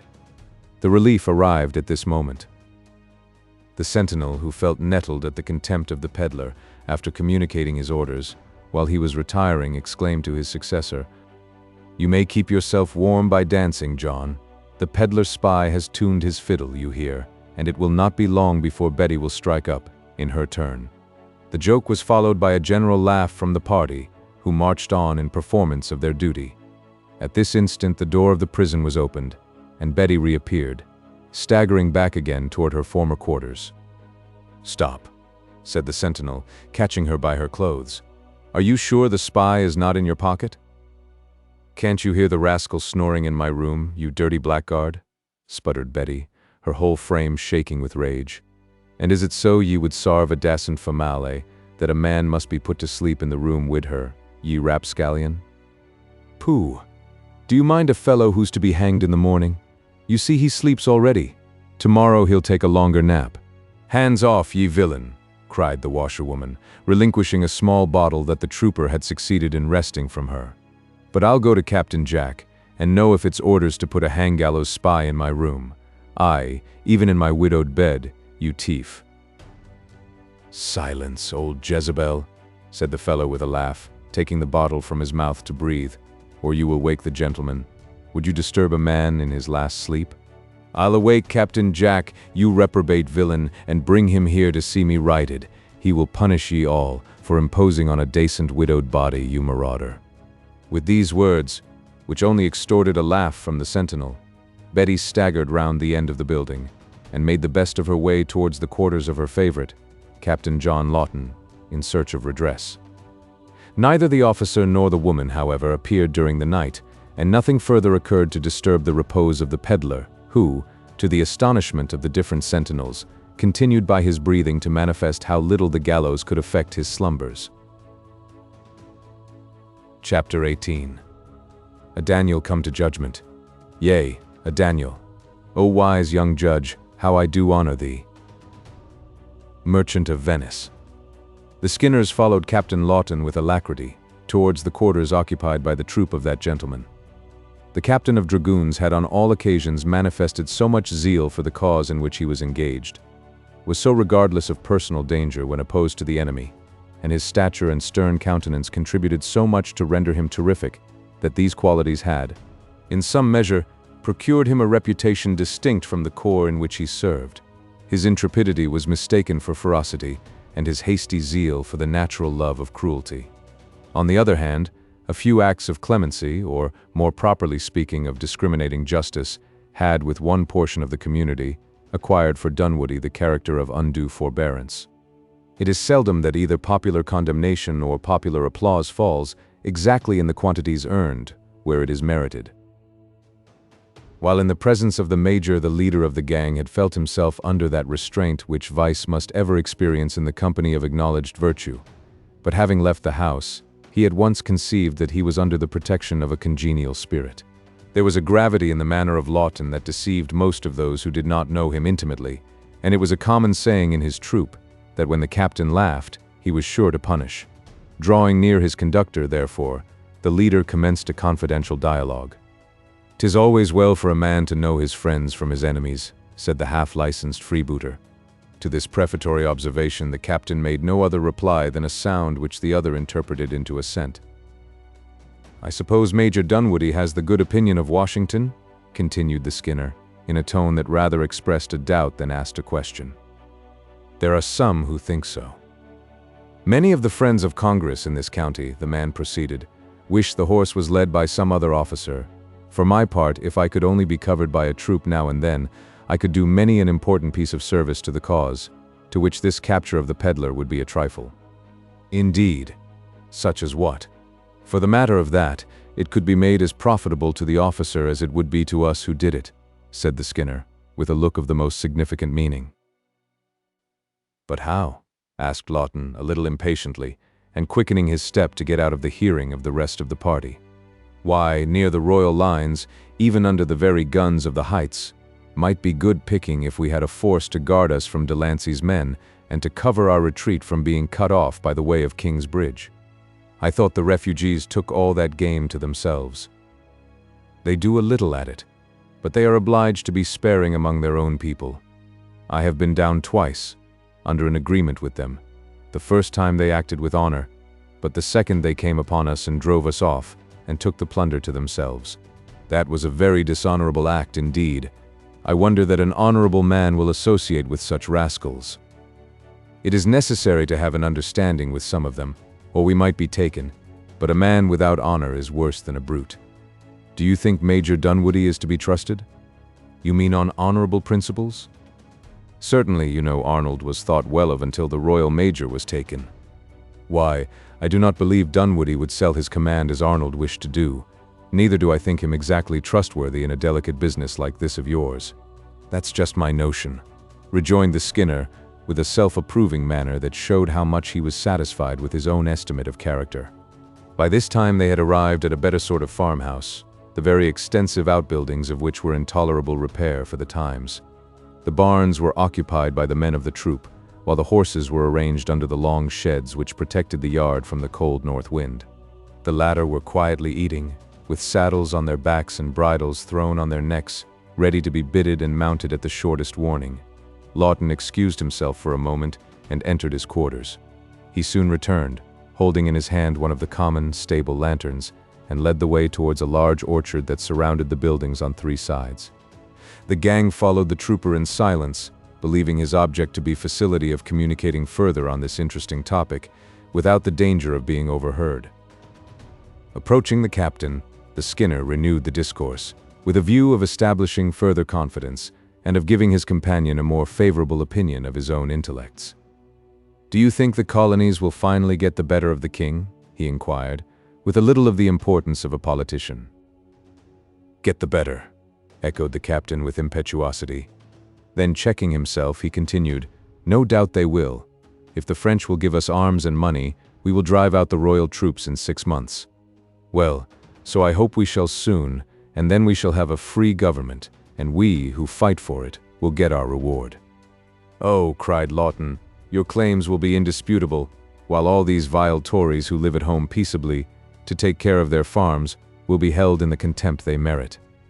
You have no farm, I suppose?" "Not yet, but it will go hard if I do not find one before the peace is made." "Right. Study your own interests, and you study the interests of your country. Press the point of your own services, and rail at the Tories, and I'll bet my spurs against a rusty nail that you get to be a county clerk at least. Don't you think Paulding's party were fools in not letting the royal adjutant general escape?" said the man, thrown off his guard by the freedom of the captain's manner. "Fools!" cried Lawton, with a bitter laugh. "Aye, fools indeed. King George would have paid them better, for he is richer. He would have made them gentlemen for their losses, but, thank God, there is a pervading spirit in the people that seems miraculous.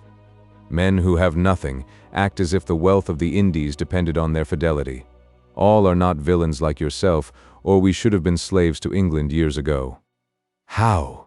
exclaimed the Skinner, starting back, and dropping his musket to the level of the other's breast. "Am I betrayed, and are you my enemy?" "Miscreant," shouted Lawton, his saber ringing in its steel scabbard as he struck the musket of the fellow from his hands. "Offer but again to point your gun at me, and I'll cleave you to the middle." "And you will not pay us then, Captain Lawton?" said the Skinner, trembling in every joint, for just then he saw a party of mounted dragoons silently encircling the whole party. "Oh, pay you. Yes, you shall have the full measure of your reward. There is the money that Colonel Singleton sent down for the captors of the spy," throwing a bag of guineas with disdain at the other's feet. "But ground your arms, you rascals, and see that the money is truly told." The intimidated band did as they were ordered, and while they were eagerly employed in this pleasing avocation, a few of Lawton's men privately knocked the flints out of their muskets. "Well," cried the impatient captain, "is it right? Have you the promised reward?" "There is just the money," said the leader, "and we will now go to our homes, with your permission." "Hold. So much to redeem our promise now for justice. We pay you for taking a spy, but we punish you for burning, robbing, and murdering. Seize them, my lads, and give each of them the law of Moses, 40 save 1. This command was given to no unwilling listeners, and in the twinkling of an eye the Skinners were stripped and fastened, by the halters of the party, to as many of the apple trees as were necessary to furnish one to each of the gang. Swords were quickly drawn, and 50 branches were cut from the trees like magic. From these were selected a few of the most supple of the twigs, and a willing dragoon was soon found to wield each of the weapons. Captain Lawton gave the word, humanely cautioning his men not to exceed the discipline prescribed by the Mosaic law, and the uproar of Babel commenced in the orchard. The cries of the leader were easily to be distinguished above those of his men, a circumstance which might be accounted for by Captain Lawton's reminding his corrector that he had to deal with an officer, and he should remember and pay him unusual honor. The flagellation was executed with great neatness and dispatch, and it was distinguished by no irregularity, excepting that none of the disciplinarians began to count until they had tried their whips by a dozen or more blows, by the way, as they said themselves, of finding out the proper places to strike. As soon as this summary operation was satisfactorily completed, Lawton directed his men to leave the Skinners to replace their own clothes, and to mount their horses. For they were a party who had been detached for the purpose of patrolling lower down in the county. "You see, my friend," said the captain to the leader of the Skinners, after he had prepared himself to depart, "I can cover you to some purpose when necessary. If we meet often, you will be covered with scars, which, if not very honorable, will at least be merited." The fellow made no reply.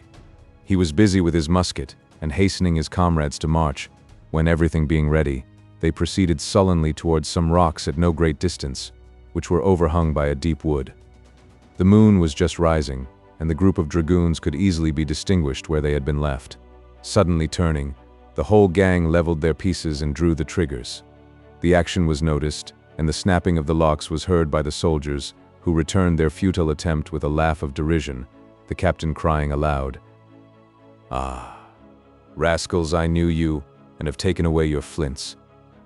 "You should have taken away that in my pouch, too," shouted the leader, firing his gun in the next instant.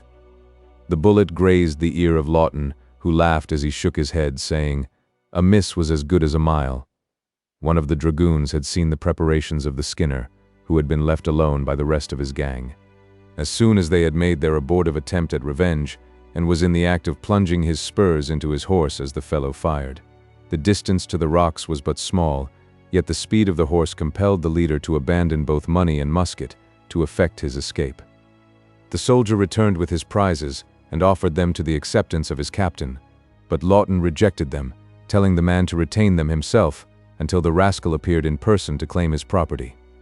It would have been a business of no small difficulty for any tribunal then existing in the new states to have enforced a restitution of the money, for it was shortly after most equitably distributed by the hands of Sergeant Hollister among a troop of horse. The patrol departed, and the captain slowly returned to his quarters with an intention of retiring to rest. A figure moving rapidly among the trees, in the direction of the wood whither the Skinners had retired, caught his eye, and wheeling on his heel, the cautious partisan approached it, and to his astonishment, saw the washerwoman at that hour of the night, and in such a place. "What, Betty? Walking in your sleep? Or dreaming while awake?" cried the trooper. "Are you not afraid of meeting with the ghost of ancient Jenny in this her favorite pasture?" "Ah, sure, Captain Jack," returned the sutler in her native accent, and reeling in a manner that made it difficult for her to raise her head. "It's not Jenny, or her ghost, that I'm saking, but some yarbs for the wounded.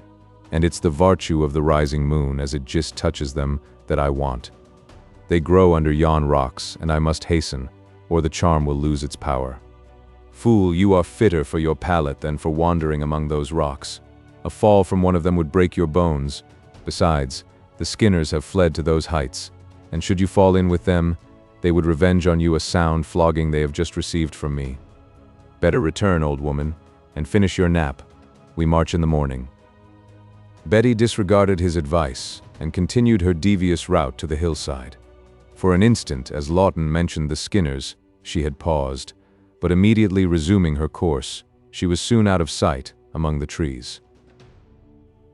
As the captain entered his quarters, the sentinel at the door inquired if he had met Mrs. Flanagan, and added that she had passed there, filling the air with threats against her tormentors at the hotel, and inquiring for the captain in search of redress.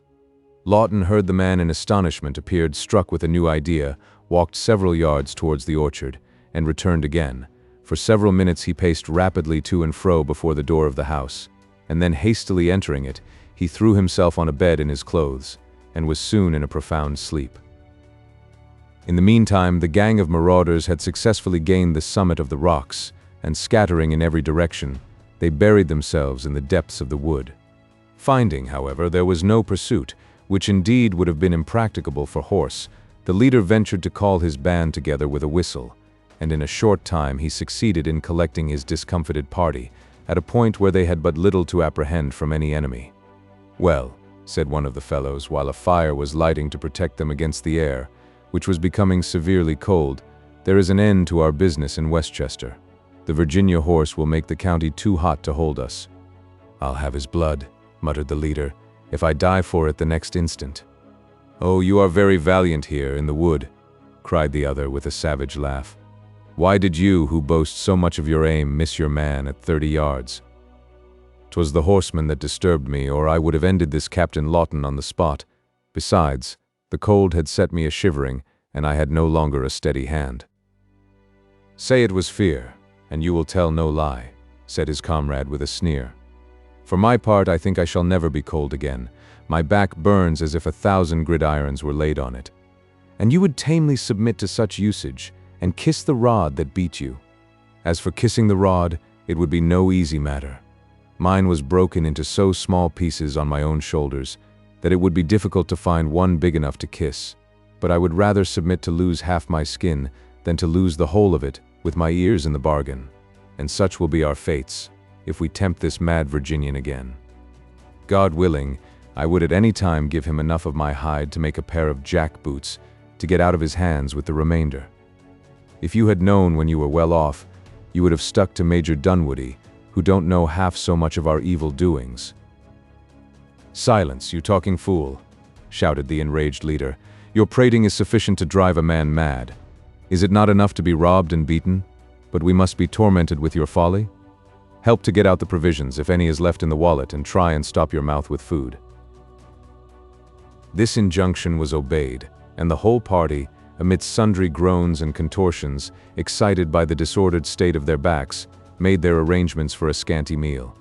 A large fire of dry wood was burning in the cleft of a rock, and at length they began to recover from the confusion of their flight, and to collect their scattered senses. Their hunger being appeased, and many of their garments thrown aside for the better opportunity of dressing their wounds, the gang began to plot measures of revenge. An hour was spent in this manner, and various expedients were proposed, but as they all depended on personal prowess for their success, and were attended by great danger, they were of course rejected. There was no possibility of approaching the troops by surprise, their vigilance being ever on the watch, and the hope of meeting Captain Lawton away from his men was equally forlorn, for the trooper was constantly engaged in his duty, and his movements were so rapid that any opportunity of meeting with him at all must depend greatly on accident. Besides, it was by no means certain that such an interview would result happily for themselves. The cunning of the trooper was notorious, and rough and broken as was Westchester, the fearless partisan was known to take desperate leaps, and stone walls were but slight impediments to the charges of the Southern horse. Gradually, the conversation took another direction, until the gang determined on a plan which should both revenge themselves, and at the same time offer some additional stimulus to their exertions. The whole business was accurately discussed, the time fixed, and the manner adopted. In short, nothing was wanting to the previous arrangement for this deed of villainy, when they were aroused by a voice calling aloud, "This way, Captain Jack, here are the rascals aiding by a fire, this way, and murder the thieves where they sit. Quick, lave your horses and shoot your pistols." This terrific summons was enough to disturb all the philosophy of the gang. Springing on their feet, they rushed deeper into the wood, and having already agreed upon a place of rendezvous previously to their intended expedition, they dispersed towards the four quarters of the heavens. Certain sounds and different voices were heard calling on each other, but as the marauders were well trained to speed of foot, they were soon lost in the distance. It was not long before Betty Flanagan emerged from the darkness and very coolly took possession of what the Skinners had left behind them, namely food and divers articles of dress. The washerwoman deliberately seated herself and made a meal with great apparent satisfaction. For an hour she sat with her head upon her hand in deep musing.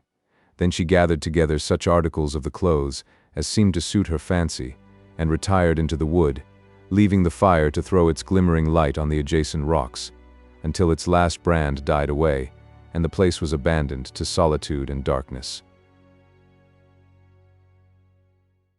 Continued in the next part.